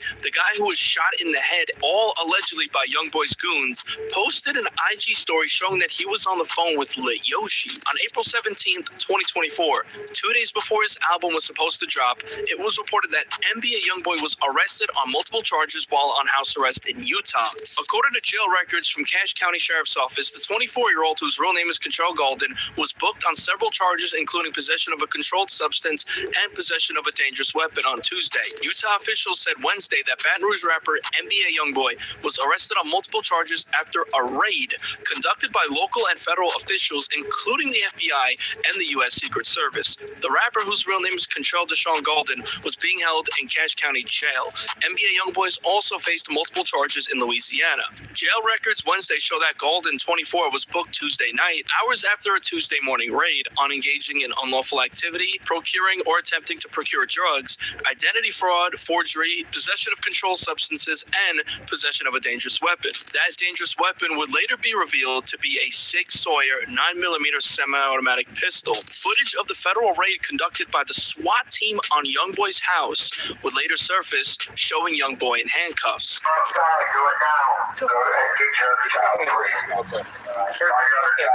Keep coming. Hands on top of your head. On top of your head. There we go. Mr. Ball, any weapons on this here? An engineer and your brother? What's your brother? What's his name, sir? Has it? Open this way, bro. You're right there. Alright, thank you, man. Go ahead and put me on your back. Hey. His brother, engineer. His brother. Let me know when you're ready for come back close to my voice, okay? I got a search warrant. On April 26th, new charges would be filed on Youngboy as he now faced another possession of a firearm by a restricted person felony charge and 2 counts of fraudulently obtaining a prescription. Youngboy was allegedly posing as doctors and patients to obtain prescription drugs in what they called a large-scale prescription drug fraud ring. Back in September 2023, he allegedly posed as a physician from Provo, Utah, to call in a fraudulent prescription to Reed's Pharmacy in Hiram for a patient, Bethel White. On the same day, Spence's Pharmacy in Logan received a call from the same suspect using the same physician's information, calling in a prescription for Gwendolyn Cox. The prescription was also for with 2 weeks later, a woman suspected of being an associate of Golden retrieved the drugs and claimed Gwendolyn Cox was her grandmother. On October 9th, Spence's Pharmacy received another call from the suspect, identifying as the same physician, again trying to prescribe and to Gwendolyn Cox. On January 17, 2024, investigators say a fake prescription with was called into Larry's pharmacy in Smithfield, Utah. The prescription had been called by the suspect, identifying as the same physician for a patient named Gwendolyn Cox, spelled slightly differently. The pharmacy found the call to be suspicious and contacted the physician in Provo, who again denied ordering the prescription. The physician told Larry's about the pattern of fraudulent prescriptions. The pharmacy contacted law enforcement. 2 different females arrived in a white Chevy Tahoe registered to Youngboy out of Texas, and the inside of the vehicle smelled strongly of, according to the report. The Tahoe, identified by a specific dent and rims, is also in one of Golden's music videos, investigators claim. The women were detained and later arrested for their suspected role in the operation. Detectives say the woman agreed to a search, during which residual and an empty case for a .45 caliber handgun were discovered in the vehicle. The woman claimed the was not theirs and that they were at the pharmacy to pick up a prescription for a friend whose name they reportedly did not provide. During interviews with the woman, investigators say one of them mistakenly identified the friend as Deborah Cox, not Gwendolyn. The next month, on May 9th, he would be seen appearing in Utah's 1st District Court, where he would be awarded bail that was set at $100,000. Youngboy would then make bail and would return to Gravedigger Mountain temporarily. On July 12th, 2024, Fredo Bang dropped a track called Outta There along with a music video. On the 3rd verse, he does a play on Youngboy's song Big Bankroll, flipping it to diss Youngboy. 1 body, 2 body, 3 body, 4, 5 bodies knocking at your door. 1 body, 2 body, 3 body, 4. He don't pop outside, we gonna bring it to you though. During Youngboy's time behind bars, his iCloud would be hacked, resulting in a series of leaks, including songs, music videos, text messages, behind-the-scenes footage, and vlogs all ended up leaking. This would ultimately delay the album even further. One of the tracks that ended up leaking on July 27th, 2024 was a track called Trapped Out, which also had a music video shot for it earlier in that year that never ended up releasing officially but was later leaked. On the track, NBA Youngboy would reference the 2019 Miami shooting, then would mention how someone got killed pumping gas. It's highly speculated that this was allegedly a diss towards TBG Dutch, who was shot and killed at the Airline Food Mart and gas station back in March of 2020, as I mentioned earlier. I know you heard about that story, that pussy pumping gas. He got still bow, bow, bow, bitch. This track would end up releasing officially in March of 2025 on the Leaks compilation project. A couple of months later, on September 1st, 2024, it was reported that the alleged killer of G-Money, OTS Lil Pap, aka NBA Lil Pap, was released from prison after over 5 years behind bars. He would take to IG Live that same day to celebrate being home while bumping Youngboy. The next week, on September 9th, Youngboy would receive a prison sentence in his federal gun case. Youngboy's attorney, Bradford Cohen, took to Instagram to announce he would likely serve 27 months in prison and 5 years of probation after accepting a plea deal in his Louisiana federal gun case all the way back in September of 2020. Nonetheless, Youngboy would begin the rollout for his album. Around this time, more songs would make their way out. On October 24th, the track that Youngboy recorded way back in late 2019 called Touchdown would leak. On the track, it's speculated that he referenced the death of Boulevard Quick and how his mother allegedly told him to kill Quick for talking about her on IG Live. When my mama told me Papa 1 week later knocked him off. On the chorus, Youngboy would allegedly reference the shooting of TMH Monkey, mentioning him by name. He would then mention TMH Hammer doing a play on his name, then referencing how his girlfriend was shot and killed once again. She showed me one block, kill it hoe. You got ex-monkey right in shit with shot at him and pop his hoe. On November 7th, another track leaked. This time, one of the tracks that was intended to be a lead single called Blood on My Soul. The unreleased music video would also end up leaking along with the track. This track, NBA Youngboy primarily was going at Lil Durk, but he did have some words for Fredo Bang. On the second verse, Youngboy says that they knew he got someone gone and his people hate him for it. He could allegedly be talking about either King Von or, the more likely one, G Money. They know I got that bitch gone. These people hate me for that. Say they gon' blame me for that. I got my way across that track. After the leaks that same day, YoungBoy decided to premiere 8 new tracks from the album, 4 of which got music videos to go along with them. One of which is a track called Killer Season. On this track, YoungBoy references someone named Keedy. Let's take you back to November 18th, 2023. It was reported that an 18-year-old by the name of Keandre Simpson was shot and killed in the parking lot of the Pine Square Apartments on Doherty Drive near Ritterman Avenue around 9:50 p.m. The teen who was killed was actually a member of BB4L named Evil Side Keedy. Keedy was close with NBA and the rest of 4K Trey, as well as BBG.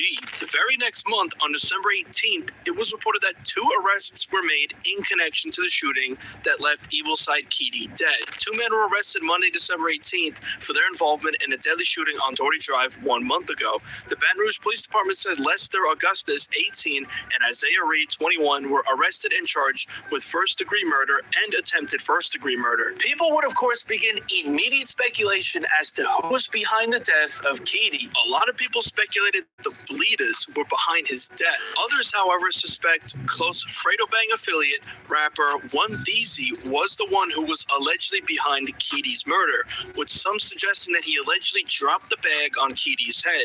One Deezy is said to be a member of 60 Gang, which Keedy was embroiled in a beef with. Deezy even dissed NBA way back in December of 2020, so he also had smoke with the NBA camp. This brings us back to the track Killer Season. On the chorus, YoungBoy name-dropped Keedy while also referencing Fredo Bang's 2020 track Yo Slime, where Fredo name-dropped Deezy. YoungBoy seemingly does a play on words, to which some people say is confirmation that Deezy is allegedly behind Keedy's death. They always dissing in these songs, talking murder. Want these out the windows, they do hurdles. I'm the reason for the murder. He tried to run this one for Keedy. Make that pussy buzz up here. On November 8th, YoungBoy's team announced the album would now be dropping on December 6th. And come December 6th, the album would end up dropping. But was ticking, and YoungBoy's freedom was about to come to an end, because just 4 days later, on December 10th, NBA YoungBoy would be sentenced to 23 months in prison on gun-related charges. He would also have 60 months of probation and a $200,000 fine. But luck would be on YoungBoy's side, because on January 11th, 2025, it was reported that YoungBoy would have a new early release date from prison due to an earlier plea deal. The amended sentence would take into consideration time served to May 2024.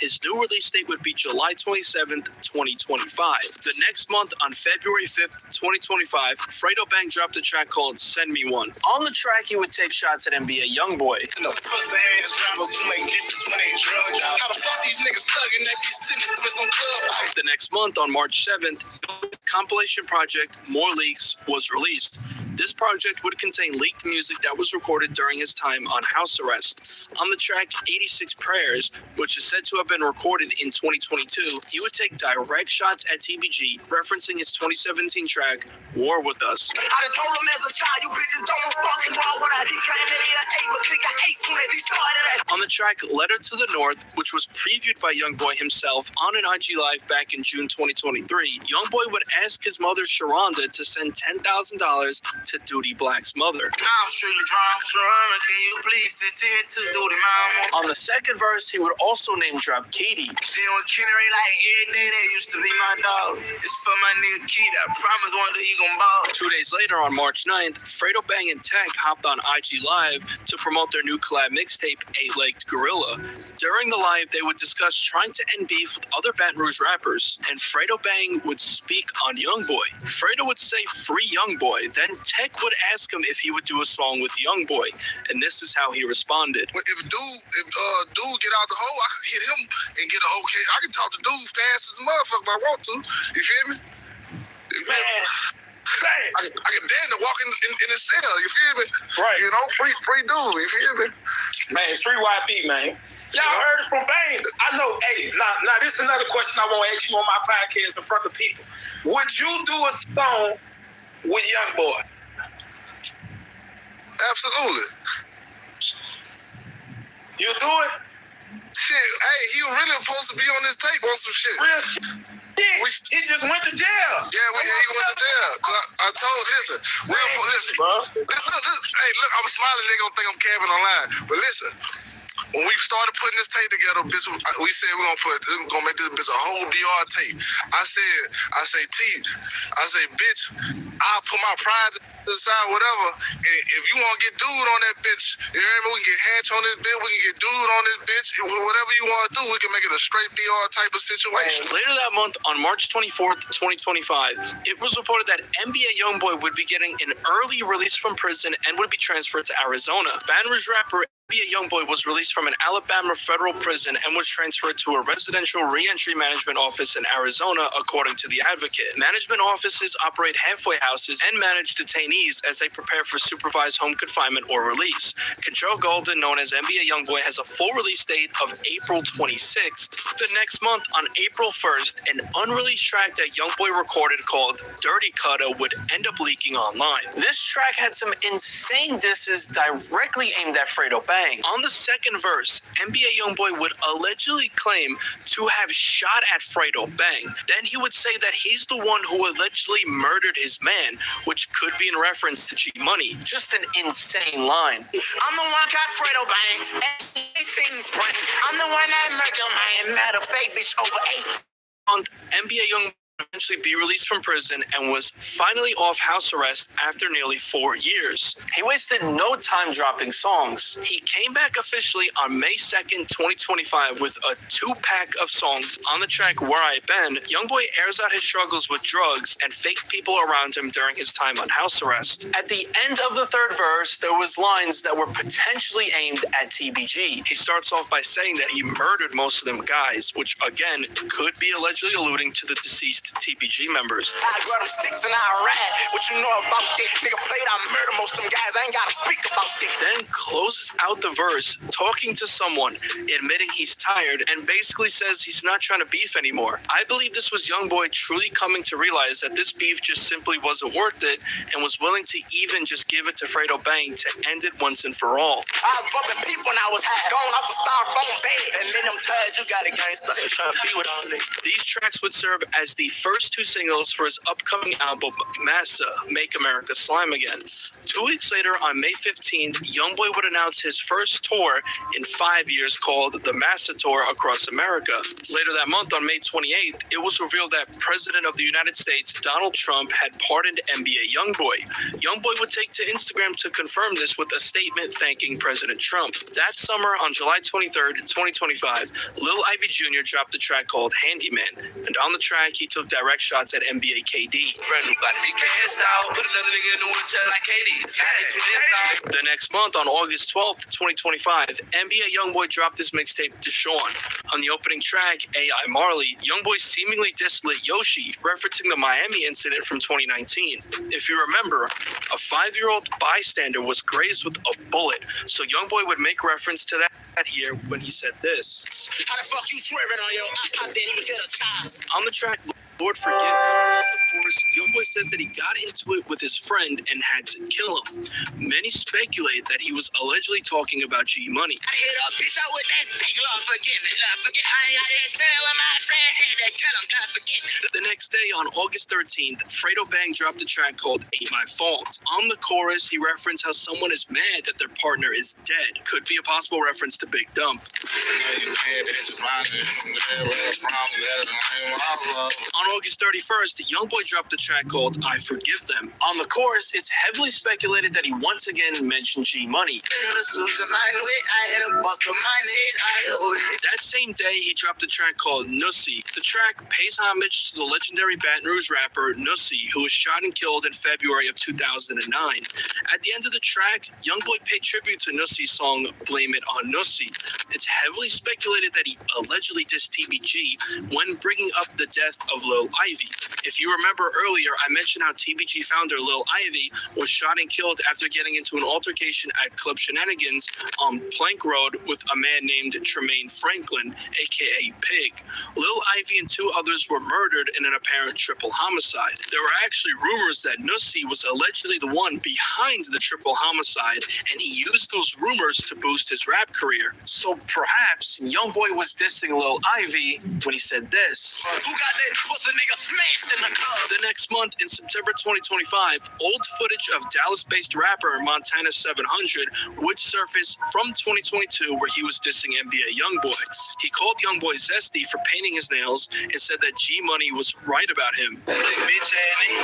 All you YB fans, you bitch ass nigga better block me today, nigga. This little bitch ass nigga on this hoe painting his nails, doing all type of hoe shit, nigga. G-Money been said you was a hoe, nigga. You better get on that Fredo shit, nigga.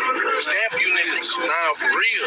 My mama, brother, tell these niggas, nigga, fuck Youngboy, nigga. On September 2nd, Youngboy kicked off his master tour in Dallas, Texas, home of Montana 700. Close affiliate of Montana 700 named Huncho Amir would be invited to open up for the Dallas show. Montana 700 would show up with Huncho Amir, and this is when allegedly Youngboy checked him for his comments towards him. It's been said that Youngboy allegedly threw down over his comments made online. Allegedly, Sean Cotton of Say Cheese has the video of the confrontation, but has not released it because it would have, quote, destroyed the Dallas movement. That same month, TVG affiliate Spinner Mitch posted a story on IG seemingly dissing NBA KD, saying, I'll tell you what, I'd rather be in jail broke than to be free and stuck up in that fucking wheelchair. I see you've been stacking up your disability checks. Keep up the good work, buddy. The next month, OTS Lil Pap would take to his IG story to react to the video of Montana 700 dissing Youngboy. Public service announcement, man. Say, I'm gonna be honest with you. I ain't even gonna bullshit because I don't do the bullshit. Say, you new Dallas fans and niggas, y'all gonna block me today. Fuck it, yeah, y'all gonna block me today. Montana 700 fans, all y'all bitch asses gonna block me today. Check this out. Man, I'm just seeing a post that a nigga made. Probably, bro. No. We ain't finna do that, say, thug. I don't know what's going on with the end. Popping they shit about him. Y'all ain't been playing with him. Don't start playing with him. I don't know what the fuck going on with y'all. Just cause little bro on tour, that don't mean things changed up around this motherfucker. Niggas still got structure going on, so I don't know what the fuck going on. Montana hollering about, oh, you should have listened to that nigga and listened to that bitch ass nigga. You could go be with that bitch ass nigga. Fuck wrong with a nigga, man. You know, we still putting shit up for cuz, man. Ain't nothing safe. This prompted Fredo Bang to get involved, posting a story on IG going at Lil Pap. It amazes me how y'all niggas get on the Instagram and risk y'all life and freedom to make these blogs. And that's why I believe in the Illuminati. Because if y'all do all that, y'all risk y'all life for these blog posts, I know y'all let somebody fuck y'all for a little fame. Lil Pap would catch wind of this and would respond on IG. Man, with all that water boy, Bobby Boucher ass shit, man, that water whip, water cut ass shit, though. Listen, you from the wreck, I'm from the wreck. What up, man? I ain't with no back and forth spit box and none of that there. I'm already losing my voice out of turned up there. I don't know what's wrong with a nigga. And then a couple more days, I'm finna turn up even more worse. So you hear me? Nigga said something about nigga be doing something for some clout, some vlogs. Yeah, I know that one for me, gangsta, man. I know damn well that one wasn't for me because I don't give a fuck about a clout, fame, name, shame, and none of that bullshit. You hear me? If anybody know me, nigga, know I'm a real street nigga, man. All capital letters. You hear me? I'd rather be in the trenches. You know, I go places, nigga won't pull up where the mansions at. I tell a nigga, shit, no, take me to the slums, nigga, facts. Fuck wrong with a nigga. So I know damn well that one for me, but be for another nigga. Cause we ain't doing nothing for no clout or nothing, and we ain't gotta be doing no speed boxing. I'm in that wreck. Where you at? You ain't in Miami, so stop lying. Where you at, gangster? Fredo Bang would then respond, this time with a reel on Instagram that was captioned, "Shut up, dirty man." They say, why dirty niggas always think you give a fuck about what they got going on? They always be the loudest niggas. Just dirty as a motherfucker, just loud. Why you dirty and loud? Get the fuck up. On October 18th, ahead of his master tour stop in New Orleans, Fredo Bang would like a post on IG stating that this would be the first time in 7 years that Youngboy was performing in New Orleans.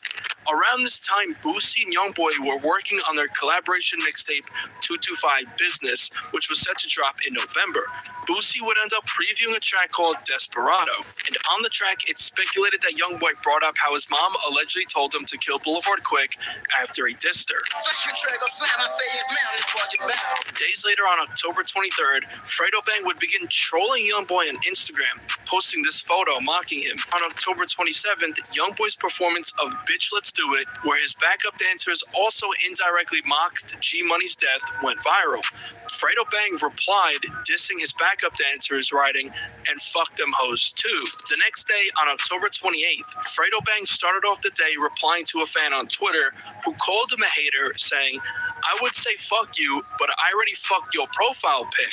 Now, if you don't know, this user's profile picture was actually Dej Rosegold, who is Youngboy's ex. So Fredo Bang seemingly revealed that he slept with another one of Youngboy's exes. Later that day, Fredo Bang would post an IG story writing, "Attention rappers, if you're gonna unfollow me when you get around people that don't like me, go get you a boyfriend, Lil Mama." People would begin immediate speculation that this was directed towards rapper D-Baby, who was on tour with Youngboy, and it was rumored that he unfollowed Fredo Bang after getting closer to Youngboy. Fredo Bang would debunk this rumor, claiming that the post wasn't about D-Baby, saying, "@Create Music must have told you I'll post that for his album promo, because he wasn't who I was talking about. That's smart marketing, though." 2 days later, on October 30th, 2025, Fredo had a new track called Really Red. This track would serve as a full-length diss track towards NBA Youngboy and the rest of his crew. Fredo starts off taking shots at Youngboy, mentioning how certain females are at Youngboy's concerts singing diss songs towards him and TBG.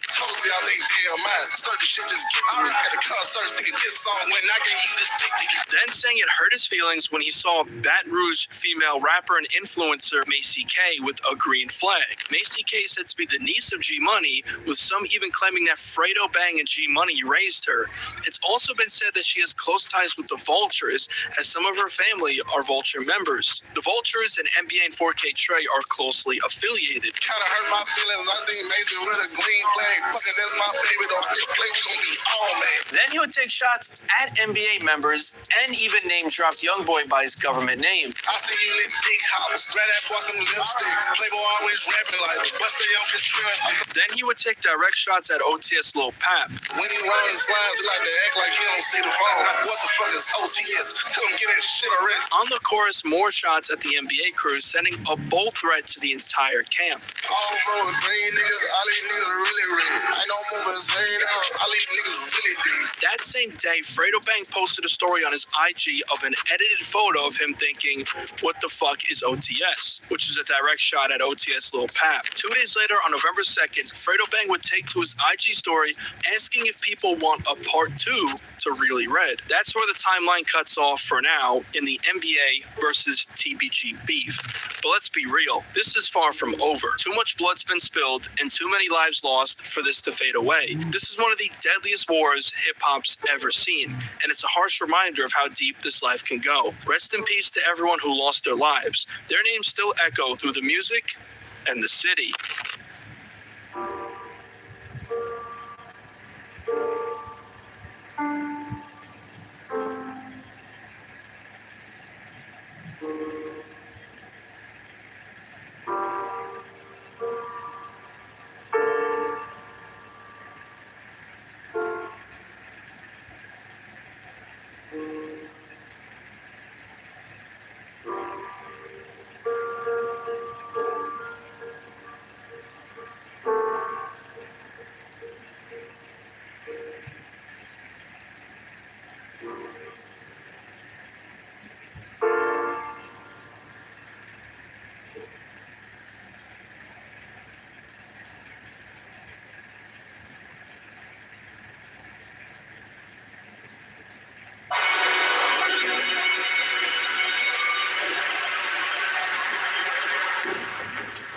most prominent beef that Youngboy was involved in during his rise to fame was with G Money. Real name Garrett Burton, he was a former friend and a star over at Youngboy's former label, TBG. Youngboy's other biggest opposition, Scotty Kane, would release the scathing Youngboy diss track NBA Smoke just days after Youngboy's cousin Boozilla got killed. And while Youngboy ended up in jail on attempted murder charges for attempting to avenge Boozilla, G Money was linking up with Youngboy's ops and building alliances to diss him. In January 2017, G Money linked up with Pablo El Chapo, one of the people who'd been in the studio when Scotty Kane allegedly stuck up Youngboy with a gun and made him cry. They would collaborate on a new Youngboy diss titled WNBA Smoke, where they referred to him as WNBA Youngboy and dissed him extensively. G Money would rap saying that he will send a blitz to take out Youngboy and his team for dissing him, as well as warning Youngboy that he will kill him for beefing with them. G Money also appeared on Scotty Kane's song Ain't Gone Ride, where G Money rapped how he heard someone dissing him, but he can't kill them because they keep posting on Instagram. When Youngboy got out of jail, he dropped his AI Youngboy mixtape, and that included numerous lyrics seemingly responding to G Money, like the track Ride On 'Em.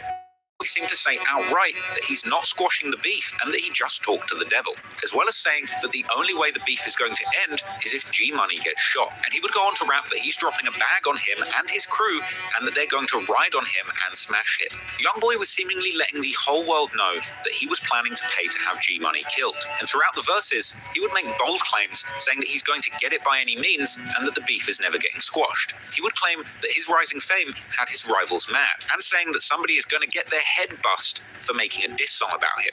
Youngboy would also claim to be the reason that their friend got killed, going on to rap that somebody shot up his grandmother's house with a .22, but his shooters got back and sent the ops a special delivery from Youngboy. Now, it's unclear exactly who Youngboy is talking about having had killed here, but it could have something to do with a rumor that members from a TBG-affiliated crew called TMH, or Too Many Hitters, shot up Youngboy's grandmother's house, with TMH32 later denying having shot up Youngboy's grandmother's house in his song FAN. Anyway, clearly G Money wasn't scared of Youngboy's counter-threats, so he would decide to turn the disrespect up to a whole new level. On August the 15th, 2017, a sensational interview emerged where G Money seemed to be talking extremely recklessly about Youngboy, suggesting that they used to be homies, but pointing the finger at Youngboy, saying that he started sneak dissing him once he became successful. So, I mean, do y'all have history? Were y'all ever cool, years prior?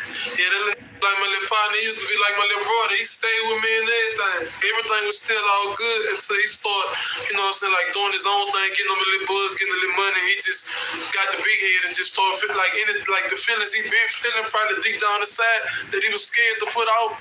He let that out once he got a name and got from down here. And then G Money dropped shade by being very disrespectful about Youngboy's sister and saying that he'd slept with her. He mad about his sister too, though. About his sister? Yeah, I had her a long time ago. Oh, okay. Initially, G Money and Youngboy would go back and forth on Instagram, with G Money making a post suggesting that he's not jealous of Youngboy because he's already rich and living where the white folks live. Living like I'm already rich and I ain't even rich. I'm living with the white folks. What's wrong with these don't impress me, man. You hear me? I know real money, man. Don't impress me, man. You hear me? You know what I'm saying? Copycat. You see me do, you want to do what you're supposed to be up to. Youngboy would reply with his own story, asking G Money why he doesn't like him, and saying that he doesn't like G Money and he's down to beef. Saying, what you don't like me or something like that around? I'm saying, like, what you got something against me? Say that damn, man. Don't be on Instagram that in 2 different states. You know what it is. Stop, man. What you said? Huh? I'm about beefing. What it is? You hear me? Get it. I don't you, man. I don't like you. I'm gonna keep on it. I don't like you. G Money would reply saying F Youngboy and he doesn't care if he doesn't like him, going on to accuse him of copying his style by posting pictures with a Mercedes G-Wagon.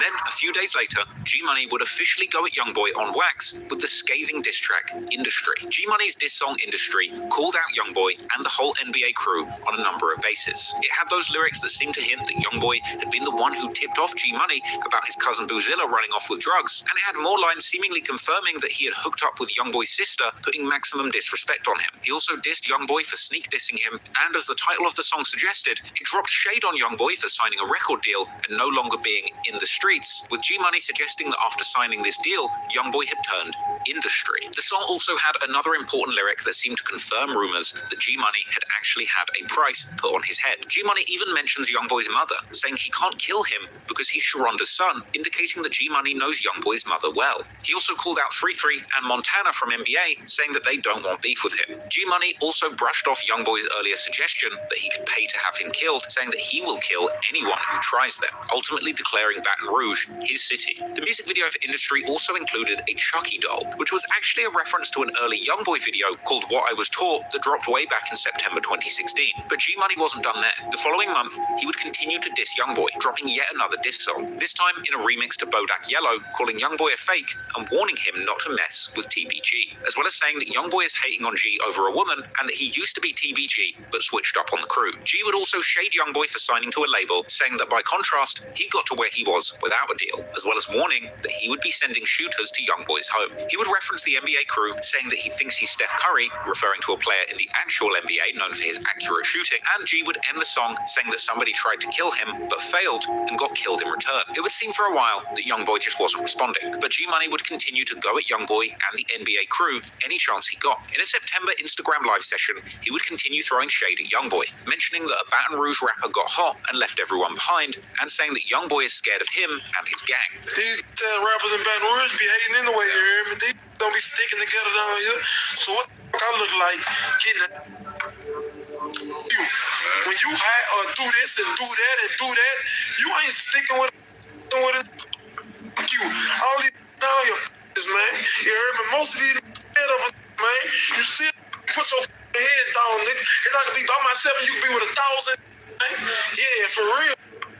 Yeah. If you ain't with us, you can't hang with my gang. And that's on God. Ain't no banging with the gang. I ain't tripping on no this and on none of that, you hear me? It's all good. But just remember, was down for now. I ain't never do no fake thing like that. G-Money would go on to diss Youngboy's whole family and say that he's TBG until he dies. Like on everything I love, man. You, your mama, your brother, your cousin, your auntie, your uncle, whoever. Yeah, TBG Gorilla Gang, TBG like that. G would also claim to be respected on Youngboy's native Chippewa street, saying that he pulled up with his gun and that people had tried to protect Youngboy. I ran on Chippewa, man. Yeah, I respected out there. You know what I'm saying? I pulled up out there with a 38 when the whole chopper trying to save him. But I ain't gonna speak on it. You hear me? Way throwback. You hear me? 13, you know. 14, 15, 16. You know, throwback. Damn, man, who got a problem with Young around here?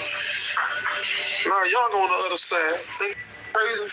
He would also diss Youngboy's team, saying that everybody in TBG is a boss. How you be all how you a boss and he got a CEO and all that shit? You hear me? You know, that bullshit. They got run them. Don't nobody run nobody over here. Everybody bosses. Yeah, nothing but bosses over here. Be looking at this because they got money, man. Y'all think real? Make no real, man. G-Money would claim that Youngboy got and stripped and didn't retaliate, with his goons saying Youngboy won't survive the beef with him. You ain't do nothing about it. Boy, strip. You script and you ain't do nothing about it. So how you think you can tell me something? How you think you can go against me? How you think you can do that? You won't survive. Come on. Clearly, this was a very personal beef aimed at Youngboy and his crew. And at this point, both sides have made outright threats, declaring their intentions to kill their opposition. Now, it's been speculated that Youngboy's manager, Big Dump, might have had something to do with potentially putting a price on G-Money's head. And in September, G-Money would seemingly be posting disses to Youngboy on social media. media, all while giving clues as to his own exact location. In one video, G Money, standing outside, would claim that YoungBoy started rapping and became a killer after he got a record deal. Say, Lil, you know you ain't living like that, man. You get a deal and you done turn to a killer. When you start doing all that, man, you know you ain't cut like that, man. You know TBG been your muscle, boy. And the same you talking about usually don't live in jail, wherever they at, man. That's the man you ought to move on the city, man. Yeah, you remember Will? Yeah, Will's out there. And you remember you ran out that store, man. You know what's happening with us, man. You hear me, real? And I'm living out shit, you hear me? Everything you got with a deal, like I without a deal, man. You hear me? You know, 30 plus on my with no deal. Yeah, for real. Driving in $100,000 coupes, man. Yeah, with no deal, boy. You better stop playing and stay in your place, son. If you watch that clip carefully, you can see a window with white bars and black shutters beside it, with the building itself having red brickwork and a black security door. In this clip, G Money is standing in front of a recording studio at the 1900 block of Dallas Drive that TBG were known to record at. This studio was also featured prominently in the music video for G Money and Boulevard Quig's song Set Trippin'.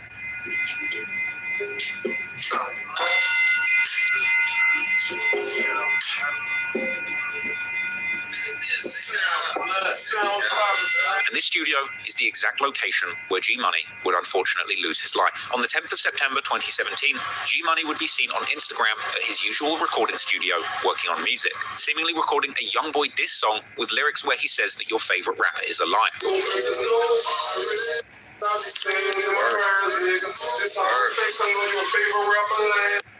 Favorite rapper line. At around 1:30 a.m., G Money would be found shot in front of that very recording studio that he recently went live at. Fat Chapo, who was with him at the time of the shooting, said that G Money was caught off guard by a shooter as he walked out of the studio. I was the first out the door. I'm the one called for him. G walked out that door by himself. I told him before he walked out the door, like, he walked out the door on his own.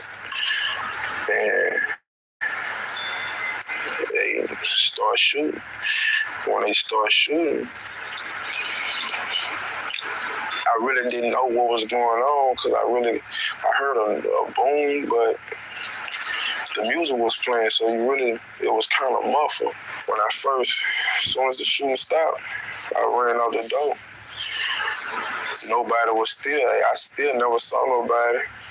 And I saw G laying right there on the ground. And once I seen him, all I could do is call 911. Try to get help.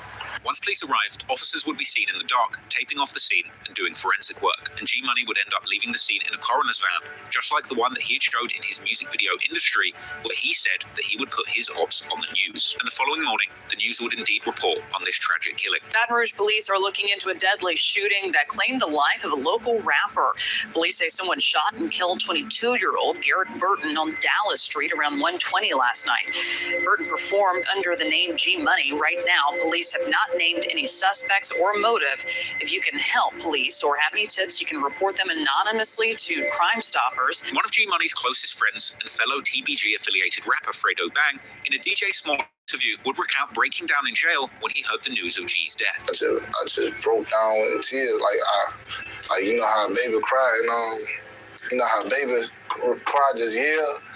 I just sat there and locked up. Scotty Kane would also react to G Money's death, even telling followers that he was getting DMs, telling him that he would be killed next. Man, I wake up to every day, man. My partner got killed. Oh, like that, son. And it's sad to say, man. Talking about not even 25 yet. Like, come on, man. Like, it ain't this serious, son. Before I let you take me, dog, I'm slinging this. Whoever, whatever, and I don't care who love who, I'm going my move. Get from my DM talking about I'm next and all that. Man, I ain't worried about none of that. I ain't worried about none of that. Oh, man. When it's my time, regardless, but I ain't worried about none of that. Better stop playing with kill y'all, so I do not play by my life at all. I'm gonna step, I don't be, I'm gonna die about it for real, The day after G Money was killed, it seemed that fans would attend the scene of the murder, filming the location and peculiarly finding a pillow on the ground. The presence of a bloody pillow at the murder scene would end up going viral, sparking a theory that G Money's killers threw a pillow on him after the assassination and told him to go to sleep, with these rumors being further fueled by YoungBoy lyrics that came out later, like the song Step On, where where he says, "Lay your bed, I throw the pillow, police are after all of my people." And even in his recent single Bitch Let's Do It, where he rapped that his crew will creep up on their ox and lay their heads on a pillow, with Youngboy even doing an impression of a dying G Money laying on a pillow in the music video. However, for the record, this is just a conspiracy theory, and some of the more sensible Youngboy fans would work out that this pillow was actually used by emergency medical staff that had attended the scene. But setting aside those rumors, once this went down, all eyes were on the NBA crew, but it would take years before the authorities were able to identify any of the people involved. DeAndre Fields, aka Lil Pap, or NBA, actually the brother of NBA Ben, aka Ben Fields, got arrested for being in the car with Youngboy in that same incident after Boozilla's death, where Youngboy ended up getting the 10-year suspended sentence for. Now, Pap was eventually arrested on second-degree murder charges in connection with the murder of G Money, ultimately being bailed around June 2019. A lot of you are reacting tonight to the arrest of this man, DeAndre Fields. Baton Rouge police say they arrested him years after the shooting death of a local rapper, Garrett Burton. Back in 2017, Burton went by the name of G Money. He was found shot to death in the parking lot on Dallas Drive there. Police arrested DeAndre Fields for second-degree murder. And initially, Pap would plead not guilty, but some interesting information would eventually be revealed to the police when they interviewed him after the shooting. He actually told police that he had left Baton Rouge with his mother and son, fleeing to nearby New Roads about 40 minutes away from Baton Rouge after G Money was murdered. As well as this, when asked about his whereabouts on the night of September the 10th, 2017, Lil Pap claimed that he drove to Hammond to get gas. When detectives later obtained his phone records, this claim was proven to be false, as his records revealed that he was actually in Baton Rouge on the night of G Money's death. But perhaps the most shocking piece of information that Lil Pap shared with the police, which I can imagine was a huge driving force behind his indictment, is the following. After police asked Pap who among his friends would shoot people for the NBA group, he replied, "To be honest, me." Now, it's worth adding that in Youngboy's very first album, Life Before Fame, all the way back in 2015, he basically admits that he can call on Pap to carry out what needs to be carried out in the streets on 2 occasions. Firstly, in the song NBA, and secondly, in the song I Know. Ultimately, Pap would end up pleading out on greatly reduced charges of accessory after the fact of murder and ultimately receiving a sentence of 5 years. Now, interestingly, Pap would go back and forth with the judge during his sentencing, saying that he is taking the deal, but he is 100% innocent. And interestingly, close friend of G Money, TBG rapper Fredo Bang, would later claim in numerous interviews that he did not believe Pap to be G's killer either. Y'all start telling me again. It's still the cemetery. I was like, you see it? You see it? I see it. Or we just make arrests. Might be wrong. The man ain't do that. Brown. Do you know the guy that's being charged? You said that you didn't think the guy that they're charging with the murder actually did it. G Money's own mother would also post on social media saying they still haven't found the shooter of her son and they're still looking. Whether or not you believe NBA Pap when he says that he had nothing to do with the incident, what is clear is that the NBA crew and Youngboy specifically would have the most to gain from G Money being no longer. And going forward, Youngboy and other NBA members would reference what happened to G Money in numerous songs and videos. The month after G Money's murder, Youngboy dropped his 10th project, Ain't Too Long, on October the 7th, 2017. This included a number of references to the G Money situation. Firstly, in the murder anthem Red Rum, where Youngboy claims that he just raised the murder rate in his city. Then, in the song Poor One, Youngboy seems to be talking directly to G Money throughout the song, alluding to the time when they had a friendship that was like a brotherhood before G Money betrayed Youngboy's trust by sleeping with his sister and boasting about it online. In the same song, and in the same monologue directed at G Money, Youngboy reveals that G Money introduced him to them boys who he didn't like for nothing. Them boys, most likely being a reference to TBG. Before paying homage to his own fallen friends Boozilla and Lil Dave, Youngboy would seemingly suggest that G Money had blamed him for drugs that went missing, which caused the tension between Youngboy and his cousin Boozilla. In another song on the project titled War With Us, Youngboy talks about the sorry state of affairs in Baton Rouge, saying that one particular week he saw 7 murders and that there is no helping his city. This was a bold lyric that painted a picture of a city completely out of control. The war in the Baton Rouge rap scene had gotten deadly, and now one of the most promising artists in that city was in the grave. With Youngboy free of his main competition, going on to dominate the scene, releasing song after song and mixtape after mixtape, telling heartfelt tales of his first-hand experiences surviving in the trenches of Baton Rouge. But the biggest question remained. Was Youngboy just a rapper making music about the violent war taking place in his city, or was he really the murder man, running his rap career like a gang kingpin and using his NBA crew as muscle to stop anyone who dared to get in their way? If you found that clip interesting, please hit the like and subscribe button. And if you want to watch the full-length version of this video, check out the documentary main channel Trap.